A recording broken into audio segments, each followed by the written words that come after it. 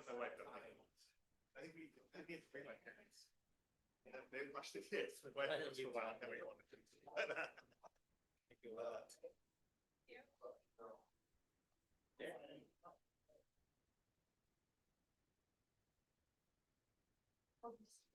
You want to test that, make sure it works? Yeah.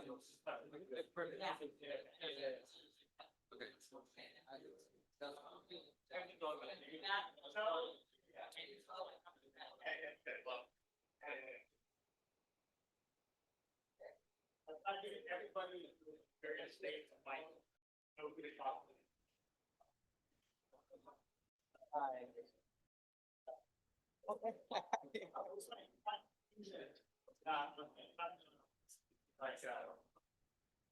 Michigan, Ryan.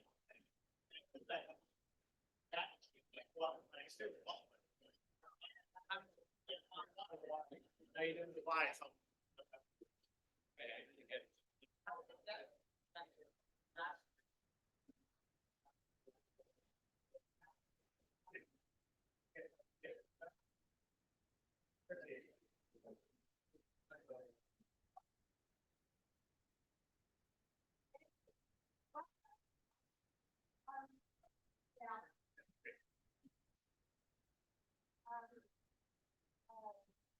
I want to run as an announcement. And when you come here, you think saying that you're going to abide by the NBER code of conduct, which says no harassment of any kind. If you feel that you're being harassed, then talk to me or Anna, or feel comfortable doing that, talk to any NBER staff that's here. That's the first thing. Second thing, they're having a reception from 5 to 6 on the patio. I promise that it's going to stop raining. Well, that socialize. What else?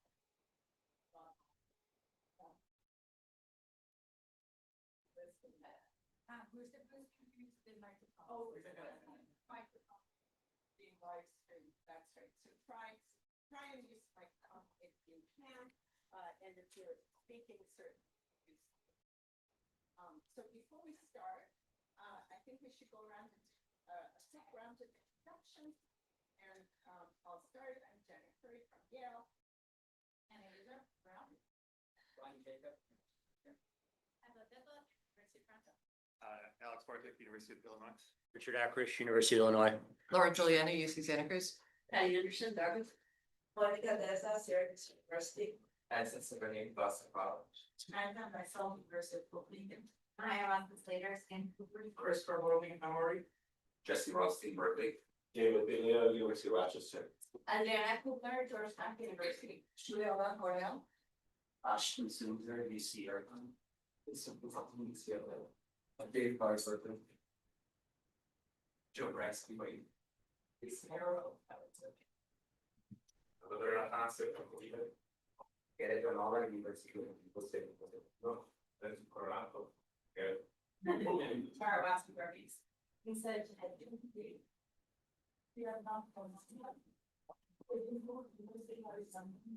Eric, I didn't start out. If we work with all of the Diego, we work with people. You must say Oklahoma. Friday was something that you are here. Jacob Ashton at Rutgers. and I'm primary University of Surrey, Adrian Lincoln, University of Delaware. Brandon King, Harvey, Bob Collins and everything. Tatiana Mama, NYU. Rochelle Carney, Oregon, Namish at Berkeley. Nick Debbie, Luber at Stanford. David Simon, University of Connecticut. Houston, Cornell, at Michael, UC San Diego. Sonia Lozco, Washington, UK. Margaret Lane, from Colbert College. Medical Science, University of Idaho. Patrick Lerner, UC Davis. Emil Simon, University of Copenhagen. Kevin Milligan, British Columbia. Gavin Lewis, University of Indiana. I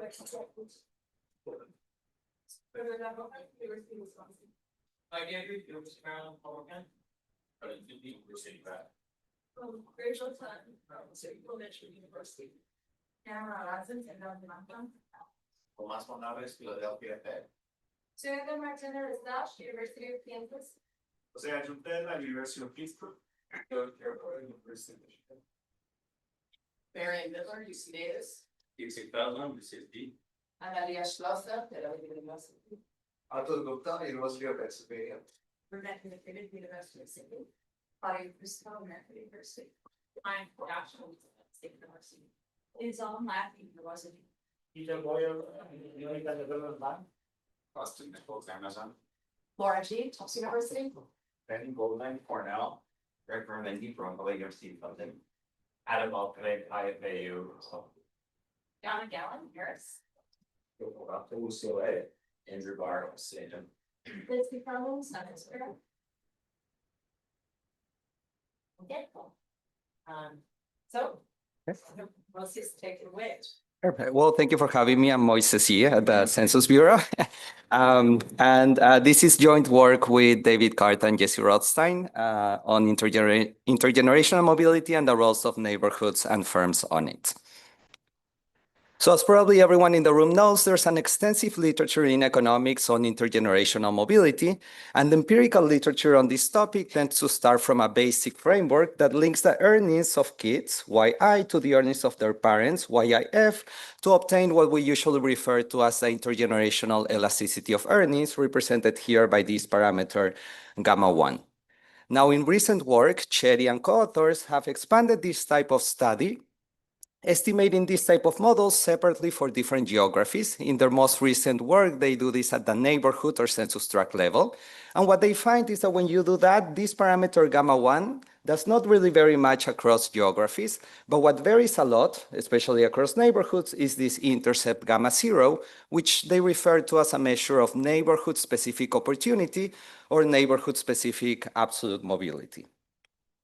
Now, in this context of neighborhoods mattering, the first thing we do in this paper is proposing a new or alternative two-dimensional or augmented IG model, which still links the earnings of kids, YI, to the earnings of their parents, but adds a second term that captures the mean earnings of parents living in a given neighborhood.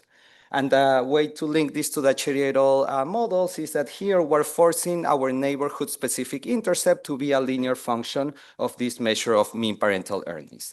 And we're going to argue and try to convince you today that this will provide us with a workable and tractable model that will give us new insights into this notion of neighborhood-specific opportunity. Then we're going to go one step further and take advantage of the fact that in this augmented IG model, all the variables that we use are measures of earnings, earnings of kids, earnings of parents, and earnings of neighbors. And of course, earnings themselves might reflect different components. So we're going to apply what is now a popular tool in the labor economics literature, an AKM decomposition, to obtain for each individual in our model, kids, parents, and neighbors, different earnings components. In an AKM decomposition, we can, as soon as we have panel data, we can obtain a set of like person effect components, a set of employer components, while controlling for time varying covariates. So we're going to focus on the first two components. I think just to state the obvious, most people know what the person effect components capture. In our setting, we interpret them as capturing an individual's permanent earnings capacity, something that they can carry with themselves across different jobs. And in the literature, these person effects are usually attributed to a combination of education, human capital, ability, ambition, etc. For our purposes, we're going to think of them as capturing measures of permanent skills or human capital for parents, kids, and neighbors. The second set of components that we're going to use are the employer components or firm wage premia. Under AKM identification assumptions, these capture the causal effect of earnings that workers will experience if they move to a particular employer. In the literature, these are attributed to arise from a combination of factors such as rent sharing, efficiency wages, or compensating wage differentials.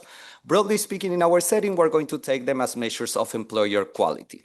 And the goal here intuitively is to separate the human capital component of earnings from the employer quality component to learn about particular intergenerational transmission channels.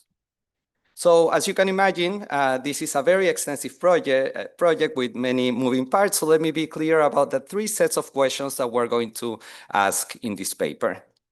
First, looking only at observed earnings and our augmented IG model, we're going to ask whether a model like this one, which is very simple, even makes sense at all, and in particular, whether this regressor mean parental earnings in a neighborhood does a good job capturing this broader concept of neighborhood opportunity or quality. And to the extent that it does, then we're going to ask what this model can tell us about the relative importance of parents and neighbors in terms of determining children outcomes. Then, as I previewed earlier, we're going to apply an AKM decomposition to all the earnings components in this augmented IG model, and we're going to ask how each of the components, AKM components for parents and neighbors, map into the children AKM components. And lastly, and I'm not sure if I'll have time to cover this today, but it's in the paper, we're going to ask what does this framework of combining neighborhoods and AKM decompositions can tell us about the differential outcomes that we observe for Black and white children in the US. So to answer all these questions, we are going to be using confidential data from the Census Bureau. The two data sets that we're going to be using are the 2000 decennial census, that's the population census for the US, and the second one is the longitudinal employer household dynamics data set, or LEHD, which is the match employer-employee data for the US. It covers most private employment and is constructed based on unemployment insurance records. Now, from the 2000 decennial, we're going to be able to identify families, parents and kids, and very importantly, we're also going to be able to observe the neighborhoods in which they live in the year 2000. To be clear, when I say neighborhood, I refer to census tracts. These are the standard Census Bureau definitions for neighborhoods. To give you some context, the median census tract in the US has a population of 4,000 people. So these are very small areas. Going back to families, so we're going to observe children in the year 2000 when they are ages 9 to 17, and we're going to use LEHD earnings to track LEHD data to track their earnings when they are adults, ages 27 to 40, in the years 2018 to 2023. And similarly for parents, we're going to use LEHD data to track their earnings in the time period between 2003 and 2007. Now, in a project of this scope, we made a lot of data choices. Let me just highlight the ones that I think are most important. The goal of this project is to study this concept of transmission of what in the labor literature is called an individual's earnings capacity, or what Solon calls like earnings status.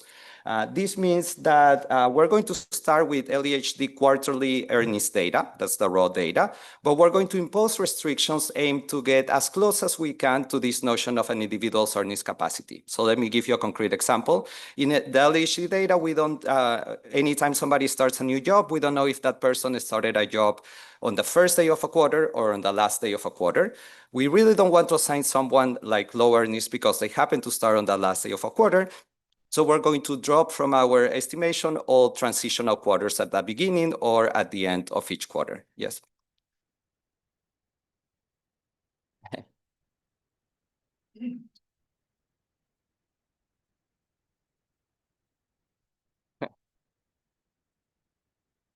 Oh, yes. Okay. I was just wondering, for the parents, so are you able to observe parents, like if the parents are split up and they don't live together with the child, do you measure both parents' So that's earnings? thank you. That's an important question. So we only observe parents in the year 2000, and for our purposes, we're only going to take the earnings of the highest earning parent in our analysis. That's for tractability measures when we decompose the data. But the highest earning within the household. Within So the if household, like yeah. one of the parents does not live in the household. No, yeah. So They- we take the decennial census, and if they happen to live there, we take the highest earner. If one is split up, we don't take that into account. Yes. Great question. So another important, very important data choice that we made, again, from following this goal of studying transmission of an individual's earnings capacity in the labor market, is that we drop from our analysis any parent or kid who is not employed or who is not strongly attached to the labor force. This is a big sample restriction, of course. We're dropping people at the bottom tail of the distribution. It's a trade-off that we make in terms of like limiting the scope of our analysis, but gaining the ability to learn about particular transmission mechanisms. The easiest way that I can explain this is by saying that it's not possible to study this concept of transmission of employer quality for people who are not employed or not attached to the labor force. But keep in mind that every result that I'll show you today will be for a selected sample, an important sample of the population of parents and kids who are attached to the labor market. Yes, Janet. Yeah, so one possible caveat is just your age range here from 9 to 17, since so much of the child literature is talking about early childhood. And so I see why you're doing that, Yeah. but I just wonder if you could say anything about the situation of young children. I see. We can't say much. We're doing this, imposing these restrictions because that allows us to track children when they are old enough. What I'll say is that we have done robustness tests using a sample of what we call stayers, kids who were in households in the same place with the same parents 5 years before and who stayed in the same neighborhood 5 years after, and the results are robust to that. But beyond that, yeah, it's a data limitation in our setting, which as time goes by, we'll be able to address that by getting more current data. So at the end of the day, we're going to end up with a sample of 4.9 million child parent observations. We're going to focus on non-Hispanic white and Black children. In the paper, we explain how our admittedly strong sample restrictions affect the sample along the way and how our sample compares to the full population sample. But for the sake of time, let me move on to the main analysis. So the first I think we use the data for is estimating the effect of neighborhoods using this augmented IG model. In a relatively short presentation, I think the easiest way that I can use to explain what we do is by anchoring or comparing everything to what the Cherry et al. Models do, because obviously they are more well known in the literature. In a Cherry et al. Model, we link the earnings of kids to the earnings of their parents and allow for a place, in this case, neighborhood-specific intercept. Another way of saying this is that we add neighborhood fixed effects to the model, which capture all the neighborhood factors that conditional on parental earnings affect children outcomes. Yes, Benny. So you're calling that Cherry et al. I think that's my paper there, but yes, yeah, it's an stylized Cherry et al. Yes, I'm making a lot of that's a neighbor. This is the neighborhood one, but yeah, okay. That was a working paper 2024. But yeah, like, yeah. But importantly, in those papers, they allow the slope to vary by neighborhood. Yes. Yeah. And in practice, so you started by mentioning that most of the variation is in the intercept, but I think in practice, actually, it's an equal amount of variation in the intercept and the slope. And so I was wondering to what extent that potential like misspecification might impact some of the findings here. That's a great question. My reading was that a lot of the variation was in the intercept, but we are in the process of trying different slopes by SES income. We don't have any results to speak to that now. Yes. Yeah. Yeah. No. Point well taken. We should look more into that. But yes, let me just move on to. Can I just ask one question? So that a little similar to which Beta 2 has the interpretation of ethnic capital. Yes. How is your interpretation of Beta 2? What's the kind of underlying process you have in mind? Why we are going to be very agnostic. Our Beta 2 will include all factors in a neighborhood, which might include shared human capital, investments, etc. When we get to the AKM decomposition, I think we're going to be able to speak more to the ethnic capital part of it, especially when we get to the third section on Black and white differentials. But yes, this is definitely includes ethnic capital and other mechanisms as well. So in our model, to go back to the comparison with the Cherry et al. Style models, In our model on the right-hand side, we don't have neighborhood fixed effects. Instead, we have this regressor, mean parental earnings. And effectively, what this does is it turns our model into a restricted version of a Cherry-et-al. Style model in which the neighborhood specific intercept is a linear function of mean parental earnings. Now, in the paper, we talk about the benefits that having a simple model like ours brings to the table. Of course, it's less demanding of the data. We don't have to estimate 40,000 plus neighborhood fixed effects. Because of a correlated random effects logic, the on-parent earnings coefficient that we get in our model will be the same one as one we would get in a Cherry-et-al.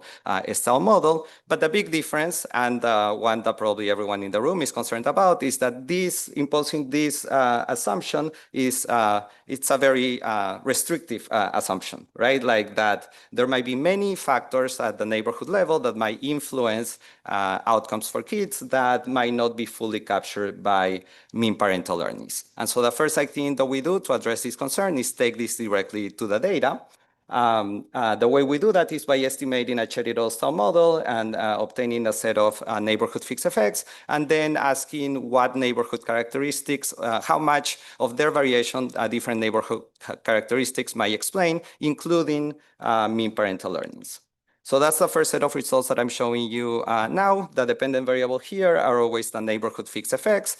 The first column shows you what happens when we regress that on mean parental earnings. The coefficient is positive and significant. That's not surprising. Richer neighborhoods are better for kids. But the main takeaway from this column is that the R-square is already 0.84. Meaning that we can explain 84% of the variation in these neighborhood effects, these measures of neighborhood quality, just with a single regressor. And moving to columns 2 through 5, we add more and more neighborhood level regressors. You can see that column 5 includes anything from demographic characteristics to the share of single parents, employment rate, the share of homeowners. And they all enter the model significantly, but they barely move the R-square. We go from 0.84 to 0.848. So to us, we take this as evidence that neighborhood mean earnings might not be perfect, but is close to being, in this setting, a sufficient statistic for this broader concept of neighborhood quality, in the sense that it captures a lot of the neighborhood factors that affect children outcomes. Now, having established that, we move on to estimating our augmented IG model. This is just a simple model with parental earnings and mean neighborhood earnings as regressors. In the paper, we also explain why in all of our models, we want to add communities on fixed effects. The US is a huge country. There are many differences across like different labor market areas. So all the models that we have CC fixed effects. But just jumping back to the main coefficients on parental earnings and neighborhood earnings, we find that in this simple model, both parental earnings and neighborhood earnings have positive and significant coefficients. Again, that's not surprising. What's surprising to us is the fact that the magnitudes of the two coefficients are very similar, right? So taking at face value, these coefficients tell us that two kids with parents of the same level of earnings will have different outcomes if one happens to grow up in a much richer neighborhood. Now, of course, these are all like reduced form coefficients. The way we interpret this neighborhood earnings coefficient is as capturing every neighborhood level factor that is associated with kids' later life outcomes that is also correlated with neighborhood earnings. But even under this broad interpretation, there might be many reasons why you might want to be cautious interpreting or looking at the magnitudes of this simple model. In the paper, we spent a lot of time trying to convince the reader that these results are not driven by things like measurement error. We always use an instrumental variables approach to instrument for parental earnings using parental earnings from a different time period. We also have robustness specifications like the ones in column 2, in which we add individual level regressors.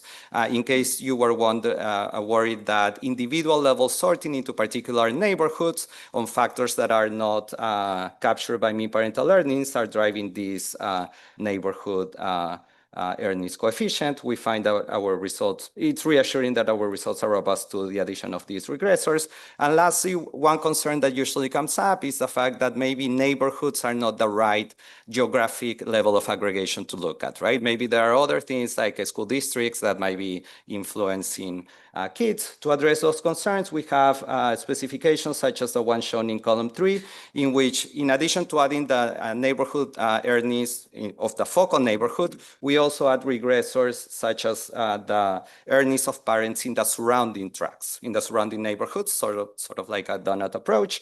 And we find that our results are robust to those specifications as well.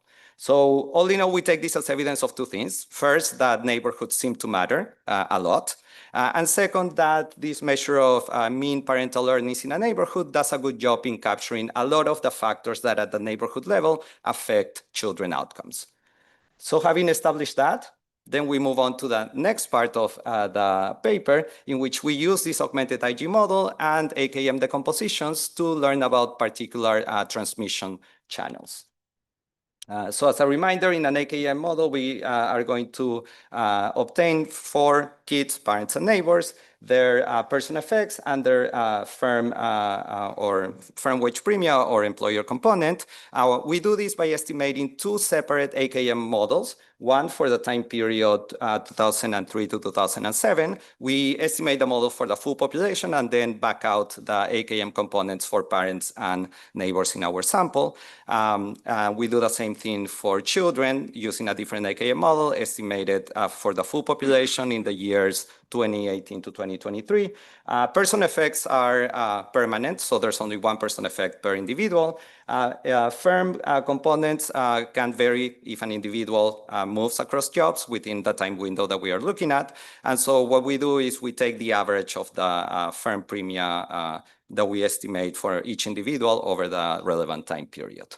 So after doing that, then we plug them into our augmented IG model. We start by decomposing first the dependent variable, children earnings, into children person effects and firm components, and we see how they are related to parental earnings and mean neighborhood earnings. And in a second step, we go further and decompose the right-hand side of the equation, parental earnings and neighborhood earnings, to learn about particular channels.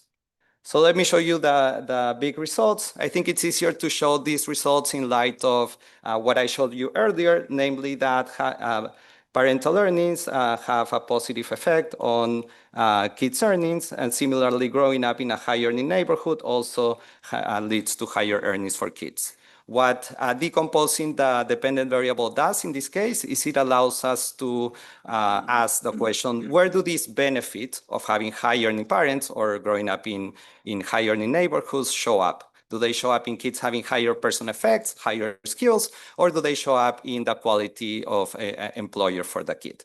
And estimating our models, we find that the answer to the question is that these benefits show up in both the person effects and the firm premia. Growing up in a high earning neighborhood or having a high earning parent will lead to kids having higher person effects, but they will also lead to kids ending up in a higher quality employer. Because the dependent variable here in these 2 columns adds up to the baseline total earnings, roughly speaking, the coefficients should also add up. So from these results, we can tell that about 84% of the benefit of having a high earning parent or growing up in a high earning neighborhood will show up in the kids' person effects, and about 15% will show up in the kids' firm premium. Yes, Ben. Of the fact that it's estimated within ED, in a sense, you might think that a lot of variation in the firm premium occur at the labor market level. And so in what sense are we getting kind of like an underestimate here? Yes, that's right. I think that's a fair point. Maybe let me defer to one section in which we actually don't want to account for the fact that we want to use the within CC variation, but let me get to 3 more slides and then we can revisit that topic again. Okay, so another, as I previewed earlier, probably the most interesting part of this paper is what happens when you decompose also the right-hand side of the model. parent earnings can be decomposed into parent person effect and firm premia. Similarly, for neighborhood mean earnings, we have the mean person effects and mean firm premia in the neighborhood. When we do that, we see that all these four components have positive and significant effects on kids' total earnings.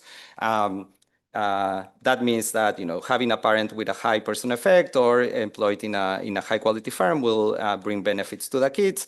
Similarly, conditional on parental earnings, growing up surrounded by people who are very high skilled, maybe like university professors, like that will bring benefits to kids in terms of earnings. But even conditional on that, growing up surrounded by neighbors who are well connected to high quality firms will also lead to higher earnings for kids. The ratio of the person effects to firm effect components in this at the parent level and the neighborhood level is roughly the same, about 2.5. But what's even more interesting is what happens when you do the full decomposition. And bear with me here because I know this table has 16 coefficients. But when we do the full decomposition, we find this very salient, in my view, block diagonal structure, meaning that the person effect components of parents and neighbors map mostly into the person effect, person components of kids, and the firm premia component of parents and neighbors map mostly into the kids' firm premia.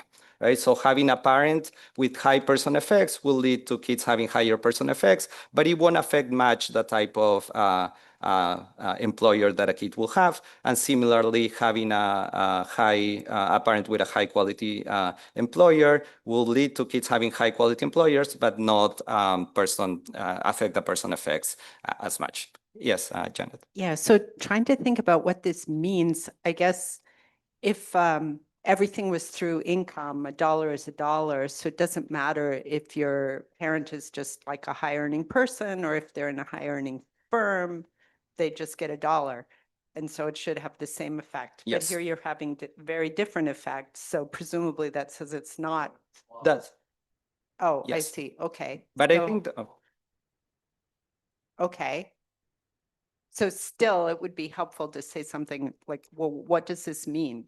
yes. I think that, but I think Janet, I think your interpretation is right. I think these results are inconsistent with $1 of cash mattering the same. Here, we're showing that it matters whether it comes from a firm effect or from human capital. Yes, that's a fair interpretation. So let me just give you an economic sense of what these results mean, focusing on the last row. These results imply that conditional on parental earnings, kids who grow up in neighborhoods that have an average firm premia of that's 10% higher, that's slightly over a standard deviation in our data, will have earnings as adults of about 1.1% higher. And most of that benefit of growing up in this well-connected neighborhood will show up in the kids' firm effects. Yes, Chris. You decompose that into children who stay in the neighborhood and move out of the neighborhood? Yes, Because the nature of that effect may be that the firm quality itself in the educational phase of children is important. Or maybe the opportunities are better in those, and you could perhaps decompose that. Yeah, we have some analysis related to that. We haven't been able to disclose it, but I can tell you that when children move, the farther they move away, especially if they move to other cities, this affect transmission of employer quality goes down dramatically. But that's all I can say. Yes. Is on local public goods versus having good role models. We can not speak directly to that. What I can tell you is when the way you should interpret these like person effects I think are more consistent with the notion of like peer effects, but also high ability individuals that might have preferences for different public goods. This firm premium component at the neighborhood level probably doesn't include that, right? Because people might be commuting outside their neighborhoods to work. But we cannot disentangle those mechanisms more than that, yes. Have you looked into or thought about the cycle part of this too? I was just noticing like that younger half of your sample graduated into a recession, and the older half of your sample didn't. And so when I'm thinking about these connections, I'm thinking that may be an interesting factor to consider as well. Yeah, that's a very good point. We haven't tried that, but that's something that we can definitely look at in the future. A quick clarification question. The person attack is measured how, what is that standardized? How do I interpret that 0.249? So I'm not sure if I understand which. Top left cell. Yes. Mhm. What the person effect you're getting the is that like the 24% effect? What is that measured in? And how do I interpret that in a sense? So it's let me remember. I think it's easier to just think of them in terms of standard deviations in a logarithmic model. We didn't. I don't think we normalized it, and I can't remember what the exact standard deviation of those effects is. But it's important to note that most of the variation in terms of earnings comes from the variation in person effects. Right? Usually, firm effects only account for about 12% of the variation, so they have much smaller variance. Okay. So going back to the results, to us, this very salient block diagonal pattern, we interpret it as telling us that intergenerational transmissions seem to operate through two distinct channels. One that is represented by column 2 and the blue arrows here.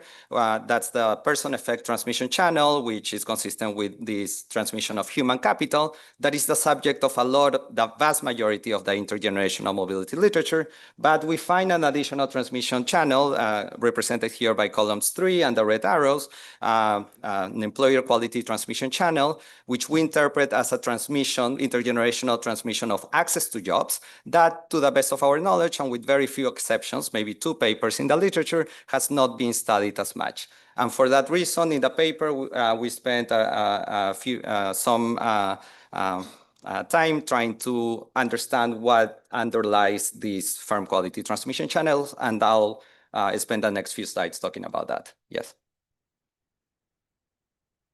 Maybe this is what you're about to talk about, but I thought it was kind of not yet resolved in the literature whether the high firm pay premium firms are good firms or bad firms, and how much the variation in the firm pay premium, like how much their conclusions changed if you think about the Sorkin stuff of there's some variation that's also. Yeah. I think that's a fair point. We are talking them maybe too loosely about the high firm premia, meaning high quality employers. It could be the case that it's all about compensating differentials. We are not making any claim about welfare at all. And I guess the best way that I can answer this is that in the future we plan to use different measures of firm quality to try to address those concerns. But right now, we are assuming that a firm that pays you a premium is a good firm. You might be working extra hours, being worse off, but we don't make any claim about that yet. So let me talk about some of the mechanisms that might be driving this set of results. And I think this speaks to Benny's point earlier. You might think that this employer quality transmission might all be driven by this concept of broad geographies or industries, right? Maybe all firms in San Francisco are good firms, right? And kids who grew up in San Francisco, obviously their parents and neighbors work in San Francisco, and that might be driving the results. And a similar story might be one of industry. Maybe there's an industry in a particular city that is pulling parents, neighbors, and kids who stay in that industry. And again, that could explain our results. Our goal is to try to understand whether that's the case.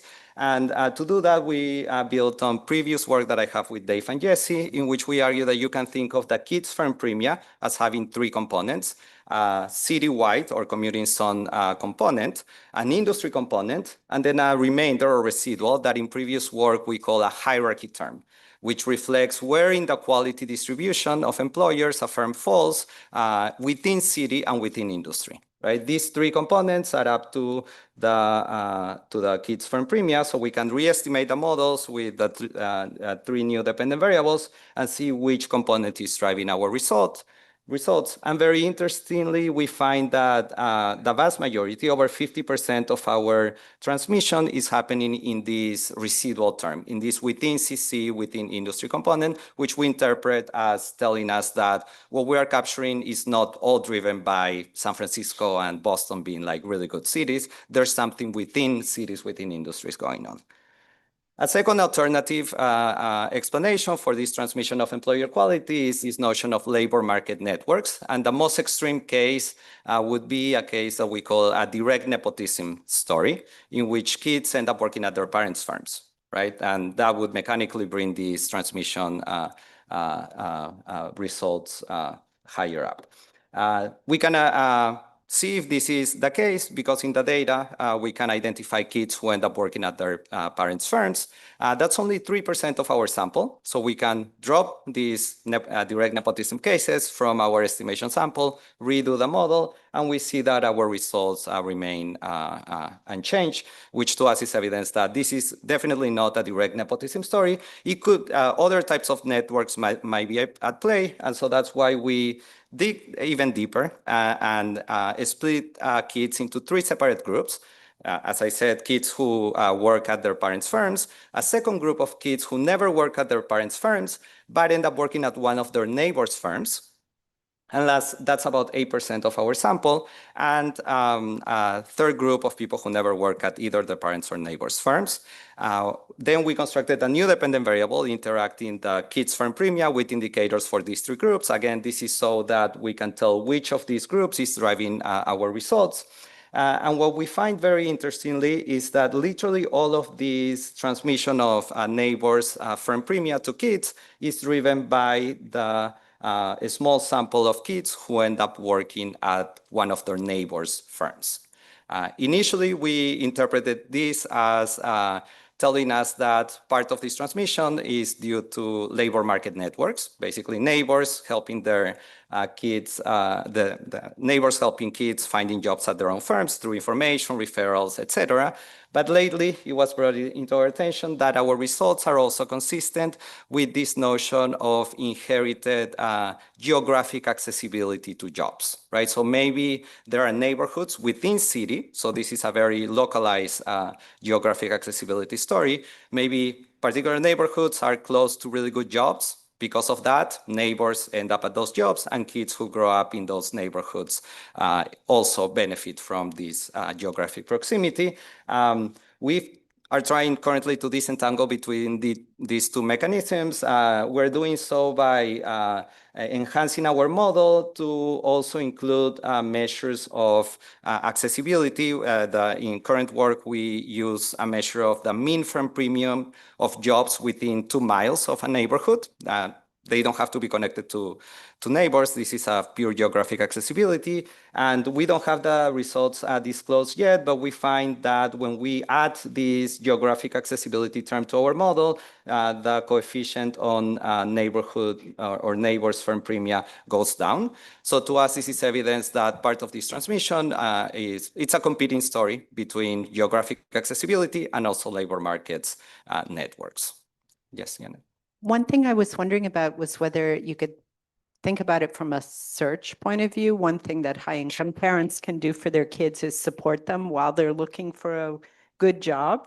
And so the person then doesn't have to take the first job that comes along, and that could be correlated geographically. Yes. Yeah, we haven't tried that, but that's something that we can look in the future.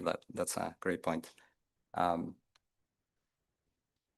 You just cut it by parental income, the higher income kids are going to be less likely to live close to their home as adults, so it might be less of the kind of immediate labor market channel. But it'd be interesting to see if there's differences just by rental income background. Yes, no, that's a good point. We haven't done that heterogeneity, but it's definitely on the books. And this brings us to Christian's earlier point, where we also can observe how far kids move.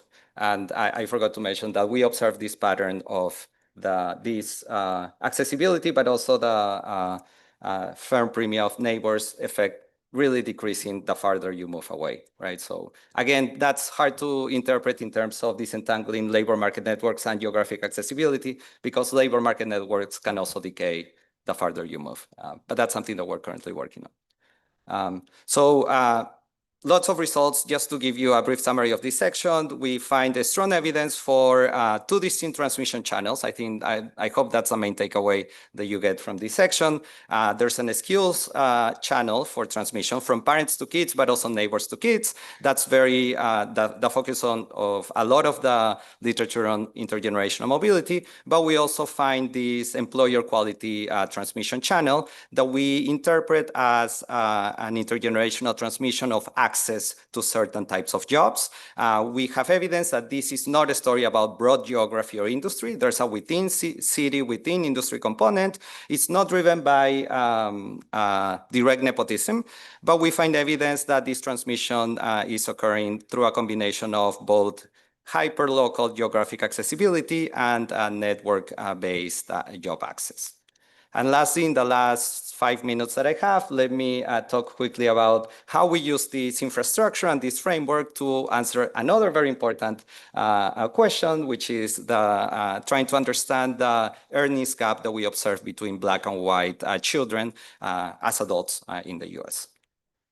So let me start from a basic point. In our data, which again, to remind everyone, is a selected sample of people attached to the labor force, we find that as adults, Black children earn about 25% less than white children.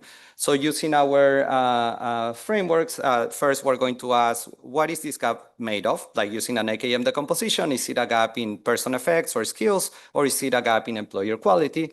And second, we are going to ask, like, what accounts for this gap? Is it parental earnings? Is it neighborhoods, etc.?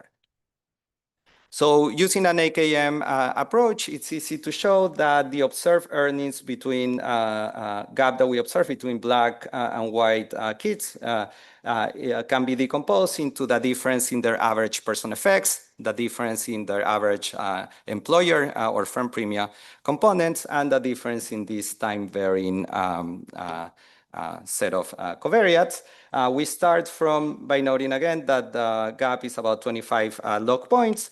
Literally all of it is a gap in person effects. None of it comes from average differences in employer quality.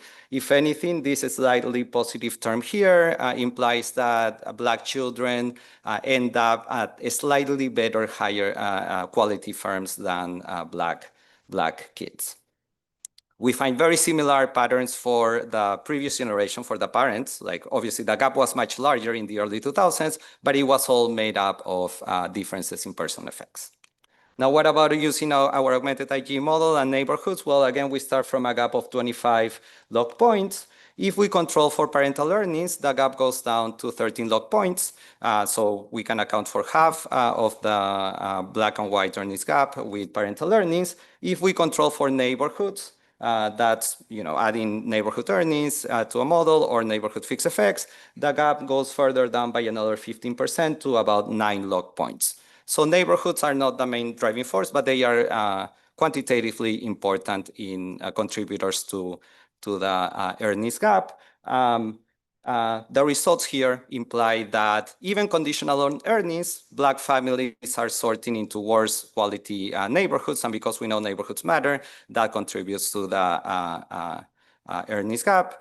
We actually see this very striking pattern that probably it's the last thing I'll show you today. Parents here, parental earnings are on the x-axis, neighborhood qualities on the y-axis. You can see that at all levels of the parental earnings distribution, Black families end up in worse quality neighborhoods, and this gap itself contributes to the earnings gap that we observe in children later in life. In the paper, we also have evidence that part of this differential sorting is due to housing market restrictions. We take measures of housing market discrimination from an audit study by Christensen et al. And find that the differential sorting into worse quality neighborhoods for Black families is worse in cities with large housing discrimination. So I know this is a very long paper, so let me use the last few minutes just to summarize everything that we've covered today. In terms of neighborhoods, we find that we propose an augmented IG model with mean neighborhood earnings and find that this regressor or this measure is a good single-dimensional summary for neighborhood quality, this broader concept of neighborhood quality. And we find evidence that neighborhoods matter quite a lot for kids, consistent with the Cherry et al. Literature.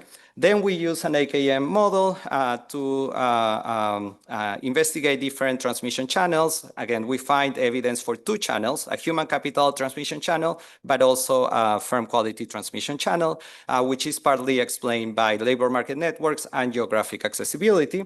And lastly, in terms of the black and white earnings gap, we find that none of it is explained by differences in person effects. It's all about none of it is explained by employer quality. It's all about differences in person effect, and that parental earnings explain 50% of the gap, but neighborhoods explain an additional 15%. And I think with that, I'd like to end. Thank you. Yeah.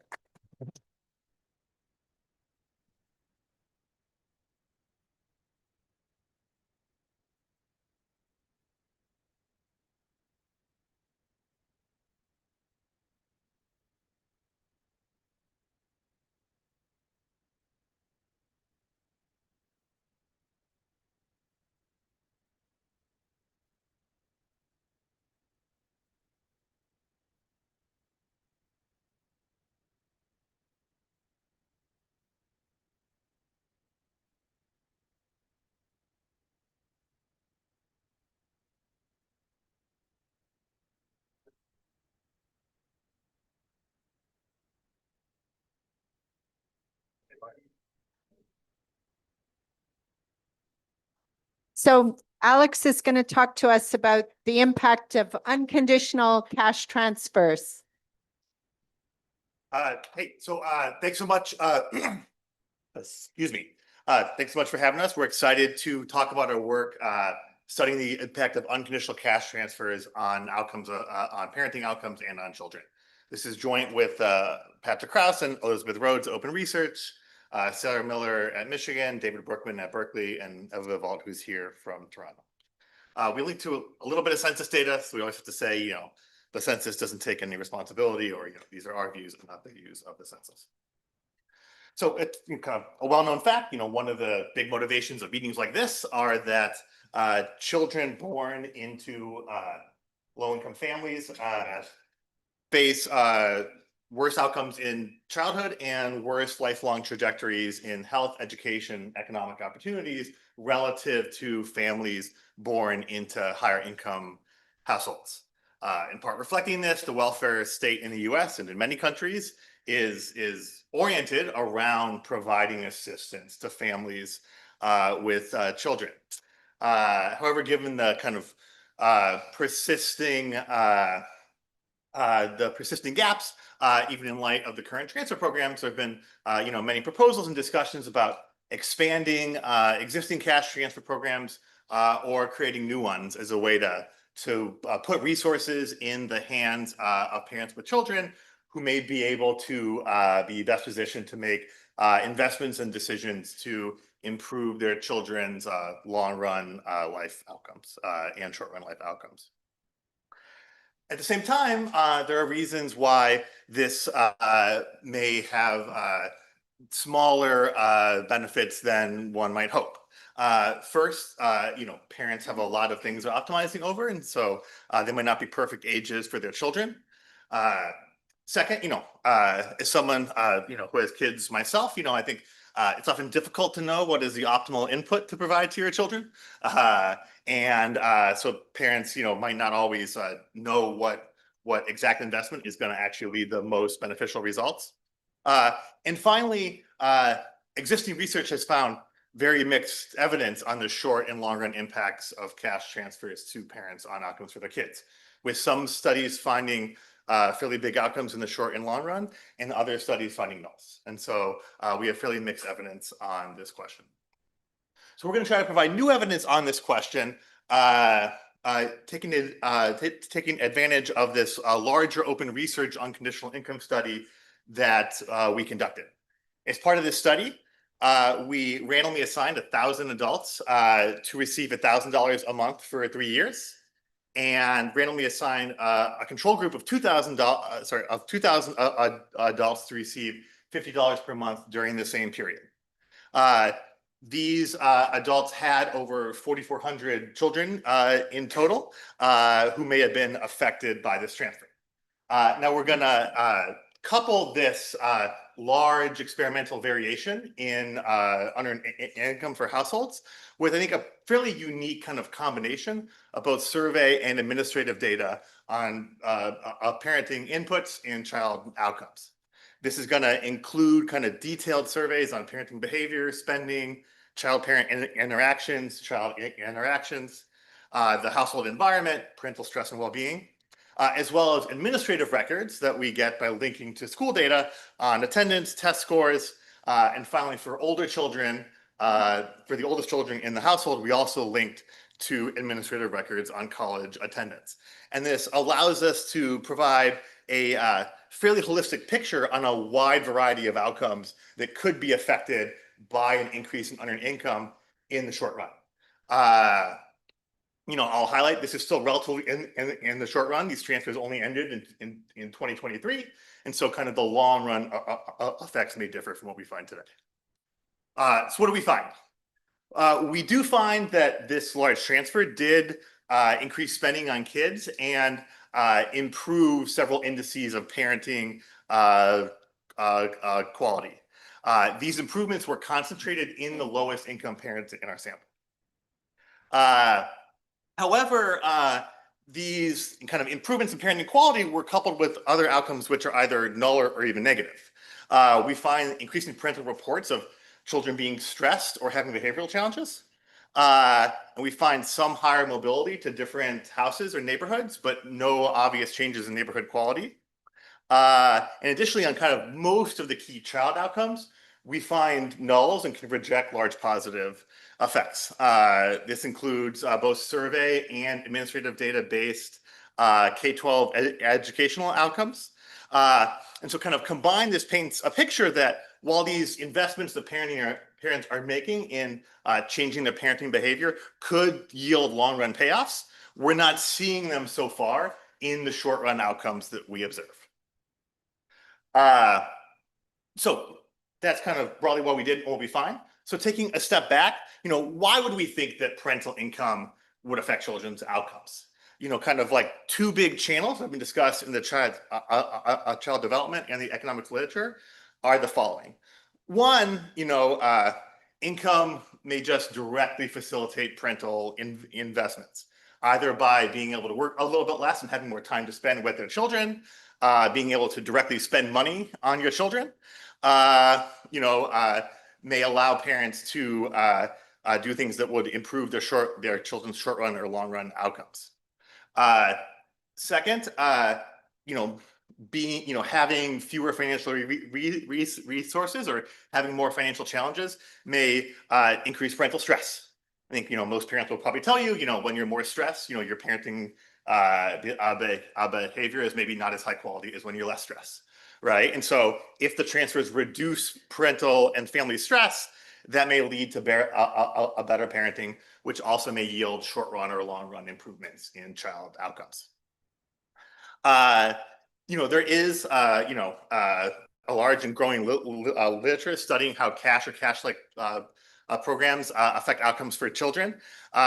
We think of like the closest to this paper are other studies that try to look at unconditional or mostly unconditional transfers or income shocks on children's outcomes. Probably the closest are the Baby's First Year, Chelsea Eats and Big Leap experiments. But there's also, a number of quasi-experimental studies using variation from tax data, variation from lotteries, and variation from, casino disbursements, et cetera. And I think we kind of think that we built upon this literature by having, relative to a lot of these papers, a particularly large and sustained transfer. And two, by being able to kind of combine really rich survey data with really rich administrative data to provide a really holistic picture of what's happening. It's going to be, adults are going to be 21 to 40. I'm going to get into all the details of the targeting. It did not target based on children's age. So it was targeting adults 21 to 40. There are actually adults in the study that don't have kids. Right. And so it's going to be adults 21 to 40. Kids are going to range from 0 to 17 with average ages of roughly 7. But we'll get into the full age distribution of kids and the characteristics of kids in 4 or 5 slides. So kind of getting into those program details we just asked about, in this open research unconditional income study, this was a randomly provided cash transfer payment that lasted 36 months. The cash transfer was assigned to an individual, not the household. So if the adult assigned the transfer, changed household, the transfer would move with them. The transfers were unconditional. We're going to survey them a lot. They could, tell us to go bug off, and they would still get the money. People went to jail, and they still got the transfer while they were in jail. So it was a really unconditional transfer. Because it was given unconditionally, it was a gift, and so it was also non-taxable and did not affect their income tax liability. And payments were sent via direct deposit, mostly to people's existing bank accounts. Finally, most government benefits were protected. We collaborated with the implementing partners and some folks in Illinois, and there was a law passed that ensured that the benefits were not affected to the extent that federal law permitted. And then in Texas, there were in the other state where we worked in, there were kind of relatively limited benefits that could be affected. But I'll go into that in more detail in a little bit. The people receiving the transfer had to be ages 21 to 40 and live in one of the study counties, which in Illinois and Texas, which we'll describe in a second. They had to have total self-reported 2019 income below 300% of the federal poverty line. I think that's not my phone, but they know. And they had to not be currently receiving SSI, SSDI, or living in public housing or receiving a housing voucher. We wanted to kind of trade off 2 things and where we implemented the study. We wanted to have kind of a wide variety of places. Let me finish this. I'll get to the questions. People from a wide variety of backgrounds and places. And so we chose to do this study in 9 counties in roughly the broader Chicago area and broader Dallas area. Now, we wanted to include people in big cities like Dallas and Chicago, but also people in medium-sized cities like Rockford and Waco, and also people living in rural or suburban counties to get people from low-income backgrounds, but from a variety of kind of environments. But we also wanted to focus on 2 states to facilitate linking to administrative data to make the surveying process not too onerous, et cetera. Question about the information that was given. Yeah. Because if they are going to receive for 3 votes, or Yes. Just about the information that was given to the participants, because if that was informed that they would get the payment for 3 years, it's something that they can potentially use for rental agreements or something like that, and affects where they might be living, which also affects, the types of peers the kids will have. So I think it's important for the. Yes, I can get into this more in a second, but briefly, people were informed at the kind of start of the full transfer period that it would last exactly 36 months. And they were informed that transfer would last exactly 36 months. One important point is at the point of recruitment, the study was advertised as a study about the financial lives of Americans, for which participants would receive unconditionally $50 or more per month. It was obviously that's logically consistent with 1,000, but we did not advertise that it was going to be up to 1,000 to mitigate the extent to which people who were really looking for kind of a high upside things like. But people were very clearly communicated at the start how long it would last. And then we had reminders and increase in frequency during the study about when the transfers would end. So we tried to the extent possible, really clearly communicate the exact parameters of the program to participants.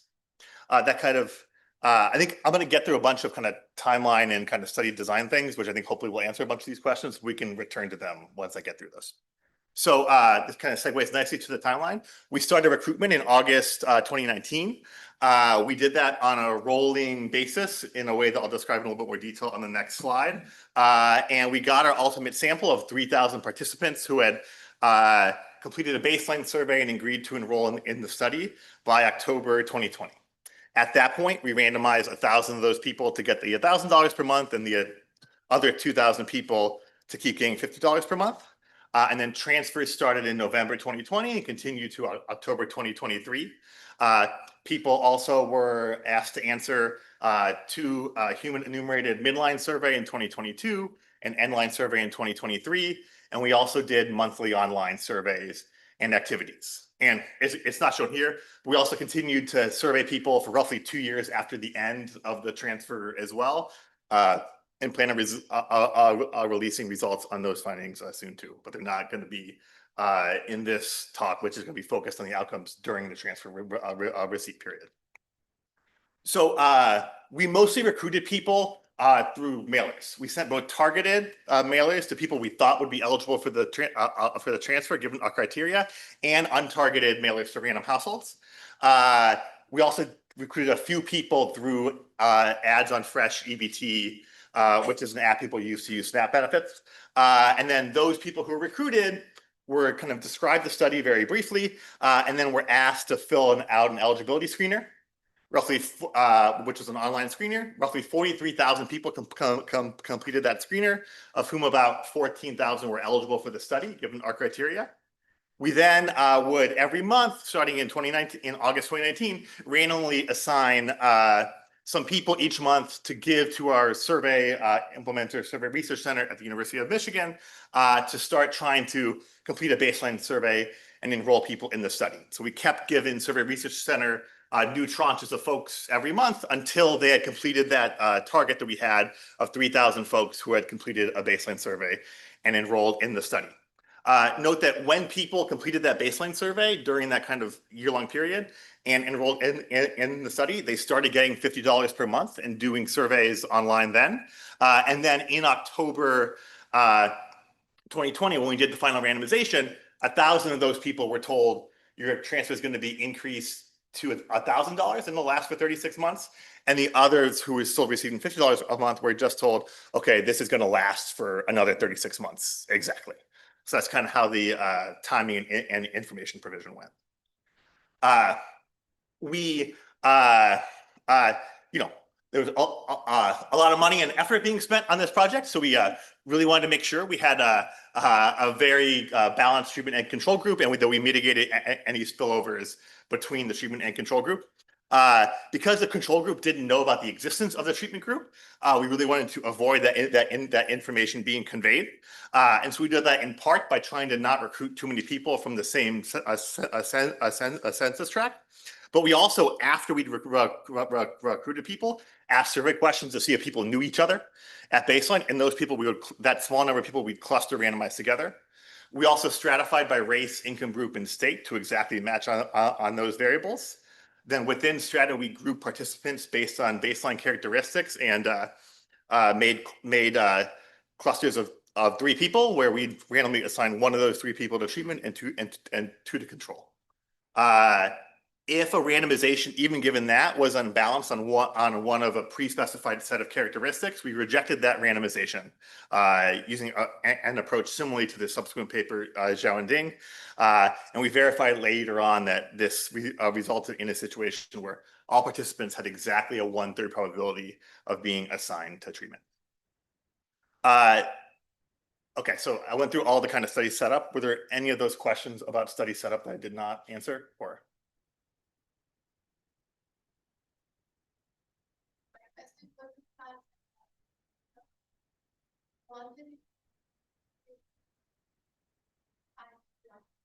Yeah, we do look at fertility. We're going to get nulls on that. We'll get to that in a little bit. But it's a little bit kind of conceptually separate from some of the other outcomes, so I didn't emphasize it in the intro. But we do look at fertility, and I'll show those results towards the end. Janet. And since your experiment kind of overlaps with COVID, do you have good measures of sort of how much money people were getting from I mean, payments from the federal government, unemployment insurance, all of that kind of stuff, and how, how that might have interacted with your experiment? We have measures of the amount of transfers people were receiving from the government. And obviously we know people's characteristics, and we have, and so we can kind of try to think about what they would have been eligible for, too. And so we don't find an effect of this on the amount of, on the amount of other transfers people receive. I guess we have not done heterogeneity by some kind of baseline forecast of how much money you would have gotten over COVID, but I think that'd be an interesting thing to do that we could do. We also have the UI data. It's not the focus of this paper, but so we can also see kind of what people's level of unemployment benefit receipt was too. And so we could kind of look at forecasts of that and compare.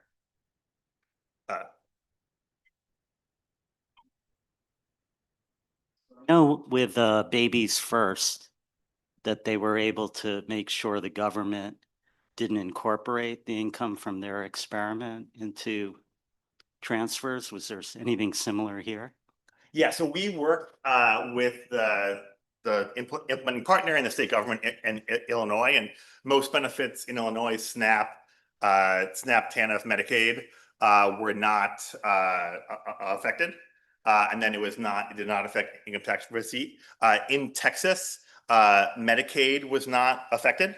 And then TANF doesn't really give cash benefits to folks in Texas, so that wasn't really relevant. There were a small set of people in a particular income range whose SNAP benefits in Texas could have been affected. But other than that group, the benefits were generally protected.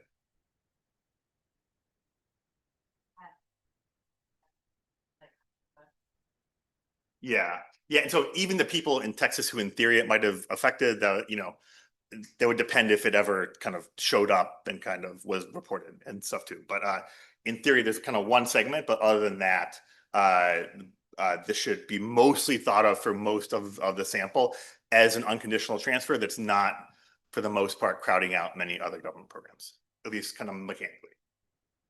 So, as I said, we have 3,000 adult participants. Roughly 2,000 were parents or had a child living in the household during the study. And that results in a sample of roughly 4,400 children who are under 18 who are observed during the study. We have a really wide variety of income ranges, at least 100 children in the study for all ages from 0 to 17. Obviously, given the age of the adult participants, this is somewhat more weighted towards younger children, just because there's fewer people below the age of 40 who have children that are older than 15 or 16. In terms of what the parents look like, we kind of show the parents' characteristics for treatment and control here. I just want to highlight two things. One, parent characteristics of treatment and control are extremely similar. The randomization works, and this is a fairly low income sample with roughly a little bit more than a third of the sample being under the federal poverty line, and roughly the same share being food insecure based on the USDA Food Insecurity Index.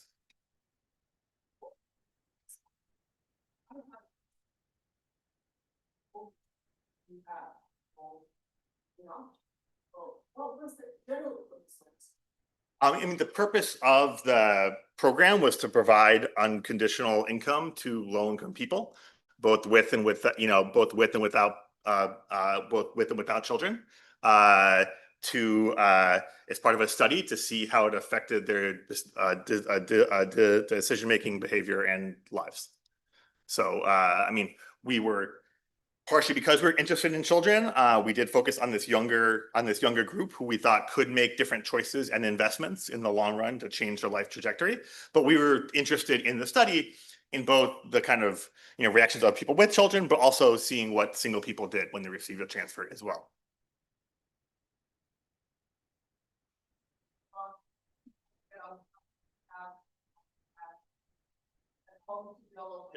There's a general purpose for for this, I guess this is. Well, I guess we had multiple purposes for this study. It was a lot of time and investment, so we wanted to understand multiple things. And so we think it's interesting to understand, like you're saying, like kind of how it affects parents' ability to invest in children and how it affects the long run outcomes. But we were also interested, we're not going to focus on today, on effects for other people as well. And I think there's interesting literatures on those outcomes as well. Okay. In your sort of eligibility, you've got people who are below 300%. Yeah. But you're also excluding people who are receiving some type of program participation. So was that sort of the intent to get sort of the poor but not the extreme poor? Well, no, the categories we excluded were mostly like SSDI for folks who had a disability, right? And housing vouchers and stuff. No, some of those are poor. Those are randomly assigned and the typical person doesn't get them. And so we wanted to think about the effects on kind of like a person in the US who's kind of, using kind of the typical social safety net programs and not one who like won the housing voucher lottery, for example. Yeah, there were also issues of protecting benefits. Is one benefit we weren't sure we could protect in all places was the housing vouchers and the housing assistance. And so there were worries that because it could affect the benefits, it would affect the interpretation and also possibly could make some people worse off. So they're kind of I should don't remember off the top of my head. We lost some, but not a ton. Yeah, okay. Yeah, no, that's a great point. Thank you. In terms of children's characteristics, like I said, kids were around age 7, and most were the biological child of the participant, although some were, adopted or children or grandchildren. This is a sample that had a moderate amount of kind of school challenges in recent years. Roughly 7% had been expelled or suspended in the last 2 years. So we're going to combine this, as I was saying, with kind of 3 different sets of data. We're going to have human enumerated surveys done at midline and endline and baseline. We're going to have online surveys that are done mostly once a month on a rotating set of topics to get a higher frequency set of outcomes. Also at baseline, midline, and endline, we had a longer set of online surveys too to make the human survey not too long. And we also linked to administrative records. Roughly 82% of the parents in our sample agreed to link their children to administrative records and provided information to us to do so. And then roughly 87% of parents agreed to let us link their own information, which lets us get at birth records. We use that to look at, as I said before, state K-12 education records in Illinois and Texas, and National Student Clearinghouse data on tertiary outcomes. One question with this kind of study where we're doing kind of fairly extensive, fairly frequent surveys is what do survey response rates look like, and what does differential attrition look like? And in general, we achieved quite high response rates that were fairly balanced between treatment and control. Response rates are slightly higher for the treatment group, but the differential attrition is almost always below 3 percentage points and usually much lower. In robustness checks in the paper, we present Lee bounds, adjusting for this relatively small level of differential attrition. Generally kind of our main findings go forward, although for a few outcomes, the Lee bounds are a little bit wide. The agreements to match data, do they look similar to this? Yes, they're in a few slides I had it. Yes, they're very similar between treatment and control. We, like most people who consented at the baseline point. Now we do use people in our main results who consented later on, but that's a very small share of people. And so our results look very, very similar if you just use the treatment and control people who consented in the baseline survey before they knew about the transfer or before it's even assigned. It's an experiment, so we can, mostly just kind of regress outcomes on the treatment dummy and some controls. Because we have a really rich set of baseline survey measures with hundreds of measures, we use Lasso to choose different control variables for different outcomes. And we're gonna estimate results separately for each time period and survey, and then pool across time periods, putting somewhat higher weight in observations towards the end of the study. then because we have many, many outcomes, and we want to to be able to kind of look at them in a coherent way, we group them into a hierarchy of estimates. So basically, we have item level outcomes. So, for example, for parenting, we might have outcomes like for parenting, like how often do you read to your child, right? And that'll be grouped into a component that's like an index of called parenting interactions, about how much you interact with your child, with other things like how often do you help your child with their homework, how much do you have dinner together, and that'll form kind of a component index of parental interactions, right? And that component index will then form a broader family index of called parenting behavior and investments, about kind of the overall kind of quality and amount of parenting behavior and investments that groups a bunch of different components related to that, including kind of parenting, spending on children, parenting investments, parenting quality. And so we'll kind of have these individual items, but then we group them in these kind of component and family indices to kind of see how kind of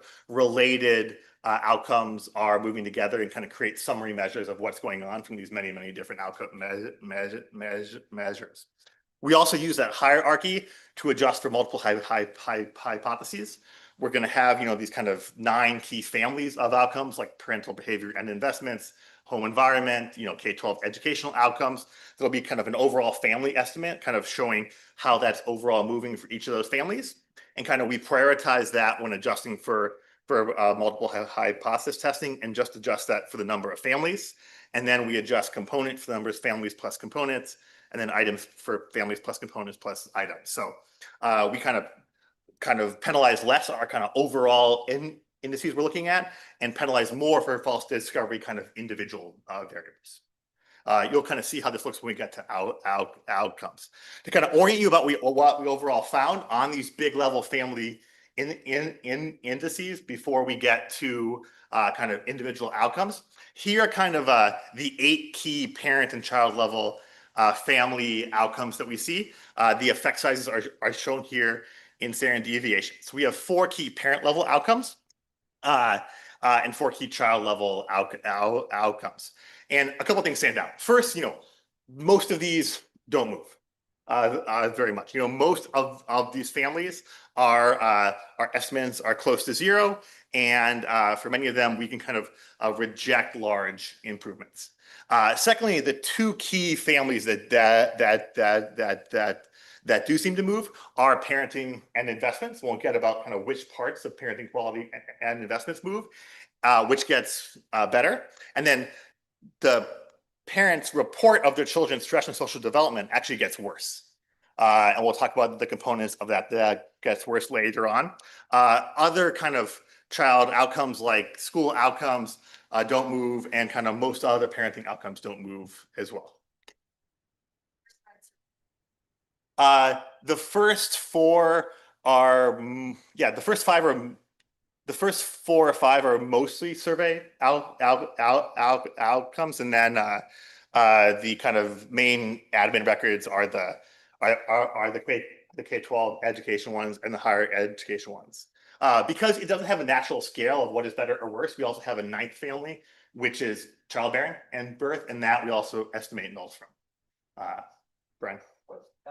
What goes into the K-12? Yeah, we're gonna, what? What goes into K-12 admin? That's going to be like attendance, test scores, disciplinary stuff. We're going to get into all that details soon. So if there's questions about what goes into each of these, I'm going to go into all of these now. Well, I was just curious what the OLS relationship between some of these outcomes, especially the education outcomes and income, is. Like, how much would we have expected to see outcomes improve? That's a great suggestion. We have a paper on the effects on the health of adults, where we did that and compared the OLS relationship, which is much more positive than what we find. But we have not done it for all these children's outcomes, so we can definitely do that. For sure. Yeah. And so for health, we can reject the OLS, but we haven't done that here. I think that's a great idea. All right, so let's get into what exactly goes into the different indices that we have. Oh, sorry.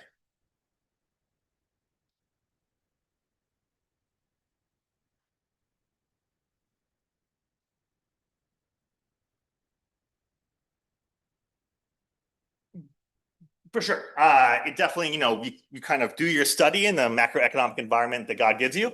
And so partly it's just a fact of, a couple of things I'll highlight, which I'm not sure if we'll have time to get to. One, as I was saying, we do because we kind of wanted to, for our pooled outcomes, focused on outcomes and time periods kind of after the transfer had some time to have an effect. We do put more weight on the later outcomes towards the end of the study in kind of these pooled overall estimates. And so, and kind of like the midline and end line take place in 2022 and 2023 after kind of the height of COVID. And so, to some extent, I think kind of a lot of estimates are going to be not from the most COVID-centric time. Second, for a lot of outcomes, we don't see huge time patterns. Now, for a few, we do. Like, I'm going to show you parental stress, and that does have a big parental time pattern. I think it goes the opposite way of what you might expect. But yes, I think overall, we wait towards later in the study. We don't see huge time patterns that would match what you would expect from a COVID hypothesis generally. But obviously, we can't fully, this is the time period we did the study,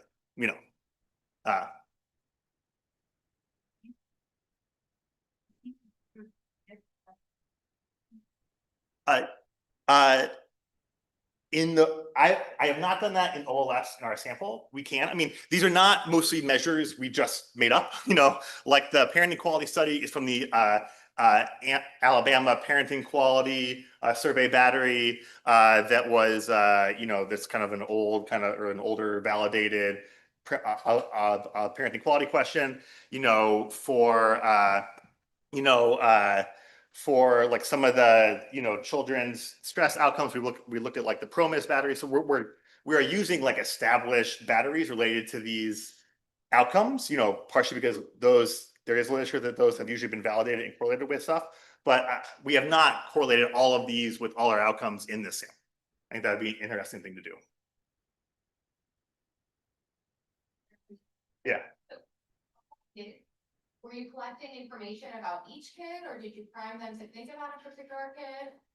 Okay. So no, totally. This is a great question. So for the parenting outcomes, that was mostly asked at the parent level. You wouldn't ask in general about your parenting behavior, right? But for the kids' outcomes, you were asked about individual children. Now, if you had more than 2 children, to make this survey not too long, we randomly chose 2 of those kids to ask about, but the child level survey questions were asked about individual children. And that does let us break stuff down like by children's age and gender, for example. So it would be something like, in general, how much time are you spending? Yes, for the parenting quality stuff, it would be general. It's kind of general parenting questions about your general parenting behavior. For individual child level outcomes, for example, like what grades did this kid get in school, that would be asked about an individual child. And was the recipient, so the gender is randomized? Or You mean who's the answer? whoever is the participant who signed up for the study. Now that it's roughly, in this sample, I think it's roughly 70% women. Now that's in part because we're using the federal poverty line based threshold, and women are more likely to be single parents. Like just this sample in general will tend to have more women, like women single parents, but women also seem to be more likely to respond to recruitment too. Right, I'm going to take one more question, then I'm going to try to get through the results. Yes, we do have a whole paper on kind of the employment and labor market outcomes. Yeah. No, it's fine. I don't ask you to become a completist to all our research yet. But I encourage that behavior and everybody who wants to. We generally do find this a negative income effect on labor supply in both terms of income and earnings. Now that effect is smaller on income for the lowest income households in our sample. Okay, so I want to get through some results. I'm going to try to pause questions for like 5 minutes until the end so I can actually show you the kind of individual level outcomes. So this is an example of one of our families. So both this is an interesting outcome where we find effects, but also we're going to kind of teach you about our tables with this. So in the bold, we see the overall family index where we show the estimate And then underlined are the individual components under that. And those components are themselves generally indices of individual variables. So for example, for parenting quality, the Alabama parenting quality measure has these different, these 5 different subscales. So we kind of estimate the individual subscale level values, then aggregate that to the component index, and then add that up to the family index. We show statistical significance using traditional inference with stars, and then the crosses show significance based on our Q values that control the false discovery rate, as I described before. And so we see here parental behavior and investment as a family index moves up somewhat, and that's driven almost entirely by improvements in this kind of Alabama index of parenting quality and on higher monthly expenditures on children. And one final thing, we make the sign for the indices always more is positive. So if parenting quality is higher, that's more positive, and same for the family index. To make it easier to understand, for the individual items or variables, we show them in their natural units. So for example, poor supervision or monitoring, higher is poor supervision. Now that sign gets flipped when it goes into the index, so more is better.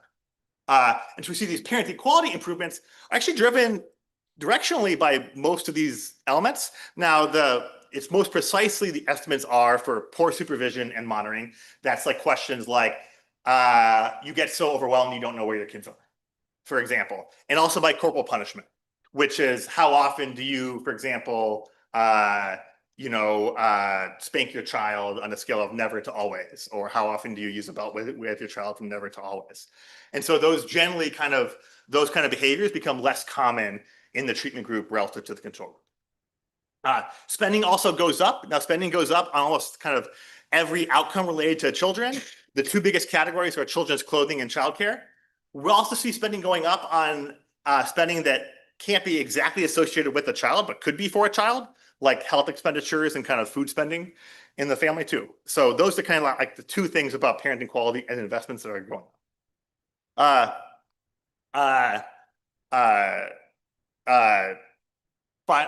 Let's go. Okay. And then finally, a component of that is parental stress, which in general is unchanged, but this masks the fact that parental stress actually was reduced a lot at the start. And then that effect goes away over time, and parental stress is even higher for the treatment group in the 3rd year. The kind of next family that we look at is mobility and neighborhood environment. One way you could have used a transfer is to make investments in moving your household to a better neighborhood. We do see the households move more, but they overall don't seem to be getting better neighborhoods from those moves. So, and we look at a bunch of different plausible dimensions of neighborhood quality. Finally, like the home environment, which captures, how much food security is there in the house? Is there housing instability? Like, were you unhoused? And this kind of chaos score, which captures kind of how orderly or chaotic your household is. Again, those are unchanged. We can rule out even small improvements in the home environment. Finally, non-parental care usage also does not change. Although this is one which I'll go into in a little bit, that there are very different outcomes for different income levels. Basically, high poverty people increase their usage of parental care, while the higher income people reduce it. Now we're turning to children's outcomes. So those first 4 sets of families I showed you were about the parents' outcomes, and this is now child level, where parents are reporting about the level of stress for their individual children. And I think perhaps surprisingly, this actually goes up. Both the number of like the strength of difficulties get worse, as does this mental health score. So we have kind of a bunch of things getting worse in terms of stress and social development, mostly driven by parents saying their children have more difficulties. Now, one possible interpretation of this is parents are monitoring their kids more, so maybe they're learning more about challenges they have that they wouldn't have known otherwise. This is kind of going in the opposite direction of what we might have expected. I've only got a few minutes left. I'm going to try to get through the different outcomes we have. When we turn to K-12 survey outcomes, which includes like reports on kids' grades, how well the parent feels about their education overall, enrollment days absent, this is also a 0. We can roll out improvements of more than roughly 0.018 standard deviations. Similarly, in admin outcomes, which combine enrollment, attendance, standardized test performance, those also are all pretty close to 0, and if anything, the point estimates are negative. If we zero in on standardized tests, those are kind of generally pretty close to 0 across the board, and we can reject even modest size improvements in standardized test scores. Finally, we link for children who are ever 16 during the study, we link to their higher education outcomes as well. And again, we don't see any evidence for an improvement, but because only 600 kids in the sample kind of meet that age criteria, this is much noisier than our other estimates. And the confidence intervals here can't really reject decently large improvements. Obviously, we'll be able to add to this as the children in the sample age into the risk set for going to college. Finally, on this other set of outcomes, this is about just do you decide to have kids. We also look at whether people have new children in both survey and admin data, the extent to which they want to become pregnant, use of contraception, and usage or willingness to have an abortion. In general, we don't find any movement here. This doesn't really seem to affect childbearing or intention to have a child, at least not once you adjust for multiple hypothesis testing. I'm not going to have time to talk about it in detail, but we pre-registered subgroup analysis by child's age group and gender and parents above and below the federal poverty line. We also ex post, because the ex post decided it was important, added single parent status. In general, most of the nulls hold, even looking at heterogeneity, but there are a few areas of interesting heterogeneity. First, the effects on parenting quality and spending are driven almost entirely by the lowest income households in the sample. And so a lot of these effects we do see are really magnified and driven by those poorest households. The parenting quality effects are larger among single parents, so their parenting quality improves the most, but the stress effects are also much larger for them. Maybe reflecting this combination of monitoring your kids more and learning more and knowing that they have challenges. And the stress and behavioral challenge effects are larger for older children and girls. And like we showed before, the null effects on parental stress mask a large reduction in year 1 that dissipates. And that matches general results on adult mental health and stress that we have in the study. We showed the NBER members who were surveyed about this before we did this, predicted we would find no effect on childbearing, but they actually predicted on other outcomes like whether the kids expelled from school or whether the parent is helping their kids with their schoolwork. They predicted very positive effects on those outcomes that we don't see. So some of this I think was maybe predictable ex ante, but a lot actually I think differs substantially from people's priors.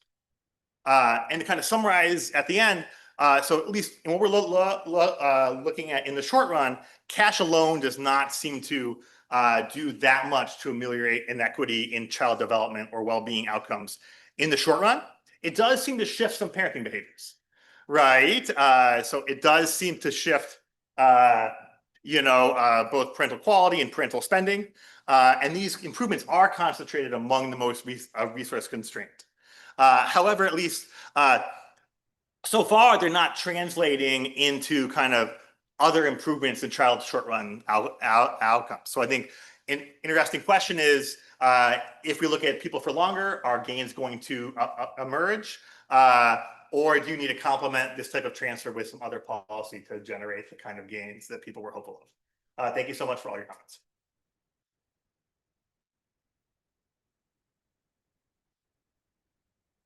Yeah, great. Are venting and make for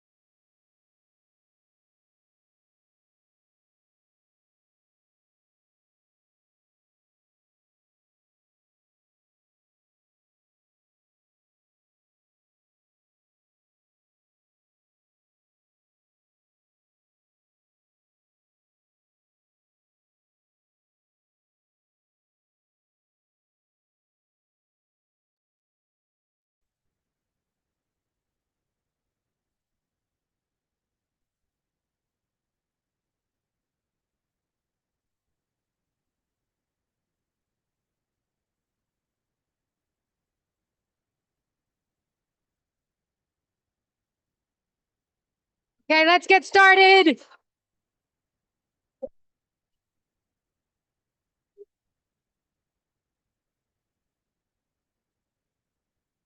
I can find it. I'll try and find one.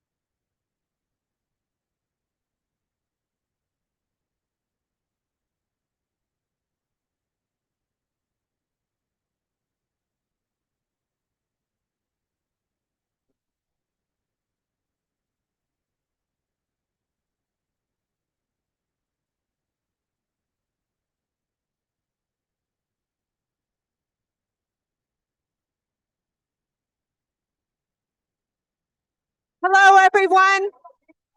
Please take your seat. We'll get started.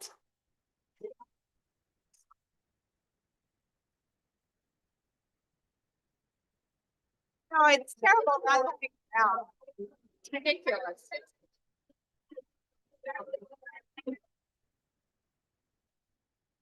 Okay, everyone, please sit down and let's get started.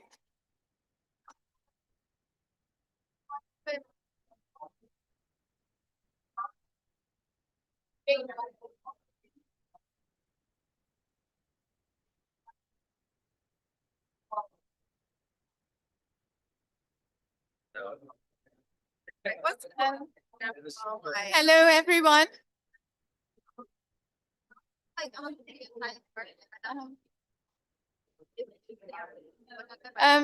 Hi, everyone. I'm going to just start. Okay. So this is, I want to thank Anna and Janet for inviting me to present today. And this is joint work with Meltem, who's there just sitting down, and Marcia Trandafir, who are both in Copenhagen. It's about antidepressant treatment in childhood. So the motivation for this paper is that mental health disorders have early onset in childhood. Globally, 15% of children aged 10 to 19 experience a mental health disorder. Half of all mental health disorders show onset by age 14 and 2/3 by age 24. If left untreated, depression and anxiety, the most common amongst MHD, are more likely to become chronic and to recur. This makes early intervention important, yet there are large treatment gaps estimated in the OECD at 60%. So although early intervention is important, it is controversial, particularly for early, i.e. children. So consider the effectiveness of antidepressants. Medical trials indicate a 40 to 70% effectiveness. Now, one could dig into how this is defined and so on, but let me say this is a long paper, so there are many really interesting details that I won't talk about. And these rates, 40 to 70%, showing a reduction in symptoms, are actually similar to the range of effectiveness estimates for psychotherapy. But there's more uncertainty about the results for children than for adults. And the evidence in general, whether for children or adults, is not as robust as we might like, because medical trials rely on subjective reporting of symptom resolution in relatively short follow-up periods on relatively small samples. There's also, with antidepressant prescribing, sort of flared up issue around side effects. In 2004, the FDA issued a warning that highlighted possible suicidal ideation amongst users under the age of 18. And this was prompted by a trial of SSRI, which are the relatively safe variety. Although a 2007 issuance by the FDA tried to moderate this by clarifying that untreated depression also raises the risk of suicide. The drop in prescribing didn't fully reverse. And there is a controversy that continues to date within the medical and psychiatric community. So what we do in this study is ask two key questions, which is how does antidepressant treatment in childhood affect future economic outcomes? And are antidepressants being over or underprescribed to children? We also ask if these two questions, the results of these questions, are different by gender and SES. And whenever I say SES, I refer to mothers not having a college education, which is correlated with many other indicators of SES. So to briefly diverge into considering why treatment of depression could impact economic outcomes, chronic stress alters the HPA axis, impairing learning and memory. And depression is associated with fatigue, disrupted sleep, and pessimism, which could impair cognition directly or distort beliefs or preferences, motivation. And what is our data and method? Briefly, we use longitudinal individual data linked across registers in Denmark, including data on psychiatrist contact, prescriptions, school and labor market outcomes, and welfare receipt. We restrict the sample to children who are age 8 to 15, there's a missing hyphen, referred to a child psychiatrist. And we leverage plausibly idiosyncratic variation in prescribing propensities of these psychiatrists as an instrument. And I will talk about the instrument quite a lot, including the exclusion restriction as I progress. So just to clarify, are you going to be able to say anything about non-drug treatment, just therapy? Yeah. So we're going to adjust for therapy, but we can also tell you that it has a positive effect. But controlling for the use of therapy doesn't change the estimated impact of antidepressants. And I was going to say very, very soon after this that our estimates are really of adding antidepressants to therapy, because the first line of treatment in the national guidelines in Denmark and also more broadly is therapy. But I will explain this more clearly. So what we find is that AD treatment improves school performance. So we're going to use school performance as our primary outcome, and then this drives future outcomes. So we find improved school performance, more precise results for maths, but also some results for language, which is Danish. And these results are coming mostly from the low SES group. We further find increases in enrollment beyond compulsory schooling. For girls, this is continuation in the academic track. For boys, it's more likely that they continue in the vocational track, and similarly for low SES children. When we take these children, we can't actually take our entire cohort range forward because of time, but we take a fraction of the cohorts, the younger ones, forward to age 25, 30, and we find large impacts on employment, income, and welfare receipt. These impacts are larger for low SES children, but they actually are also positive for high SES children. We also look at objective indicators of mental health, which we think is a contribution to the medical literature. On average, in the 3 months following initiation of antidepressant use, treatment is associated with a decline in hospital and ER visits and a decline in suicide attempts and self-harm. And then our second research question was the challenging one of whether antidepressants are being over or under prescribed. There is no objective optimal prescribing rate. So we use the MTE framework, and this also allows us to run relevant policy simulations. So our contributions are twofold. There are a number of studies, including work by Janet, that look at antidepressant treatment of adults And these studies in general find no impact on labor market outcomes. So our findings are consistent with the importance of early intervention. Why would early intervention be so much more productive? Well, a higher return is consistent with intervention disrupting negative feedback loops between depression and cognitive performance, the accumulation of both educational and physical capital and employability. And without the treatment, these different feedback loops could generate large cumulative impacts.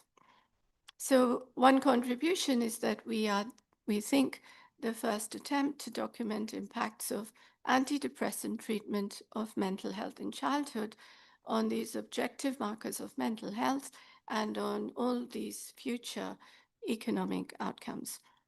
Our second contribution is that we add to evidence on physician discretion in treatment of mental health disorders, which is part of a wider literature studying how physician discretion in treatment options can have substantive impacts. We think ours is the first study to use the MTE framework to assess over versus under prescribing of medical treatment. So the institutional setup in Denmark, I'm cutting out a lot of detail again. It's a universal healthcare system, and all medical costs are reimbursed, irrespective of whether the provider is public or private. People do need to pay for antidepressant prescriptions, but it's about $10 or pounds, I can't remember, for a 3-month prescription. So it's not much.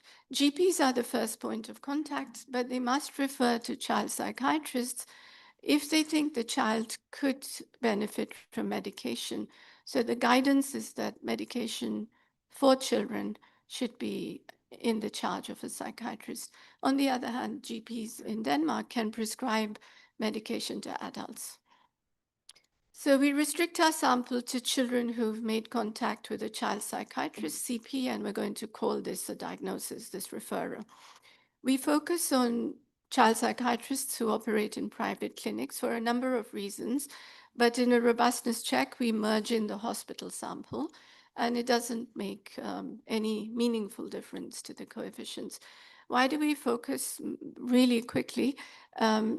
The private clinics are more likely, 80% of them have a sole provider, so we can describe this prescribing propensity at the individual level. In a hospital, it would be an average of different people. When we look to defend the exclusion restriction, we're going to use a register of the characteristics of these practitioners, and we would not be able to do that check with the hospital sample. And then in the period of the study, there were hospital mergers. And so for all of these reasons, we do show the results, but we park them for a check. You've probably read the rest of the slides, so very quickly, psychotherapy is the first line of treatment. 95% of children in our sample, our analysis sample, have had therapy. There's therapy before you see the psychiatrist, and this is orthogonal to the instrument. There's also therapy after you see the psychiatrist, and we will account for this. Eric?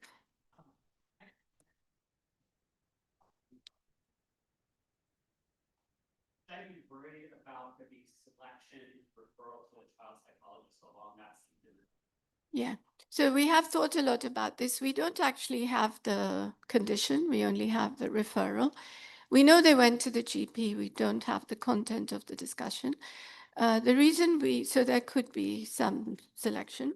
What I can tell you is that the share of low SES children who are referred is proportional to the population of low SES children, quite precisely. But if low SES children have a higher disease burden, that is under referral. And then, so why does that matter? We're going to talk mostly about internal validity, but you could still say that could matter because they might arrive more or less severe, let's say more severe, if they're less likely to pass through. But there are many indicators that suggest to us that they're not arriving more severe, including that the time, so the age at referral is very similar, between low and high SES. The time between being referred and getting into therapy post-referral is similar. Whether or not they had therapy before they saw the psychiatrist, that rate is also similar. Yeah. Yeah. Yeah, this is what I mentioned was the psychotherapy that happens before the referral. It happens and it's orthogonal to the instrument. So The important question is also, what about, does therapy benefit children? Like, can you Yeah. look at that group as well? Or what about people who are referred to a psychiatrist and don't go, or people who may be prescribed medication and don't want to give their kids medication? yeah. There's those margins, right? So we don't have a specification where we look at only therapy, which we could. But 95% of our analysis sample is on therapy. This is why we don't. But when we look at the impact of AD prescribing, to adjust for therapy, we do have it on the right-hand side with its own instrument, and it has a large positive impact. Push you a little bit on this Yeah. because you keep saying antidepressant treatment, and there's two types of antidepressant treatment. Yeah. So you're sort of saying that only drug treatment is antidepressant treatment, or that that's Sorry, yeah. the only thing that matters. And Yeah. that's not at all clear. And maybe Yeah. you have the data to unpack that a little bit. Yeah, so when I say an AD treatment, I always mean with SSRI. So that's, sorry, just the language.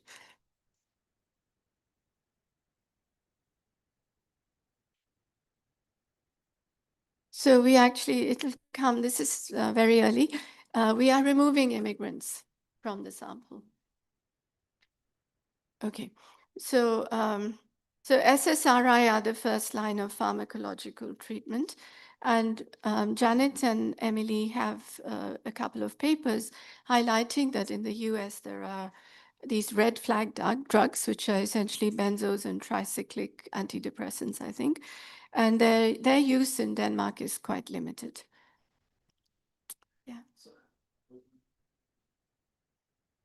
EPs have a lot of discretion on where to send the children. Could they be sending sicker children to more likely to prescribe SSRI psychiatrists? We can't rule this out.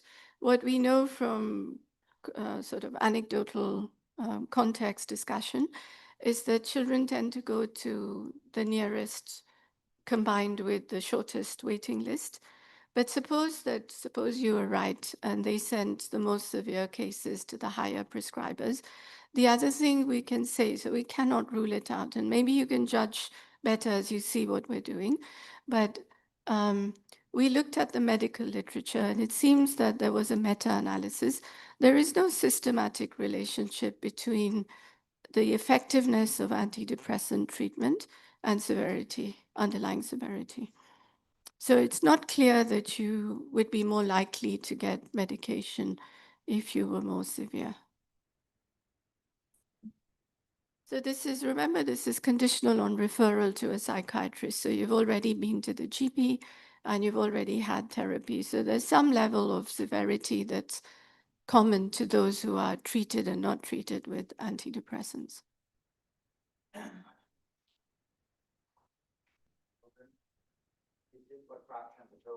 Yeah, give me a few minutes. Yeah, maybe let me say a little bit more and then take another round of questions. So the relationship we'd like to estimate looks like this, where YI is initially the test score at age 16 in a national exam, but it will then be replaced by these other outcomes, which are mental health or income. AD is a binary indicator for AD use at any time, age 8 to 15, before that test.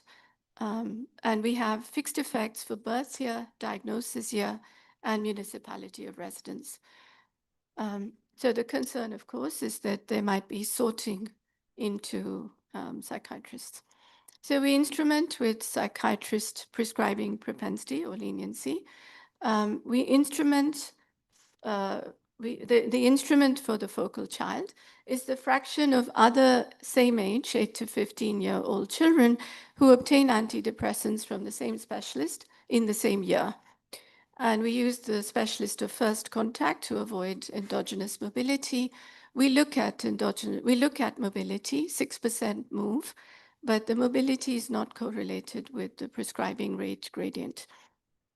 So it's important for interpretation of our results to note that the beta here represents the weighted average of the causal effect of AD treatment among those who would not have received medication had they first seen a different psychiatrist. In other words, compliers are marginal cases.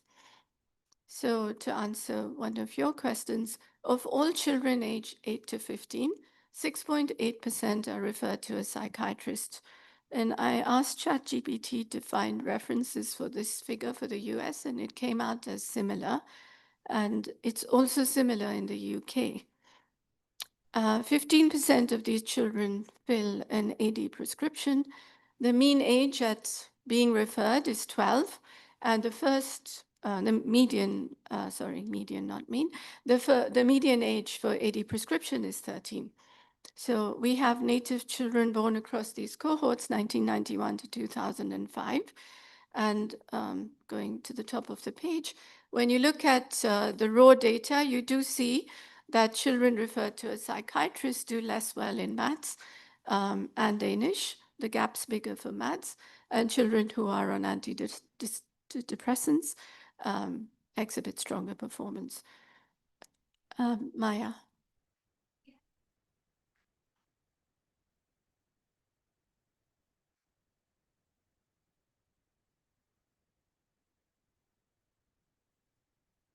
So we do look at this under the exclusion restriction discussion, and the only characteristic that's correlated is gender.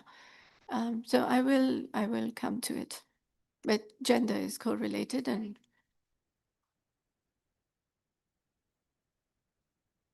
yeah, that's something we've thought of doing as an additional study, but we don't look at it here. But we control for gender, so and we also present results by gender. So yeah, implicitly, when we break down the sample by girls and boys, and we've controlled for gender, but we don't focus on this. Okay, it's a very long paper, so I'm going to march on. So this is the histogram showing you the dispersion in prescribing rates, which is quite wide. So psychiatrists do have this much discretion, and the dark line is the fitted curve from a local linear regression, and it's quite smooth, monotonic, and it's also, the instrument is quite powerful. An interquartile shift in the distribution of propensity to prescribe increases the probability that antidepressants are used by 7.4 percentage points, which is large because, as I showed you here, 15% of children are on antidepressants. This is what you might call the main result, where we present 2SLS at the top, reduced form at the bottom, and you can see first stage stats. So the effect sizes are large.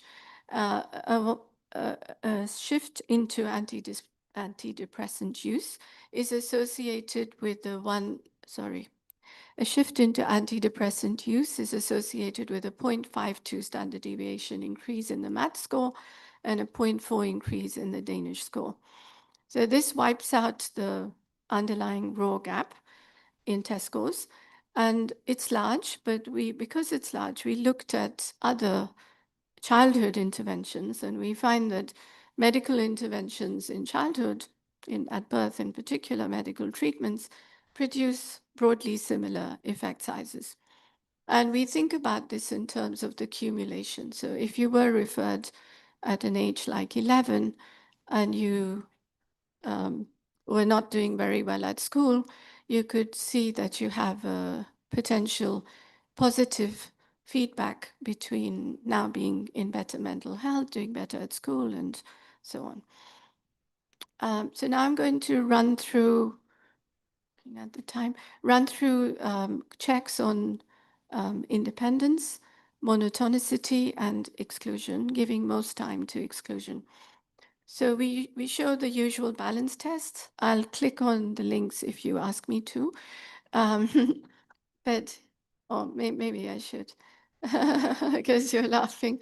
So what you see on the left is the correlation with actual AD use. And what you see on the right is the correlation with the instrument.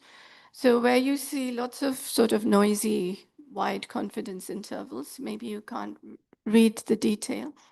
That's because we've broken income into deciles and there's noise. But the coefficient that's sticking out in the right panel there is qualifying educational programs. So it's one particular category of education. So we've got very detailed education and income categories. And in general, the F test is I think 1.5. So in general, we reject imbalance. The figure on the left is not necessarily the balance test, is that right? No, the figure on the left is showing you the correlation that we would like to remove. Yeah, but there's actually not that much. Yeah, go on. I'm sorry, it is hard. Not what I expected, kind of. But I'm not familiar with the prior literature. Is this surprising? What is the left side? So remember, this is conditional on being referred. And this is Denmark. Those are the two things I'd highlight.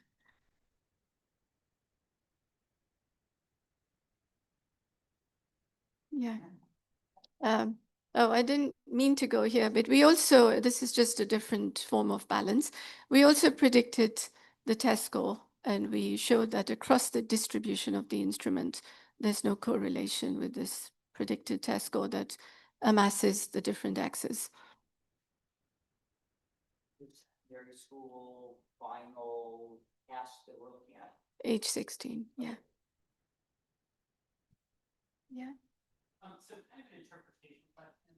So all of these folks are referred to the child psychologist, but you're not conditioned on a diagnosis of depression.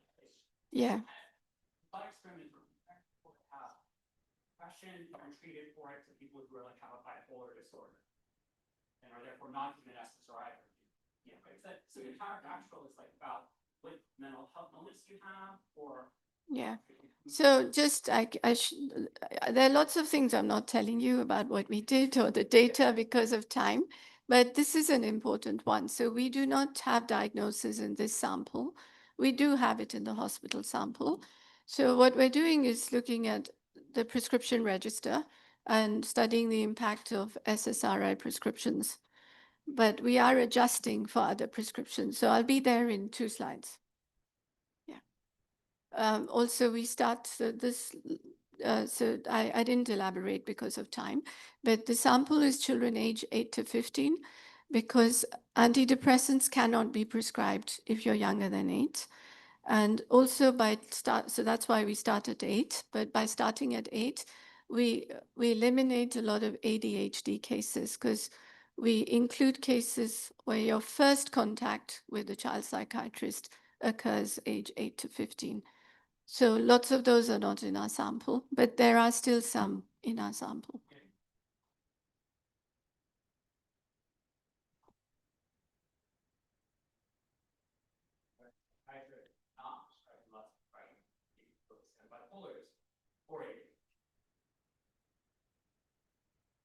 So that's why I'm worried Yeah. the psychiatrist grade using really about what's the child's involved. Yeah.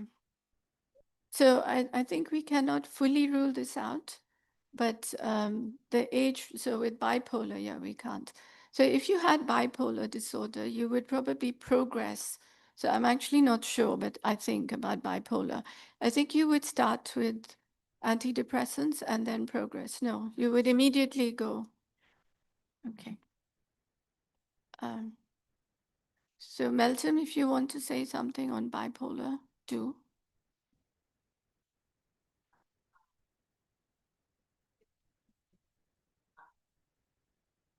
More severe conditions to be referred to hospitals. So.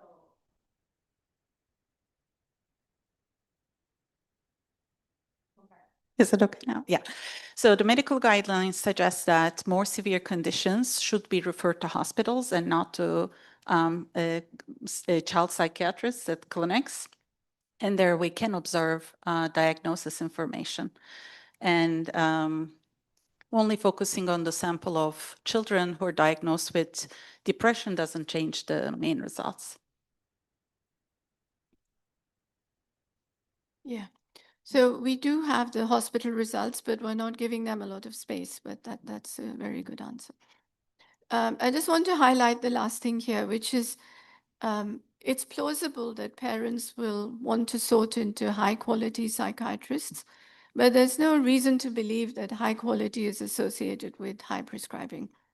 It's therefore not surprising that we can reject sorting.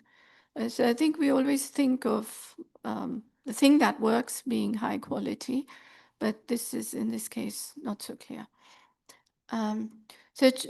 We also look at testing monotonicity. These are fairly standard tests. We want that children who are prescribed by a low prescriber must also receive antidepressants from a high prescriber. We check that the first stage is positive in different subsamples defined by gender SES and quartiles of the predicted test score distribution. We also redefine the instrument in any one sample. For example, we define it on girls and we apply it to the boy sample. And this is the reverse sample instrument test, and everything looks good. So all these tables are there at the end. If I reach the end, and we have even 2 minutes, I'll show you, but I'm avoiding showing you now for time reasons. So the exclusion restriction is the real beast. It's the challenge. So we would like that the impact of being seen by a high prescriber works exclusively through the fact that they're more likely, the child is more likely to use antidepressants.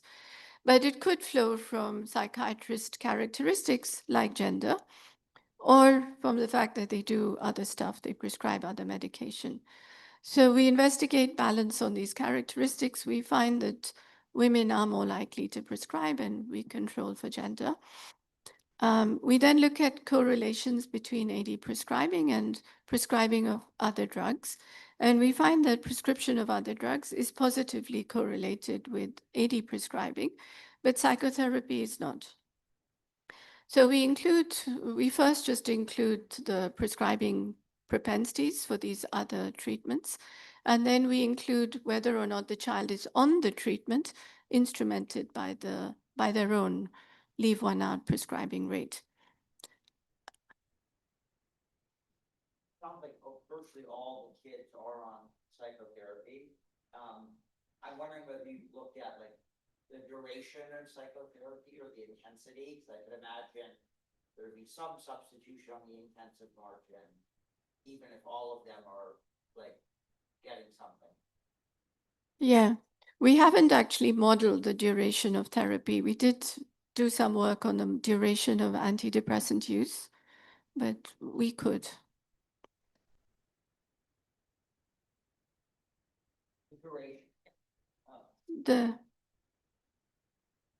The duration before, yeah. I'm thinking about like after you start meds, what the duration is now, or like any small point.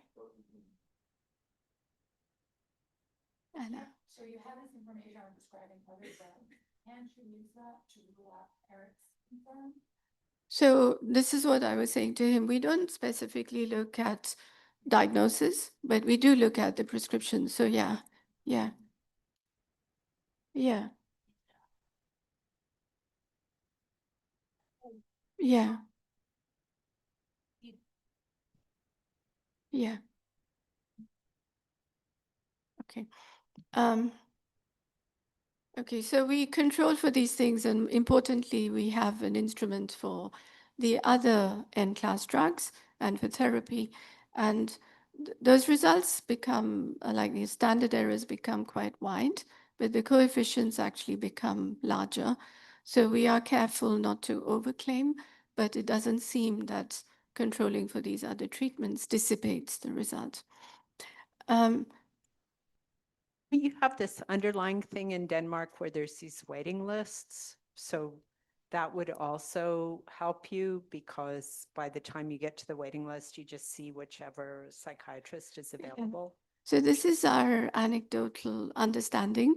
We tried quite hard to get waiting list data and we couldn't. So we can't use waiting list data, but we talked to child psychiatrists and they said the waiting lists result in people just going to the shortest list. Okay, so even though we control for characteristics and behaviors, these other treatments, direct impacts could still arise from unobserved psychiatrist quality. So if you think about what there could be left, we can think of two things. Either there's a sort of personality trait, such as the psychiatrist is able to gain the cooperation and trust of the child, conditional on, say, gender and age.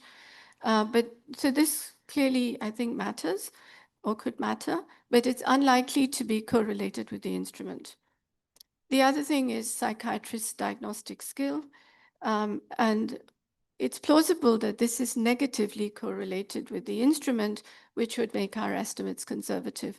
So the idea emerging from, for example, the paper of David Chan and others, is that as long as it's the case that the risk to the patient from treating them when it's not necessary, from not treating them, as long as the risk from not treating a patient exceeds the risk from treating them, the less confident practitioner will tend to overtreat. So in that case, the high prescriber will be the lower quality in terms of diagnostic skill. And that should make our estimates conservative. Nevertheless, we adopt the plausibly, I'm running quite low on time, so I'm going to start trying to rush a bit. We adopt the plausibly exogenous framework of Conley and others to gauge how large a direct effect of the instrument on the outcome we would need to see to wipe out our baseline estimates. So this direct effect of unobserved quality is the correlation between the instrument and quality multiplied by the effect of quality on the outcome. We benchmark the latter using estimates from a meta-analysis of the impact of socioeconomic learning on test scores. So we take this estimate, we take the conservative end of 0.23 standard deviations, and then we infer how large this correlation between the instrument and quality would need to be. And we find that it should be less than 0.4 for the coefficient for the confidence interval to exclude 0.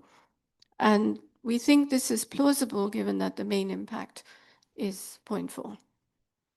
I have to rush, so let me just say another form of exclusion violation would be if the instrument predicted duration and not just the probability of AD use.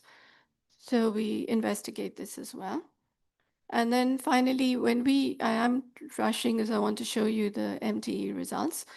When we look at the MTE, we do need to test for pairwise monotonicity, which is just a stronger condition. And if psychiatrists, so we're unable to reject this, and if psychiatrists then have the same ranking of patients by their suitability for AD prescription, which is consistent with our not rejecting this test, and they differ only in the threshold for prescribing, then differences across them are in the propensity. And it seems less likely that they come from differences in who they prescribe. But this is still sort of improving faith in the argument rather than completely canceling any concern. Okay, now we do a number of robustness checks, which I will have to just breeze through. We look at varying the restriction we have, which is 50 patients per clinic, upwards and downwards. We look at different clustering. We remove outlying high prescribers. And we allow for more within variation by replacing municipality with region fixed effects. We we test for endogenous test taking. We actually find very limited evidence of endogeneity, but nevertheless, we create bounds on our estimates by putting back children who didn't take the test. We remove children who use AD in the year of the test. We include school fixed effects to allow that schools have influences on children. Although our main data, our main administrative data source doesn't have longitudinal data on test scores, we only have the national exam at 16, we use a different source of data where we are able to add individual fixed effects to control for unobserved differences between treated and untreated children. We estimate that the share of compliers is 31%, which we think is large. And we show in a table that compliers are fairly representative on most characteristics. Sorry, I'm doing very badly on time now. So I want to show you, so I've shown you what you might call the main effects on test scores and some tests. And I want to show you heterogeneity in these results, where what stands out is heterogeneity by SES, and then leave a little bit of time to show you the marginal treatment effects analysis. So breaking the samples down, we lose a little bit of power, but the coefficient for boys and girls is quite similar. So we regard that as similar. By SES, we see a very marked difference. So the results on average are being driven by the low SES group, which is about 3/5 of the population in the sample. We then, actually, I probably will have time to show you some tables. So that we then proceed to estimate marginal treatment effects. Why do we do this? Because so the late that we've estimated so far is useful as a policy object because it picks up the effects of treating children who are on the margin of treatment in the current prescribing regime. However, if you want to look at changing the prescribing regime, then you change the set of compliers. So then you need the MTE framework. So if you're familiar, you don't need all this, but if you're not, a shortcut is to say that V is the residual in the first stage equation. And the propensity score is essentially the predicted first stage. So we create percentiles of the distribution of V, which is called the unobserved resistance to treatment. And incremental changes in the propensity score serve as local IV that identify the marginal treatment effect at every V. So it's essentially the difference in the potential outcome with and without treatment for people who are on the margin of treatment at each percentile of V. And it's useful because it allows us to aggregate up to, for example, the average treatment effect on the untreated to ask questions such as, would the untreated have benefited had they been treated? And it allows for unobserved gains from treatment to be correlated with patient unobservable. So it tells us the direction of selection into treatment. So on the left, we've overlaid the propensity score distribution for treated and untreated children. And there's quite a good overlap. And also often the MTE, I understand, is actually the distribution is quite limited. Our distribution is reasonably wide. On the right is the MTE curve. It's the black sloped line, and it has two properties, location and slope. So if you focus on the location, the horizontal pale line on the right graph is marked at 0.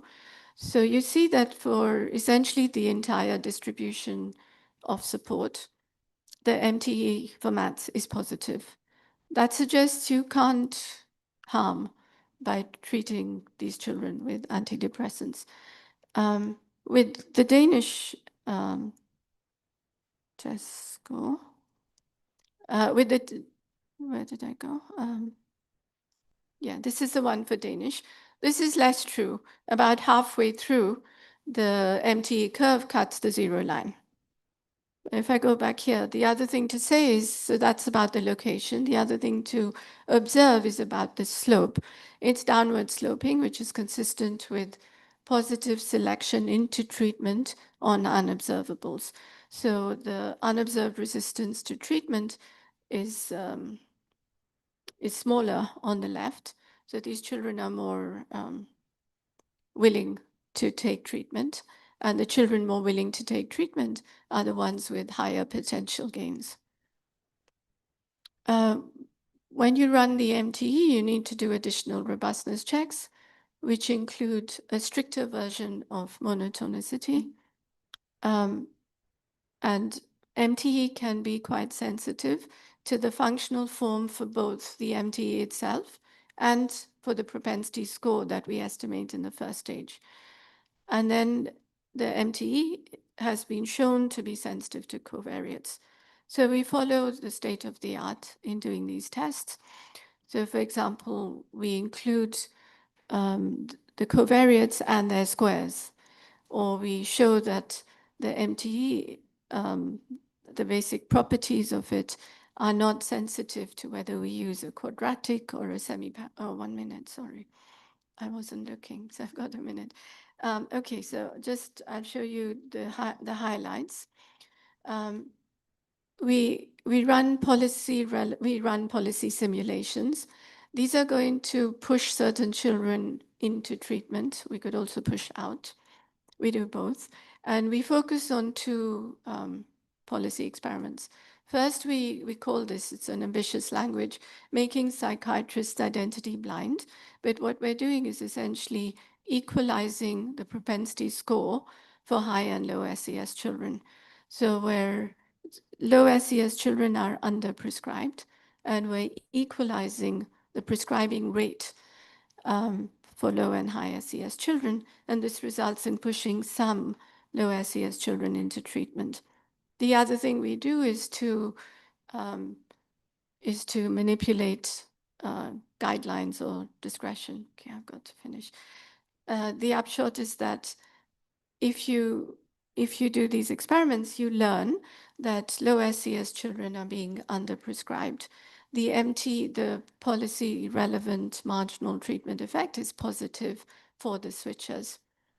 Okay, sorry, I haven't shown you that mental health outcomes improve and these later outcomes improve, but I must stop.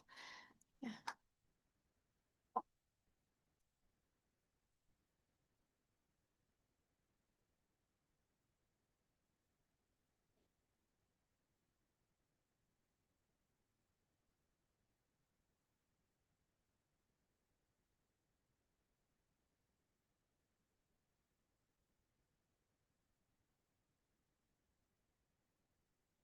Right, thank you so much for putting us on the program. This is joint work with Min Lee and Catherine Meckel. So there's a substantial body of research that documents the financial instability of poor households in the US.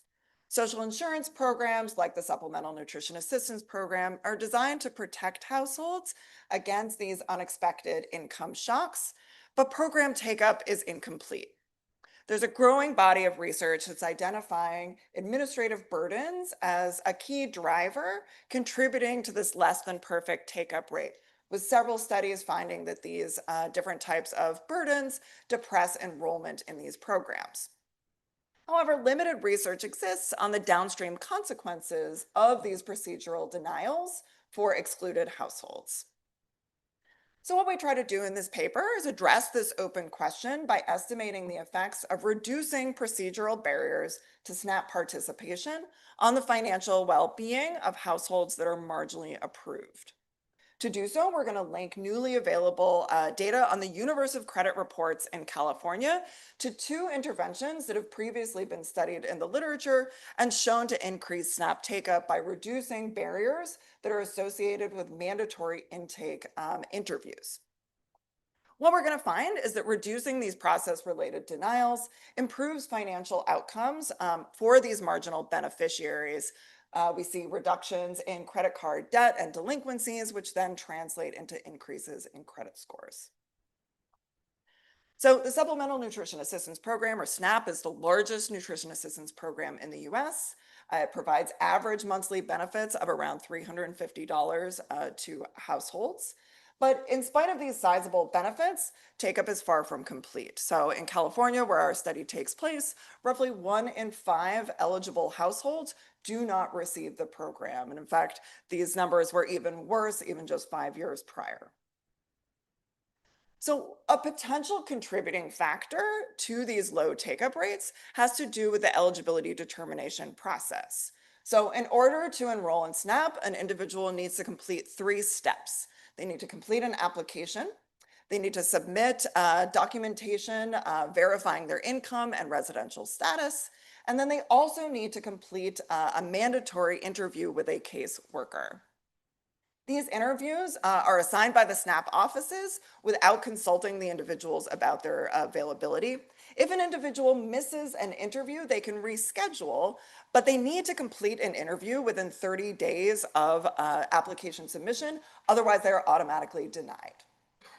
Once individuals get onto the program, they also must complete a similar process annually through a recertification that also includes a similar mandatory caseworker interview. So procedural denials are common across both of these stages of eligibility determination. For example, in many counties, more than half of applications are procedurally denied, with the vast majority of these denials being due to missed interviews. These descriptive facts were the motivation for 2 prior studies that aimed to increase the flexibility of this SNAP interview process.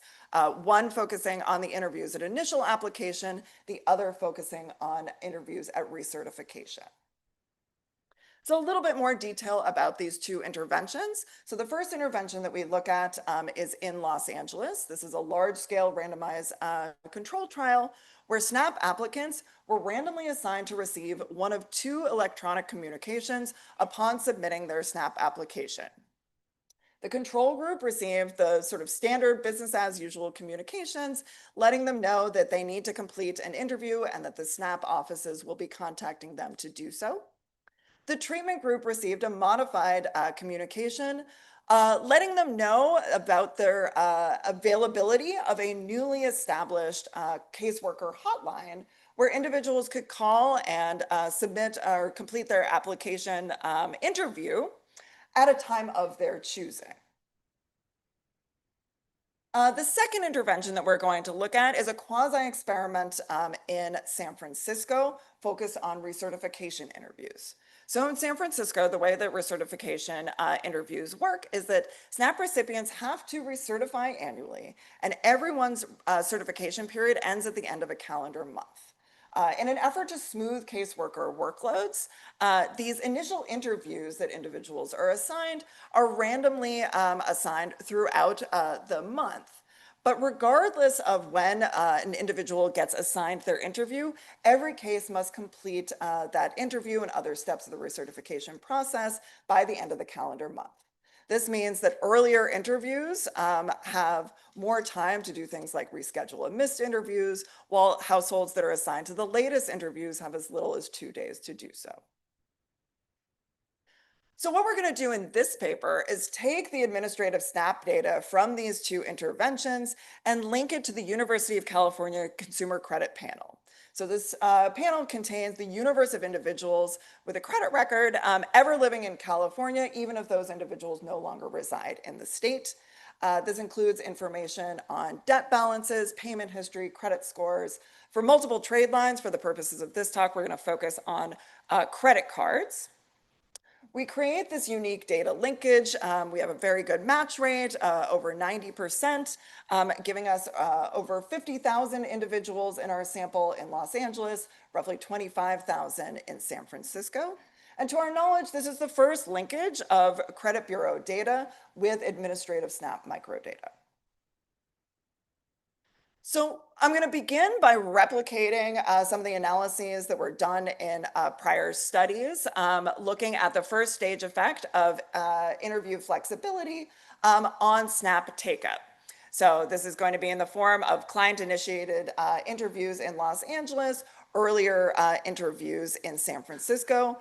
We find that access to these more flexible interviews increase SNAP approval rates by 7 to 11 percentage points. We're then going to use random assignment status as an instrument for SNAP approval to measure the effect of these marginal SNAP approvals on financial well-being. So starting with credit card balances, we see that those individuals who are marginally approved for SNAP due to these more flexible interviews see a decrease in their debt balances that grow across our 3-year study period. If we look at delinquencies, which are defined as having a credit card account that's 30 or more days past due, we observe very similar patterns across these two interventions. In terms of magnitudes, we find that in Los Angeles, the marginally approved applicant experiences a decrease in credit card balances of about $2,000 by the end of our study period, or about 50%. They also experience decreases in delinquencies of 11 percentage points, or severe delinquencies of about 15 percentage points. And then this translates to an increase in credit scores of about 20 points. We see similar results in San Francisco. So in San Francisco, by the end of our study period, we find that the marginally recertified participant experiences large but imprecise decreases in their credit balances and decreases in delinquencies and severe delinquencies of about 12 percentage points, again, translating to a roughly 20-point increase in their credit score. So we see these findings as sort of a complement to prior work that's looking at the effects of changes of SNAP eligibility on various measures of economic self-sufficiency. So these changes in eligibility could be things like changes in income eligibility thresholds, the implementation of work requirements, or the initial rollout of the program itself. In contrast, what we're looking at in this paper is how the downstream effects of increases in SNAP participation that are stemming from changes in administrative burdens that don't alter program eligibility have an effect on financial well-being. So is it surprising that we find some of these effects? It sort of depends on what your priors are. So if you believe the sort of Nichols and Zeckhauser model that burdens are screening out households that derive less value from participation, you might imagine that removing some of these minor costs should also result in sort of comparably minor changes to their financial well-being of these marginal recipients. In contrast, we find just the opposite, that these administrative barriers lead to meaningful declines in financial well-being. Thank you so much.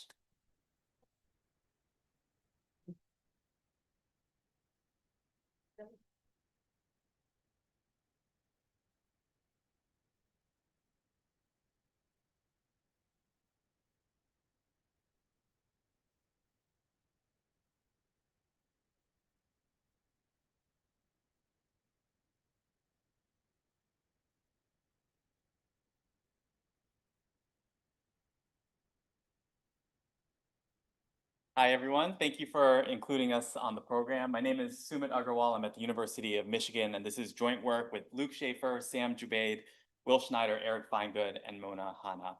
I'll be talking about the effect of perinatal cash transfers on investigations for infant maltreatment. So let me start by telling you first about RX Kids.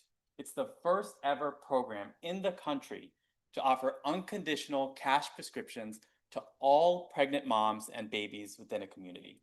It's an effort to address perinatal poverty for the purposes of improving health. The program provides $1,500 during pregnancy as a lump sum after 16 weeks gestation. And then after baby is born, provides $500 a month for 6 or 12 months, depending on the community. A key feature of the program is that it is place-based. It is not a small pilot, but rather for all pregnant moms and babies in a geographically defined community. There are no income or asset tests because the program already targets communities of concentrated disadvantage. Another feature of the program is that it's unconditional cash. It's meant to be simple, efficient, scalable, and flexible so that families can decide how best to meet their needs, which conveys important values that are embedded in the program, such as dignity, love, and respect. RX Kids launched in January 2024 in Flint, Michigan, which has about 900 to 1,000 births per year and one of the highest child poverty rates in the country. The take-up rate has been an incredible 98%, and moms are enrolling 90% of the time prenatally. The program has since expanded to over 60 communities shown in purple here. Well, estimated to reach 23,000 babies per year, and will be expanding beyond Michigan this year as well. To date, over $50 million has been prescribed to nearly 14,600 families. So why does this program exist? The period around childbirth is one of the most economically vulnerable in the entire life course. Income goes down, expenses go up, and on top of that, the US is one of very few countries without a paid family parental leave policy. The consequences of this acute hardship are well known and touch on so many outcomes, including child maltreatment. In the first year of life has the highest risk of maltreatment and child welfare system involvement compared to any other pediatric age group by a factor of 2 to 4. So we sought to examine whether RX Kids affected child welfare system involvement by mitigating economic stress during the perinatal period, focusing on Flint. Because the program is community-wide with such a high take-up, we could lean on statewide administrative data from Child Protective Services and birth certificate data. Our outcome was the CPS investigation rate, which we calculated for each year in the study period and each community. It's the number of CPS investigations within the first 6 months of life divided by the number of infants born. We use synthetic difference in differences to compare outcomes in Flint before and after RX Kids relative to a synthetic control based on 21 control cities, most similar to Flint based on poverty rate, racial composition, and population size. Synthetic difference in differences was our preferred approach for several reasons, including the fact that we had city-level data, a single treated city, and importantly, relatively few pre-intervention periods, which I'll come back to. And for inference, we used permutation-based placebo tests. Turning to the results, in blue is the entire state of Michigan. About 10%, or 1 in 10 infants, has an investigation for infant maltreatment within the first 6 months of life. At the top, in dark red, is Flint, where about 22% have an investigation. And then in green are the control group 21 cities, where a little bit less than 20% have an investigation within the first 6 months of life. After RX Kids is launched in 2024, the investigation rate in Flint drops from about 22% to 15% and holds steady or increases slightly in the control group. That's a statistically significant 7 percentage point decline in the investigation rate, or a relative decrease of 32%.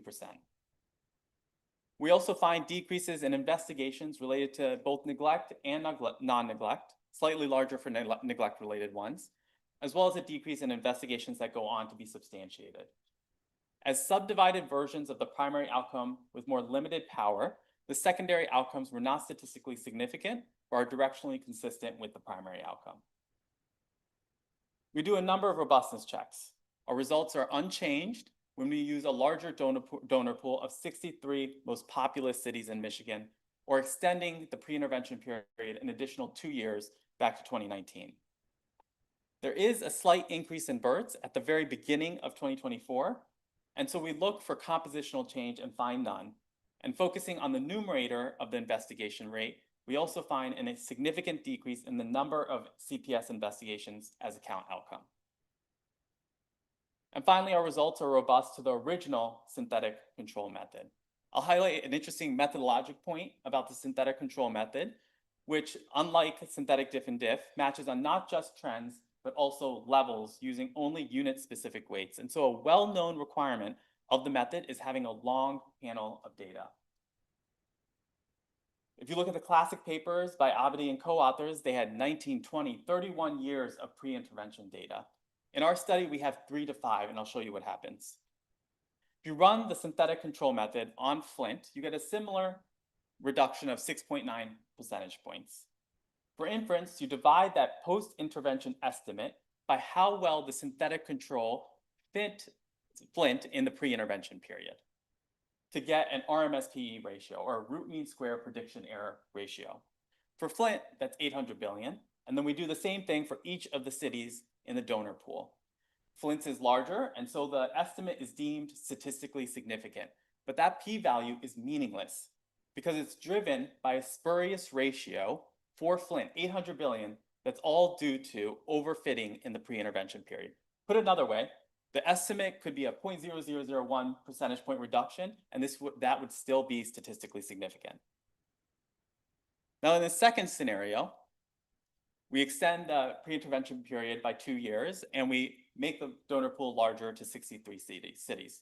The RMSPE ratio for Flint is okay, but now there's a more erratic range of ratios for the donor pool. And so again, the p-value is spurious due to overfitting, this time in the donor pool. There is a way to fix this issue. You extend the pre-intervention period if you have the data, and you cut the donor pool to units most similar to Flint, the treated unit. Here we have no spurious ratios, and our p-values are more interpretable. And so we chose synthetic diff and diff as a preferred method because it overcomes these known limitations of the synthetic control method. Synthetic diff and diff has fewer researcher degrees of freedom. It's less sensitive to the composition of the donor pool, and importantly, it's more appropriate in settings with relatively few pre-intervention periods. So to summarize, RxKids reduced the CPS investigation rate by 1/3, and some of our other research highlights the underlying mechanisms, including improved financial stability, reduced parenting stress, a decrease in substance use. We see less smoking in pregnancy, healthier births. We found less preterm and low birth weight babies, and improved housing stability with fewer evictions. For future research, we'll examine the persistence of these findings after the first year of the program, long-term outcomes to age 1 and beyond, and then what's going on in the expansion communities. You can read more on JAMA Pediatrics. I'm happy to talk to anyone interested. Thank you all for your time.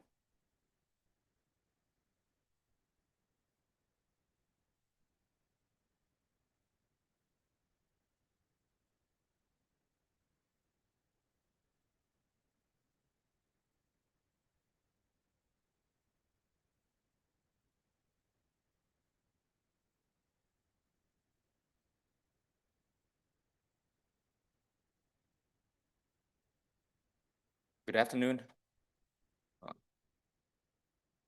My name is Neem, and today I'm going to talk about the sex ratio at birth. So the sex ratio at birth is defined as the number of boys per 100 girls at birth. On this figure, I plotted the natural sex ratio at birth, which is around 105, where you can see that the US tracks it pretty well. On the other hand, you would see this rate for other countries that is well known for having any sort of sun reference to have higher, and in particular in Vietnam, from the early 2000s, the sex ratio at birth started to elevate to the level that is close to China today.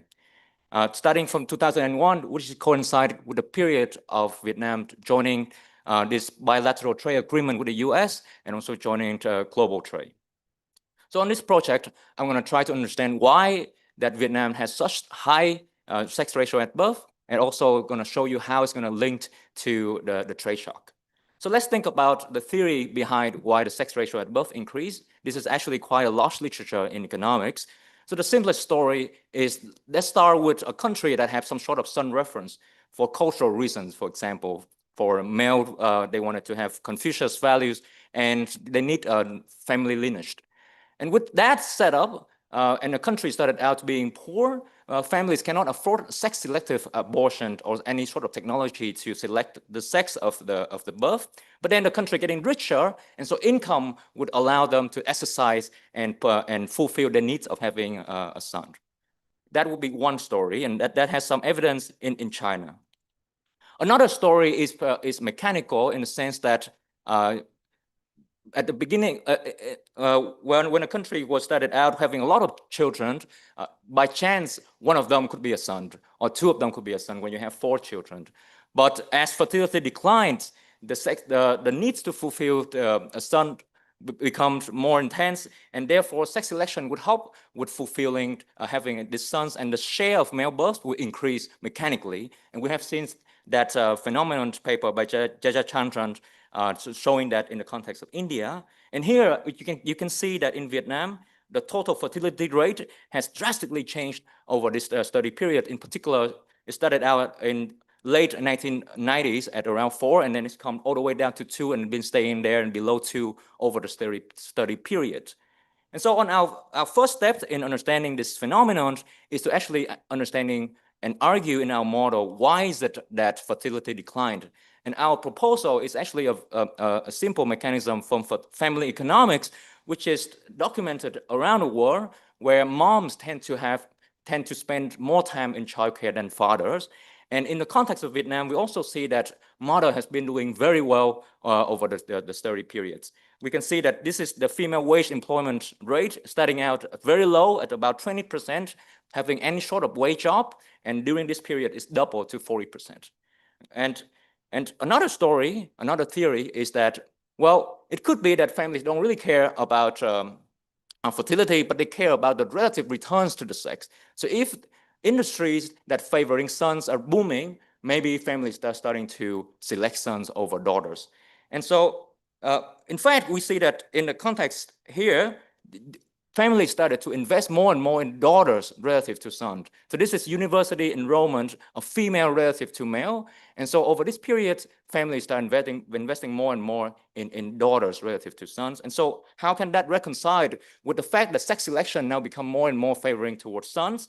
We're gonna bring in another simple mechanisms existing in the literature, which is the quantity and quality trade-off, where basically we're gonna say that the returns to daughters increases and people invest in daughters, but that gonna raise the cost of child rearing at all, because in the past, perhaps when they have a lot of girls are all helping with the families and they don't really need to go to school and families don't have to spend on girls. But now that their returns is increased, the cost of investing in girls also increased, and therefore that's gonna reinforce the fertility mechanisms that in the time cost that we propose in number 2. So all of that, we're gonna fit into a simple model that's gonna yield testable predictions based on fundamentally 2 assumptions. One is sun reference, and another is the asymmetric child cost in time for family. So what is the model predicting? So first, let's say you have an exogenous shock in terms of mom wage. What is our model gonna say? The probability of male birth gonna be positive. Relative to the other stories of income only, we also gonna expect it's positive, but in the relative returns only story, that should be negative. When you look at an exogenous shock to for father's wage, our model will predict that the effects would be small and insignificant, whereas the income story would stay positive and the relative returns should be positive. And then imagine that there's some sort of non-labor income shock. Maybe families just get a transfer or land values increase. Now they can afford sex-selective abortion. Our model would say it's not going to change anything about sex selection, whereas the income story would be positive. If you look at another outcome, such as fertility, our model also going to be able to distinguish with other stories. For example, if mom wages increase, then our model will predict that fertility will decline because mom had to take care of children, and so now she wanted to reduce fertility and having a son immediately, whereas father doesn't do a lot of child care, and so this doesn't matter, and so just having more birth would fulfill the needs of having a son. Right? Similarly with non-labor income. So we're going to exploit the changes in the trade policy, in particular this 2001 Vietnam and US bilateral trade agreement, which is basically a shock that moves Vietnam tariffs to the US from column 2, which is used for post-socialist country, to most favored nation status. No country can basically negotiate, not any industry can negotiate. It has been studied a lot in the literature. You can see that the distributions basically started out with the median of 32% tariffs for Vietnamese products to the US, going all the way to 3%. And you can see that the share of US in Vietnamese export rise from 5% in 2000 to 24% immediately. So how are we going to map the model to the data? We're going to look at this industry exposure. Basically, it's going to be the changes in tariff rate across different industry. So mom wage going to be having a reduced form shock, which is the changes in mom industry. And we're going to look at high and low exposure. Similarly for that industry will have different exposure than mom. And we're going to also include a non-labor income shock, which is basically a shift share or Baltic instrument at the province or local level to capture any other effects on labor demand that is outside of just mom and father wages, right? For example, the rise of land value, for instance. We don't use the population census and the household surveys to look at exactly the industry of each parent at the time of birth, which we think is going to be novel to this literature, because most studies would assume that use census data would assume that the trade shock, the industry that parents worked in would be the same at the time where the trade shock happens, which usually is a long time lag, and migration and industry switching will have will bias our estimate. So here is our regressions. We're basically doing a difference, exploiting all of these exogenous variations in mother wage, father exposure, and province level exposure. The outcome variable that we looked at is whether the child is male and alive, living in the same household. We have a bunch of fixed effects: mother industry, father industry, and province. We can include controls, but this don't matter. It's the result basically the same. So here's the main result. We see that mother exposure leads to a higher probability of having a son, whereas none of the other shocks will lead to anything. The father exposure is known, and province exposure is also the same. Here are other outcomes. When you look at male birth, it's exactly what I just told you. We also look at the first stage, where we see that in our sample of mothers actually give birth over the past 2 years, we see that she's more likely to have a wage job when she's exposed to a higher shock. Father also is more likely to have a wage job, and the probability or an indicator of having any birth at all is consistent with our fertility story, where moms will have a lower, with high exposure, we have lower probability of having any birth, and father will have a positive correlation with the exposure. So I think I'm running out of time. Let me conclude here. So this paper is basically trying to unify multiple explanations in the sex ratio literature and provide a framework that unifies that and provide testable predictions. We basically argued that closing gender gaps in labor and education can widen demographic gender gaps when moms bear most of childcare responsibility and son reference persists. Thank you.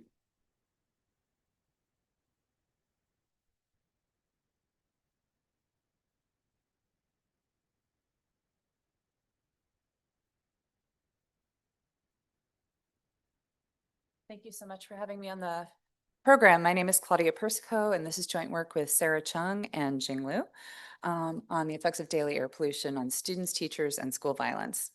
So as many of you know, pollution can harm annual test scores, behavior, and children's attendance at school. I have some previous work on this. Over 6.4 million children attend public school within 250 meters of a major roadway, and about 22% of all kids attend school near a toxic release inventory site, which you can imagine as a power plant or industrial factory. So pollution exposure is very widespread in American children. As land and housing are cheaper near sources of pollution, how pollution affects educational outcomes also could have important implications for intergenerational mobility. And so the existing literature really just focuses on sort of one-off end-of-year measures of test scores and the number of absences that have occurred over the course of the school year, the number of suspensions that have occurred over the course of the school year, and little is known about how acute exposure to pollution affects students and, importantly, teachers, since teachers are also present in the school on high pollution days. So our research questions are going to be thinking about whether increased exposure to PM 2.5, which is fine particulate matter, leads to higher student absences, disciplinary referrals, and importantly, teacher absences, and also the dynamics between those things, how these effects vary by individual and school level characteristics, and whether there are nonlinear effects of pollution levels on student and teacher outcomes. So this paper is going to be the first to identify the causal impacts of acute exposure to air pollution on these key student and teacher behavioral outcomes using daily data. We exploit variation in air pollution driven by changes in wind direction to sort of overcome selection, endogenous pollution, and measurement error. So essentially, we're going to be using variation in wind direction from day to day. And we're going to use detailed timing and reasons for student and teacher behaviors that allow us to explore heterogeneity and violence and also some school dynamics.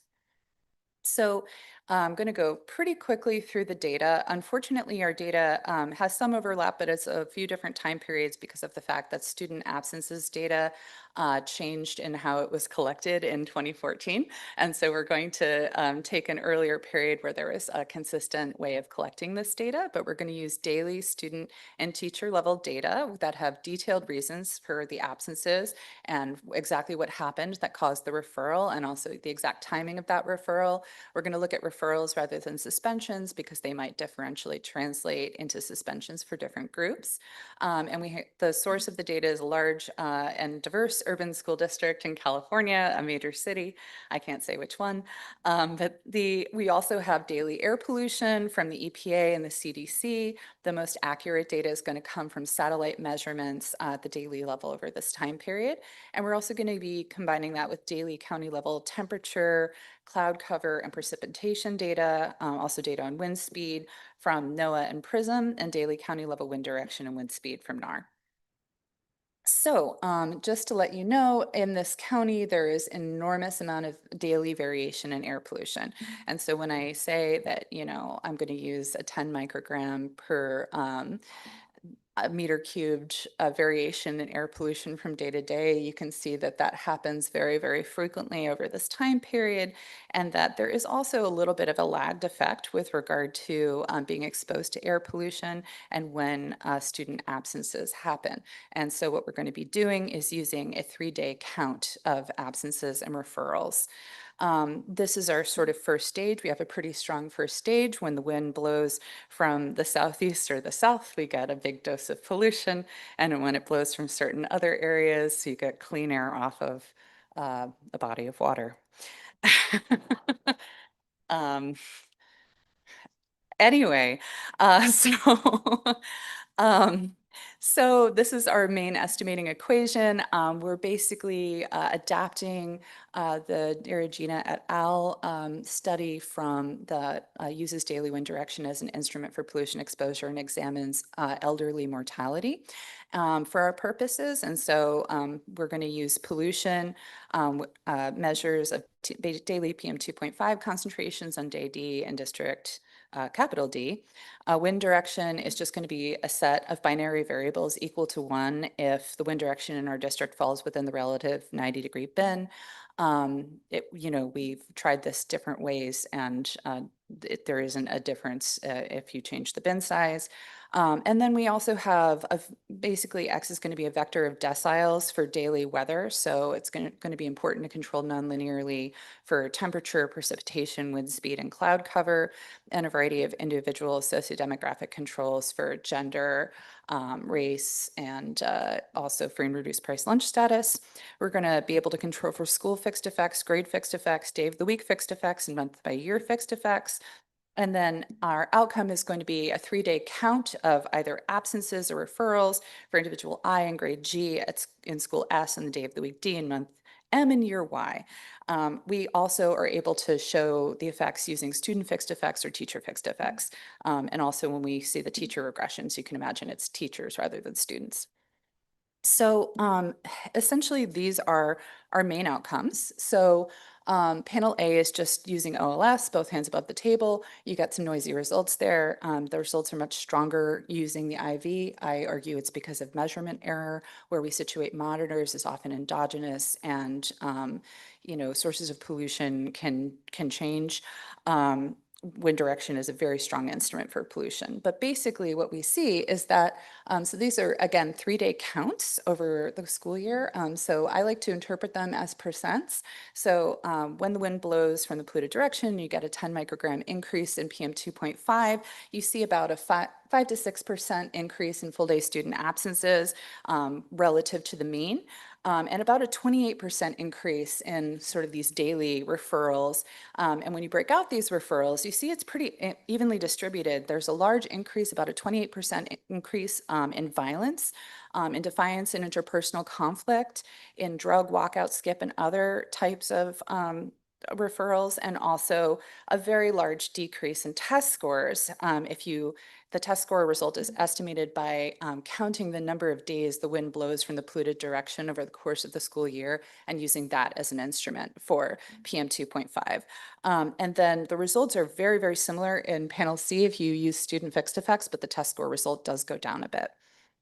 And I should mention the reason PM 2.5 probably affects school violence is because it affects mood.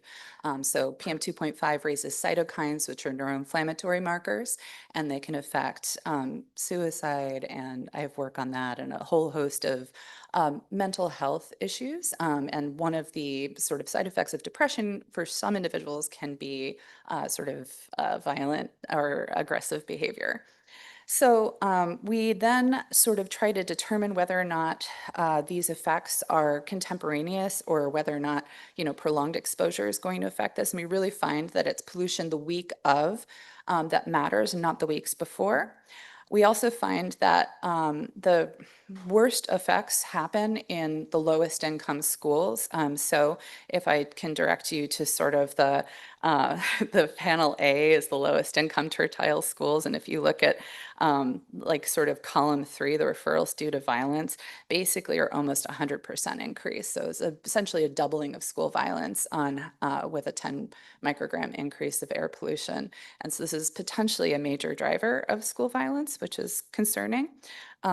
We don't have time to talk about this, but we tried to look at this by building quality, and schools with poorer building quality see these worse outcomes.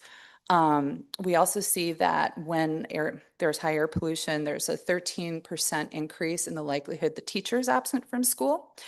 And then we also tried to look at this by the amount of pollution. And as you can see, it's really days where the AQI is above 100, kind of like it just was with all of those Canadian wildfires, that really drive this. This is very similar to my paper on pollution and suicide that just got published in the Journal of Health Economics, where it's really these days of AQI above 100 that manifest in the worst outcomes here for violence, teacher absences, student absences, or any referrals.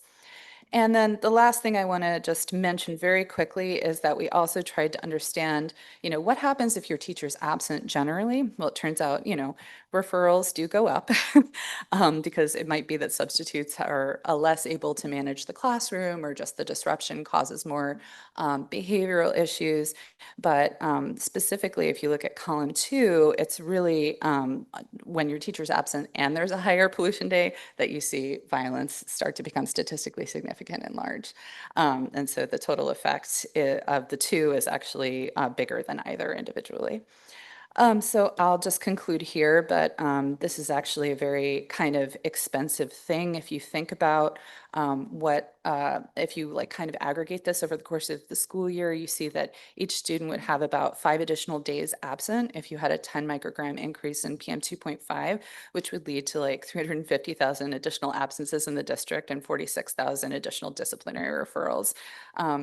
And we also find heterogeneity. So the most vulnerable kids have the worst outcomes. Kids who are low income, who have special ed, Black, Hispanic, and younger students have the worst outcomes. That's it. Thank you so much.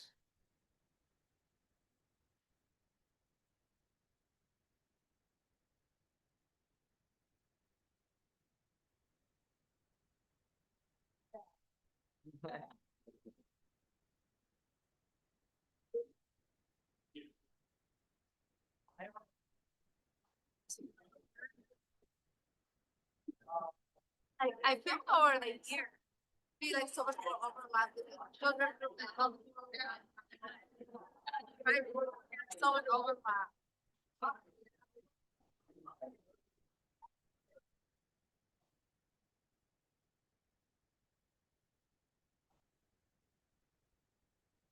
I have like the prepared.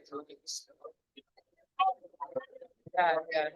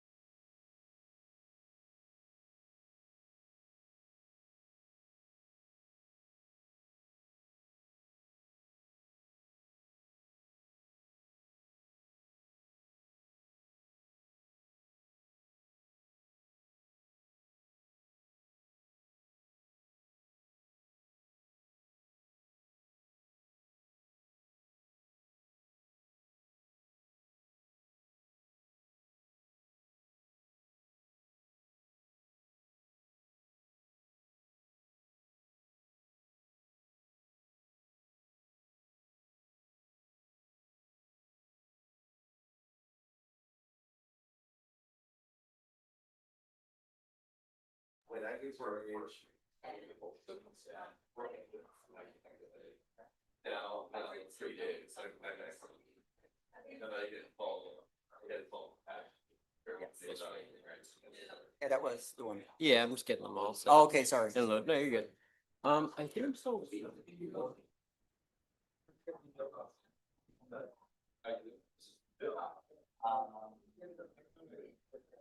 I just want to get that.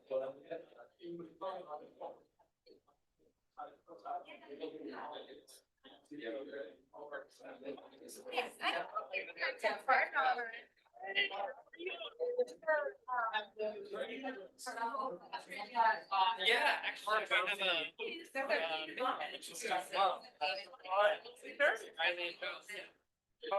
So many more interesting others and it's on the floor.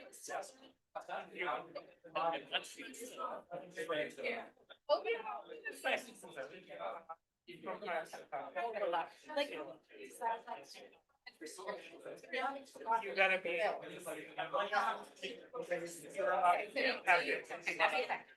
Totally makes sense. That's right, that's right. How are things? Like big fan. If they're good, okay.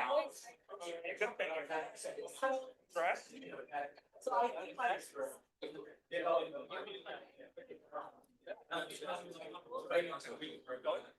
Right? I got it.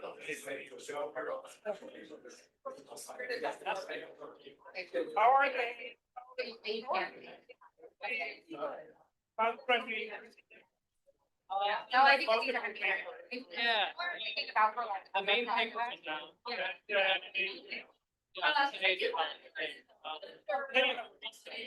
Yes, yeah, looking at like, kind of trying to go for a little bit. So we have one on, income inequality, stability. Yeah, one of them. Their child patient outcome. Yes, I understand that. So you know, there is. Would like to move away from. This is the party. Yeah. I can put them on my USB stick. Oh, sure, yeah, give USB there. I have USB too. Okay, I have one. But now I'm presenting tomorrow. Oh, tomorrow? Yeah, because there was a. Yeah, so you missed my flight, so. Yeah. You can give me tomorrow if you want during a break, but yeah, take your time. Okay. Next. Nice we met in. Yeah. Like. That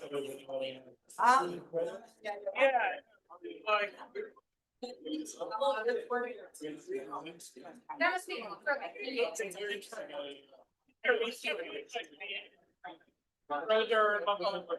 Like literally.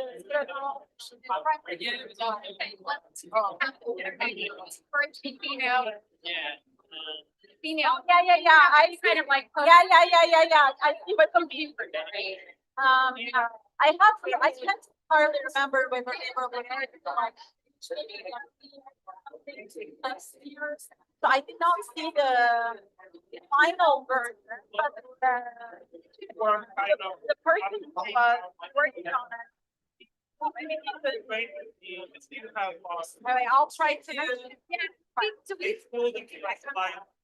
I know Roger is not working. But like.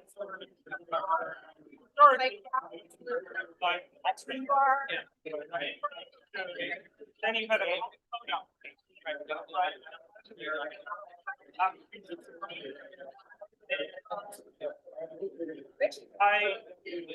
What I want to do basically.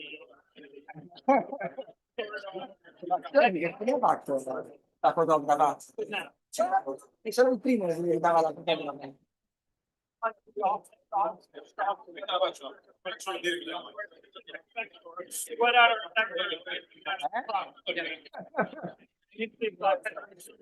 Poi dopo te la io.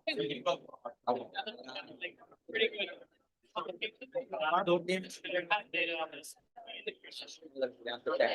ci sentiamo prima.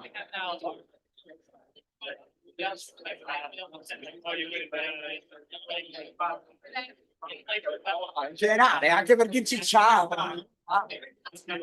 Esatto, mi puoi mandare delle tue foto in costume, cioè, mi fai un salvatore.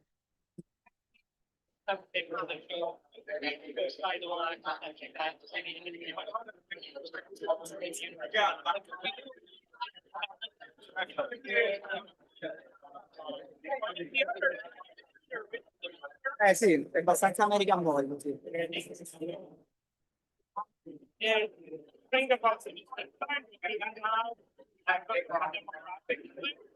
Like you see more and more politics having stuff. Pare il William il cantante.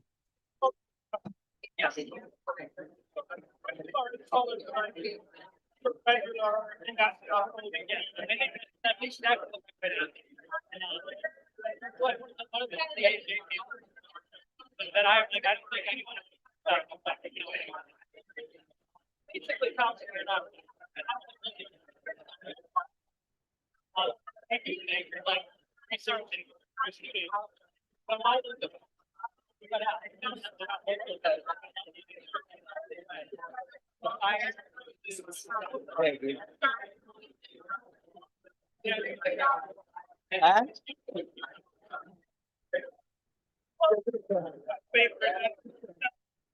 Ma tra l'altro dicono che c'era un definitivo.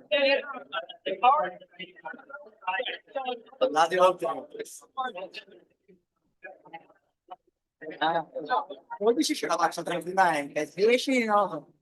Ma se poi qualcuno te lo fa vedere il tempo.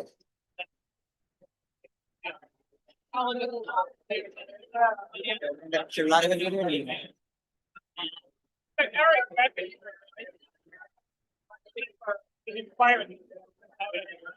From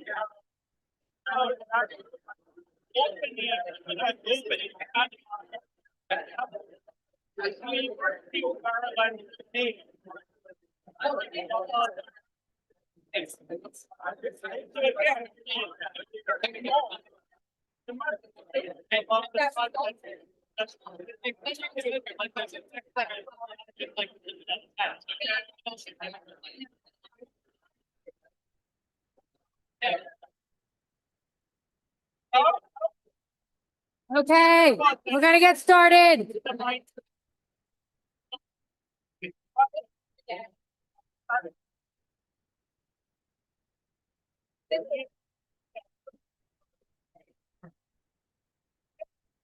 Just start. Can I wait for the time?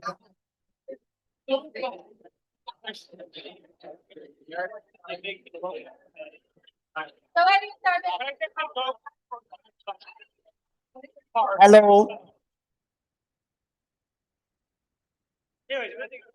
Should I start? Okay, thank you very much to the organizer for featuring this paper on the program. I'm Michele Giannola, and this is joint work with Amalia Di Girolamo and Giulian Zarate on the institutional transmission of social preferences.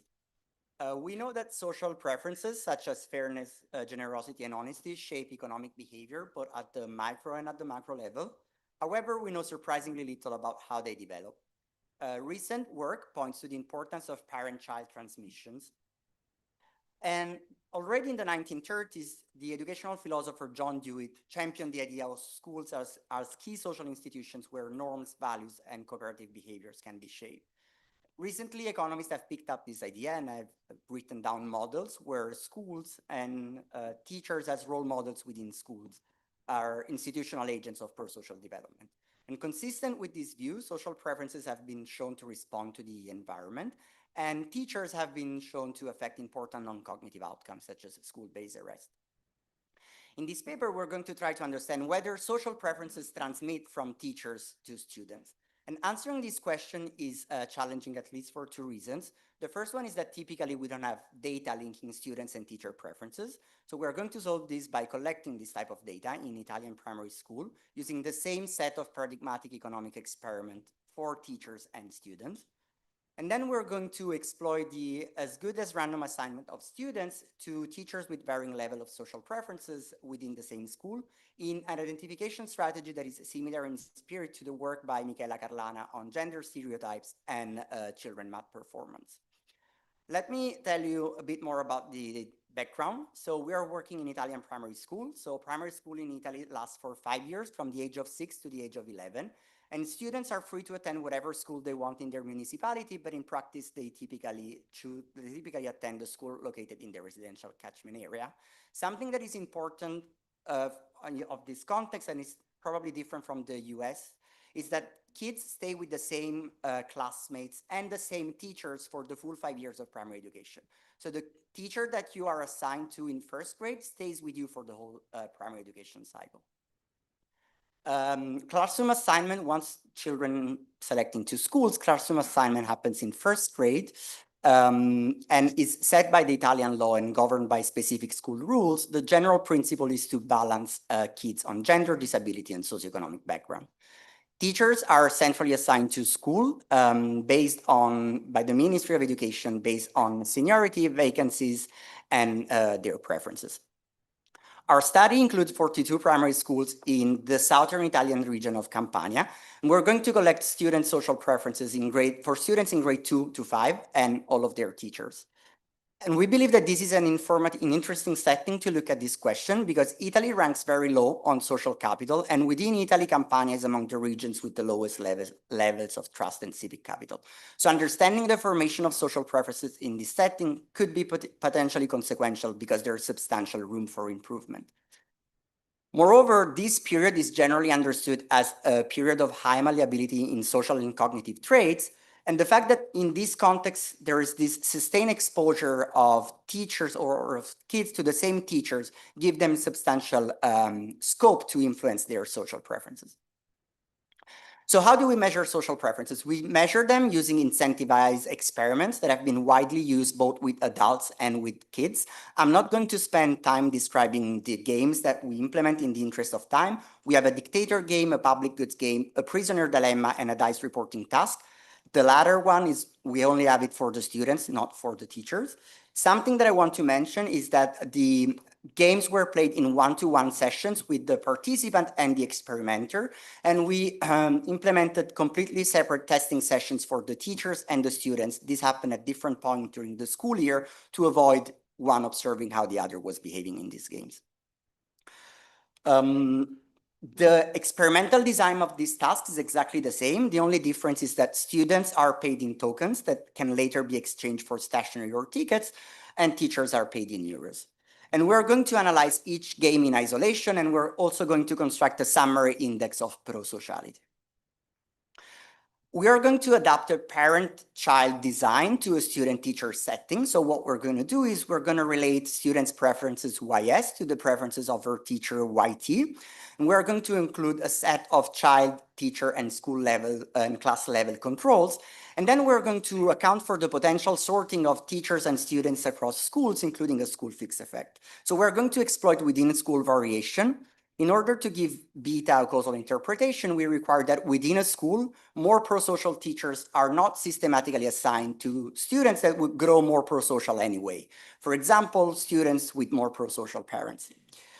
This could be violated if parents were able to identify teachers at the time of enrollment in first grade, were able to identify teachers with higher level of social preferences and try to informally influence classroom assignment. We don't think this is a particularly compelling story, as social preferences are somewhat hard to observe, at least the first time you enroll your kid into school.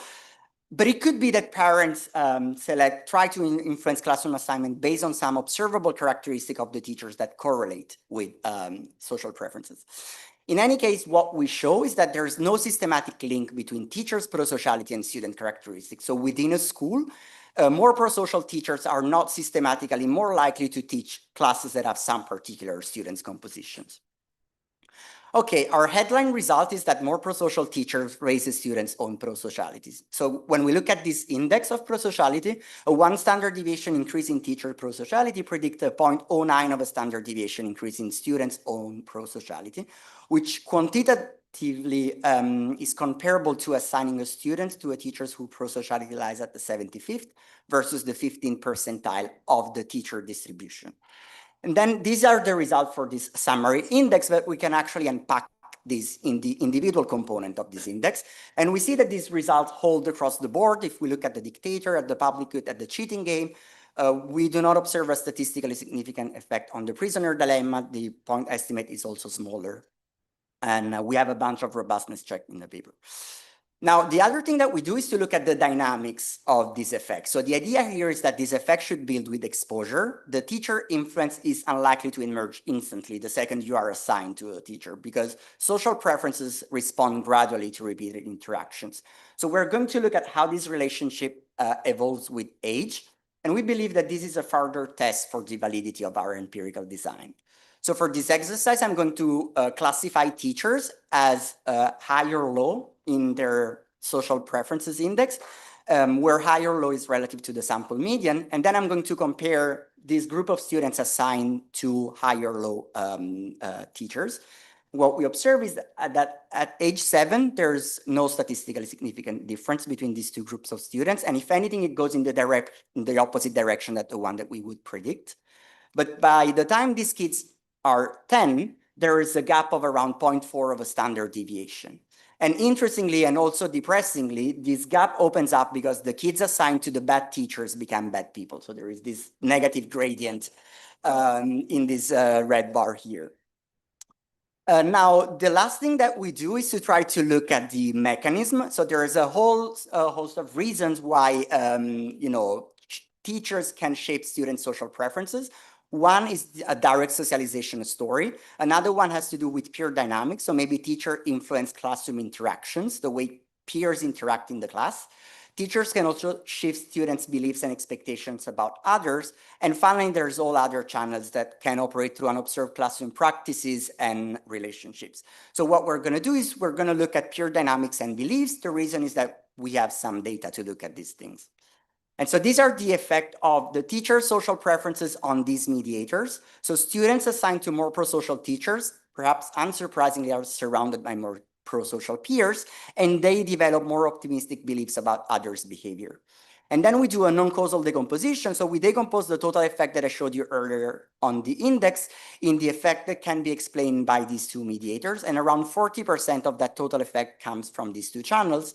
The remaining 60% comes from other unobserved factors, which include the direct socialization story. Okay, so what is the key takeaway of this paper? Teachers are institutional agents of pro-social development. And in particular, we show that social preferences can be shaped by the everyday school environment, not only by families and reform to formal school curricula. And this has important implications because teacher selection, training, and classroom practices may affect outcomes well beyond test scores. And this is something that we hope to be working on more in the future. So thank you very much.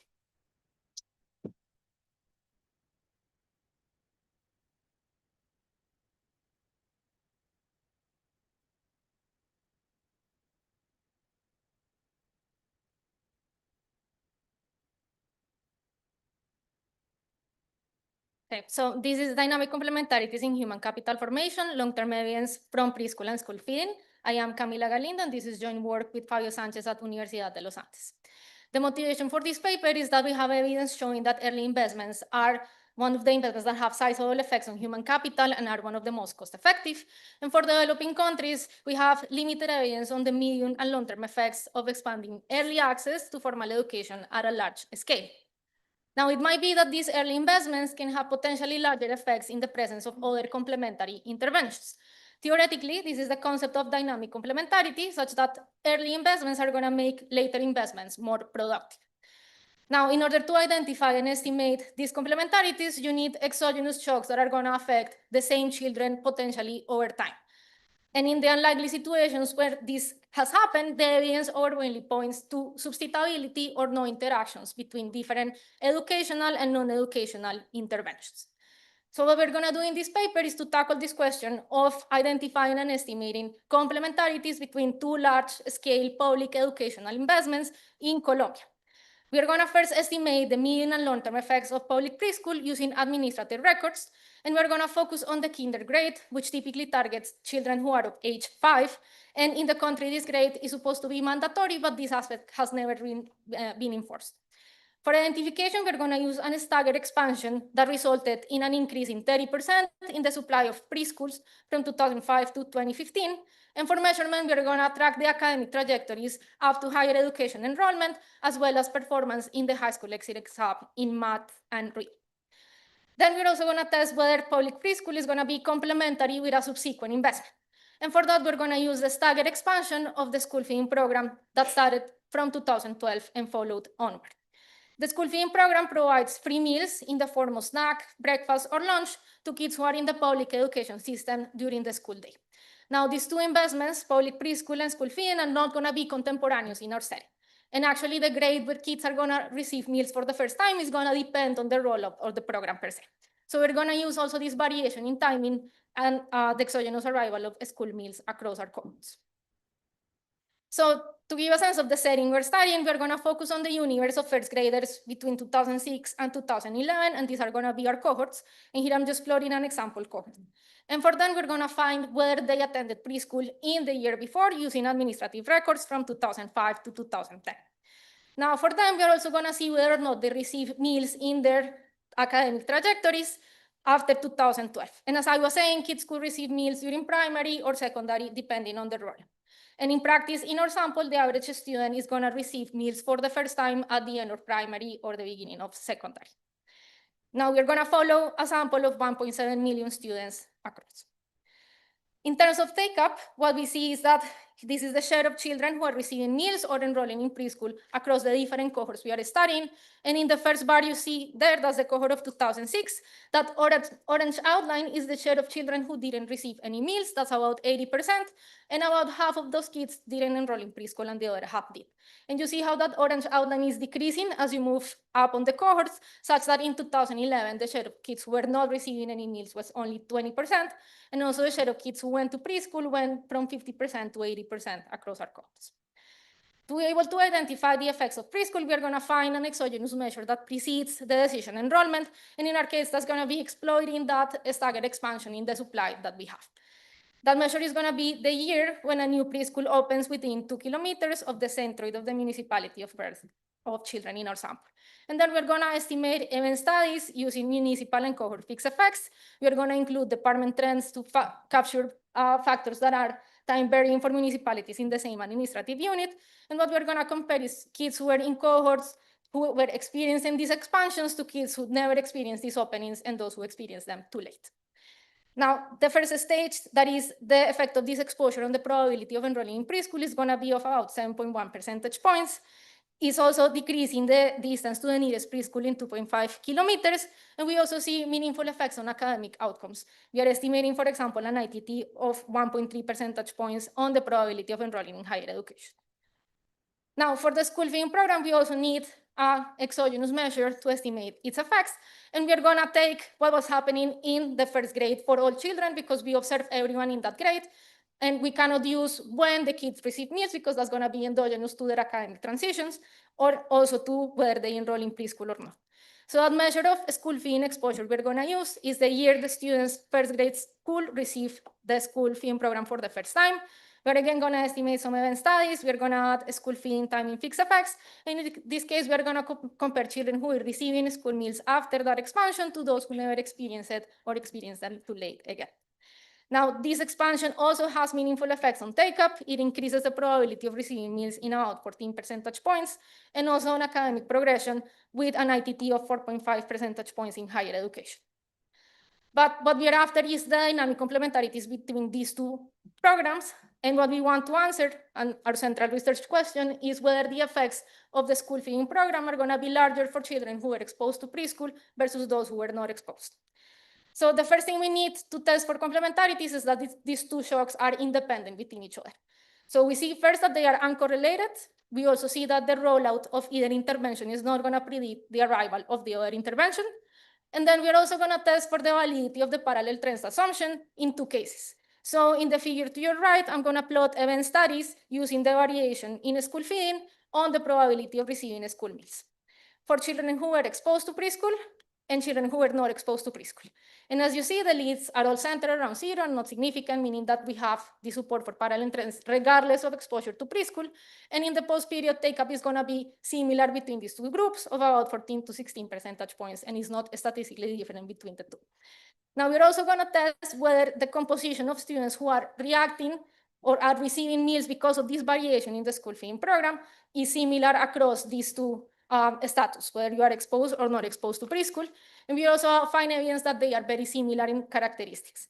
So we take these pieces of evidence to say that any interaction for these two interventions is gonna be evidence of dynamic complementarities, not driven by differential take-up or differential composition of students reacting to the program. We are gonna estimate a triple diff, where beta is gonna give us the effect of exposure to preschool in the absence of school feeding. Gamma is gonna be the effect of school feeding without preschool.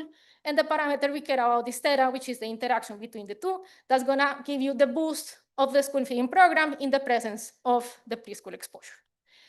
And what we find is that in practice, there are complementarities on academic progression. So here I'm highlighting that interaction estimate. And for example, if you focus on the last column, then the effect of the school feeding program on the probability of enrolling in higher education is going to be 2 percentage points higher for children who are exposed to preschool versus those who were not exposed. Now, we also don't observe complementarities on average for academic performance, but then what we want to test is whether the timing of the arrival of the second investment matters for these complementarities. So what I'm showing you here and in the x-axis is going to be the difference between the years where the preschool, the school feeding program arrived relative to preschool exposure. So that is 2 to 3 years after preschool exposure. And then the last group is kids who received that school feeding program 8 years after preschool exposure. If you focus on the first group, 2 to 3 years after preschool exposure, what I'm plotting here is the interaction effect for the probability of scoring above the 25th in the triangle, the 50th in the square, and the 75th percentile in the circles of the math distribution. You see how those interaction effects are larger when school feeding follows shortly after preschool, but once it gets to 8 years after, then there are no these interaction effects. Now, importantly, in the window from 2 to 7 years, kids are roughly in primary grades. Once we get to 8+, then that means that the school feeding program is arriving in secondary grade for these kids. So to conclude, these two investments are going to be complementary. The size of the complementarities depends on when that second investment arrives. And we are also finding that in the absence of that follow-up investment, preschool seems to not have any meaningful long-term effects. Now, in the paper, we're also translating these estimates into welfare using the marginal value of public funds. And we find that for that short arrival of school feeding relative to preschool, you're going to get $7 for every dollar the government spent. And that decreases to $3 when the program arrives 8 years after. So complementarities are going to be key to evaluate the long-term welfare effects of interventions on children. Thank you.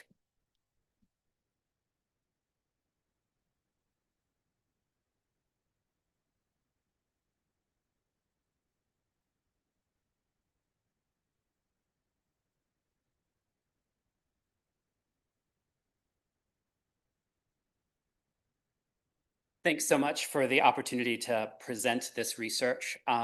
It's joint with Carla Coccia and Martina Jakob, who are both two wonderful postdocs that will be looking for jobs in the near future, great Swiss economists working in education, and Maurizio Romero at ETAM. And this is a paper basically about the idea that staying in school requires both having a plan to stay in school and then following through on that plan. It's a distinction that I really haven't thought about in like nearly 30 years in working in this area, but it really became salient in this project. Project overall was motivated by the fact that in my lifetime, we've made enormous progress towards universal primary education. But unfortunately, that progress kind of stops there. And there are large, persistent gaps between net enrollment rates in secondary school and in primary school. Across lower and middle income countries, that gap's about 27 points. In Central America, the country with the largest gap is Guatemala, where it's at about 43-point gap in enrollment between primary and lower secondary. And there's been no progress on that gap in the last decade. That's where we step in. Stepping into this space, motivated by this question, the first thing that we encountered when we began working with the government of Guatemala on this problem is what to us was a really surprising puzzle. Okay? This is data taken from our control sample. I'll get into our sample in a second. It's basically poor, rural, mountainous, indigenous Guatemala. Okay? And what we asked is about 4 months before the end of primary school, we asked our 13-year-olds, hey, do you want to continue to lower secondary school? 80% said that they did. We asked their parents. 78% of their parents said that they wanted them to continue through to lower secondary school.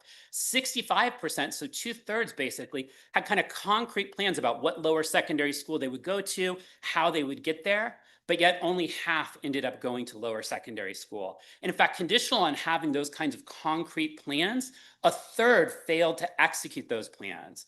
This is 4 months before the end of primary. We also talked to these control kids 2 months before the start of lower secondary, and still 1/3 with concrete plans failed to follow through on those plans over a 2-month period. That really surprised me. In part, it surprised me because so much of the work that we have on these primary to secondary school transitions are about manipulating people's plans or desire to go to lower secondary. But we're in a population here with very low schooling rates that really wants to continue, has plans to continue, but isn't able to follow through on those plans. So what we have here is a design that is making a first attempt to try to separate out those motivation issues from the follow-through problem of following through on the plans that you have.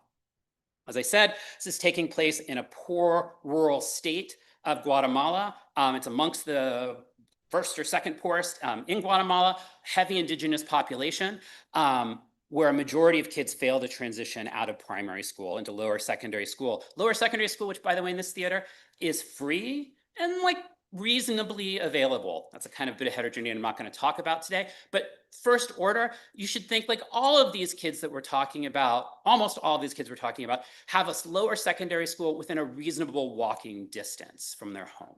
Okay, so what are we going to do? We're working with 231 different schools for a school level randomization where we have schools sorted into a control arm, an information arm where we have 5 sessions in the school, 2 of which involve the students' parents, where we go in and we work with this entire 6th grade class, and we provide information about the value of education, laws relative to education, and also some of the risks and laws relative to alternatives to education, such as work and migration.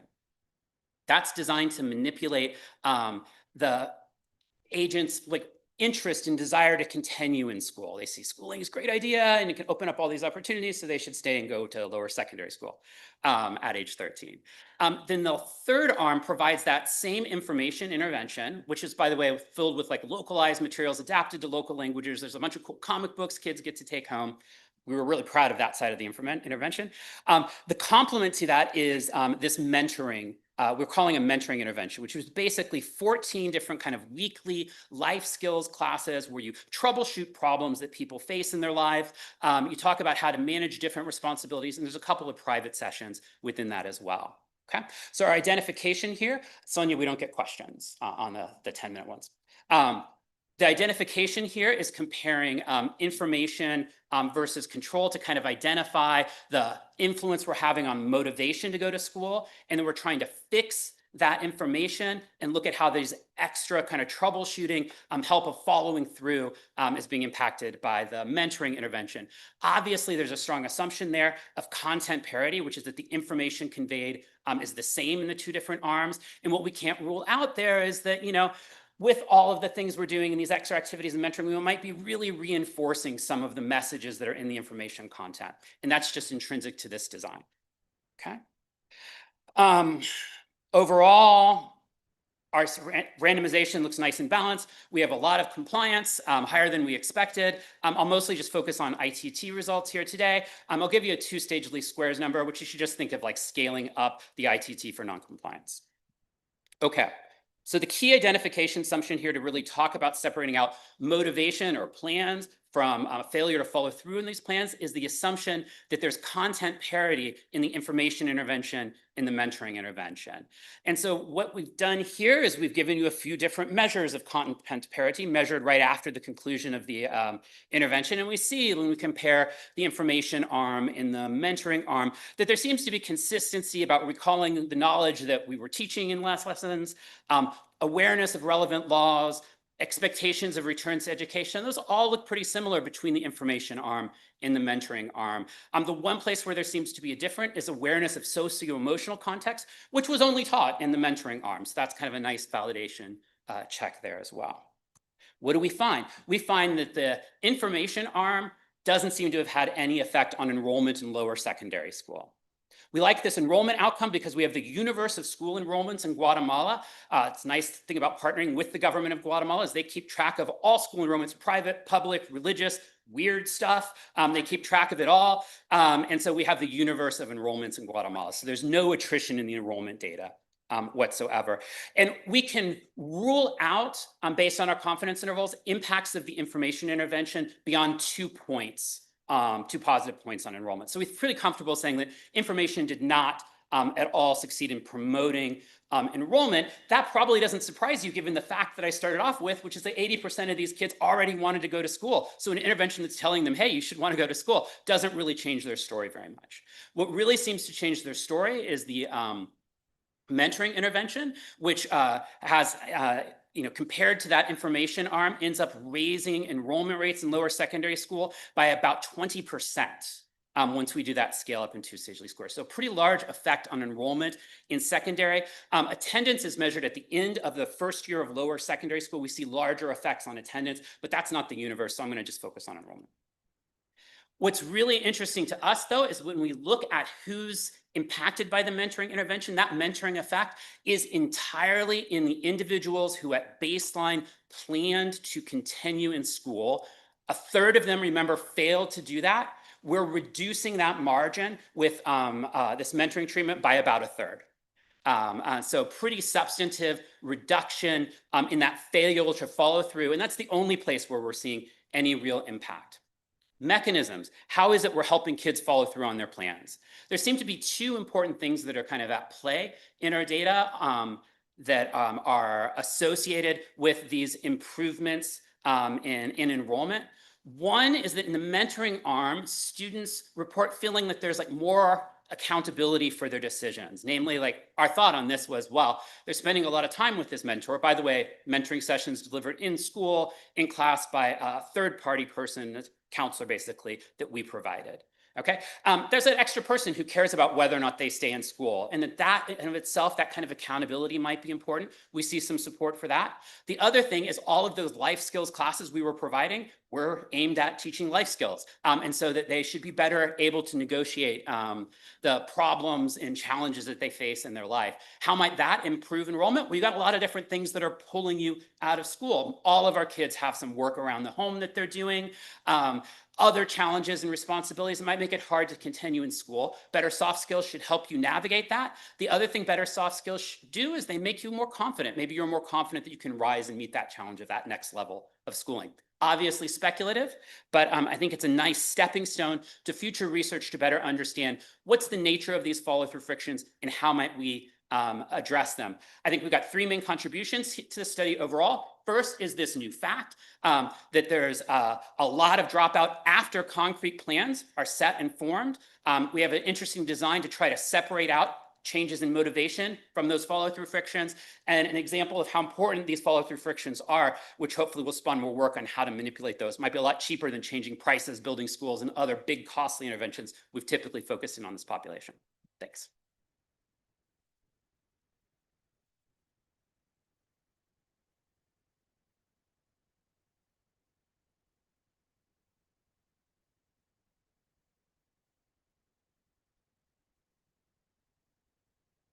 All right, thanks very much. Thanks for including us on the program. So this is joint work with Rebecca Jack and Danny Tannenbaum. The standard disclaimer here applies. These are our views and not those of the Census Bureau. So when we talk about the landscape of parental leave in the United States, the discussion usually starts with benefits. Okay, and access to parental leave benefits in the U.S. has actually expanded pretty steadily over the last 25 years or so. There's still no national paid leave policy. And so, benefits lag quite substantially other countries. Within the United States, this situation has led to really a patchwork of publicly provided benefits, private and informal substitutes, and access to these benefits is really strongly correlated with socioeconomic status. So these facts are really well known. What's less well known is how much leave parents actually take, how much work people are doing in that narrow window of time around the birth of a child. That's despite the fact that the decisions that people make during this time frame are there's good reasons to think that they're important for a wide range of outcomes. The gender gap in the labor market, maternal health, child well-being and development. And so what we're doing in this project is we're hoping to shed some light on these questions and push these questions forward. Who takes parental leave in the United States? When do they take it? And what can we learn, what can we learn about the factors that drive their decisions? So what I'm going to show you today is some new descriptive evidence, and this is going to be based on two sources of data. The first is the Census Household Composition Key. Okay, so this is based on Social Security Administration records. You can think of this as the near universe of US-born children linked to their exact date of birth and to their parents. Okay, so we're going to take the parents from this sample. We're going to link it at the individual level to the American Community Survey. Okay, so this is a large-scale cross-section of the US. It's collected continuously, and there's two pieces of information here that are going to be important for our purposes today. The first is that we see in the restricted version here, we see the exact date of the interview. Okay, so that's going to allow us to place ACS respondents' answers to these questions in time relative to the birth of a child. Okay, this doesn't depend on co-residence, and in fact, the child may not even be born yet. The second piece is we're going to use the battery of questions about work activity in the previous week. So this gives us, with a very short recall period, some answers about what these people were, what these parents, I should say, were doing with their time in a high frequency, narrow window of time.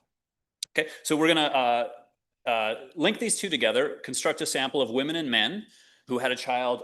What I'm showing you today is between 2005 and 2019, so everything is pre-COVID, and they were interviewed in the 6 months before or the year after the birth of the child. So this is going to give us a pretty big sample. You can think of this representing about 1 in 70 births in the United States over this time frame.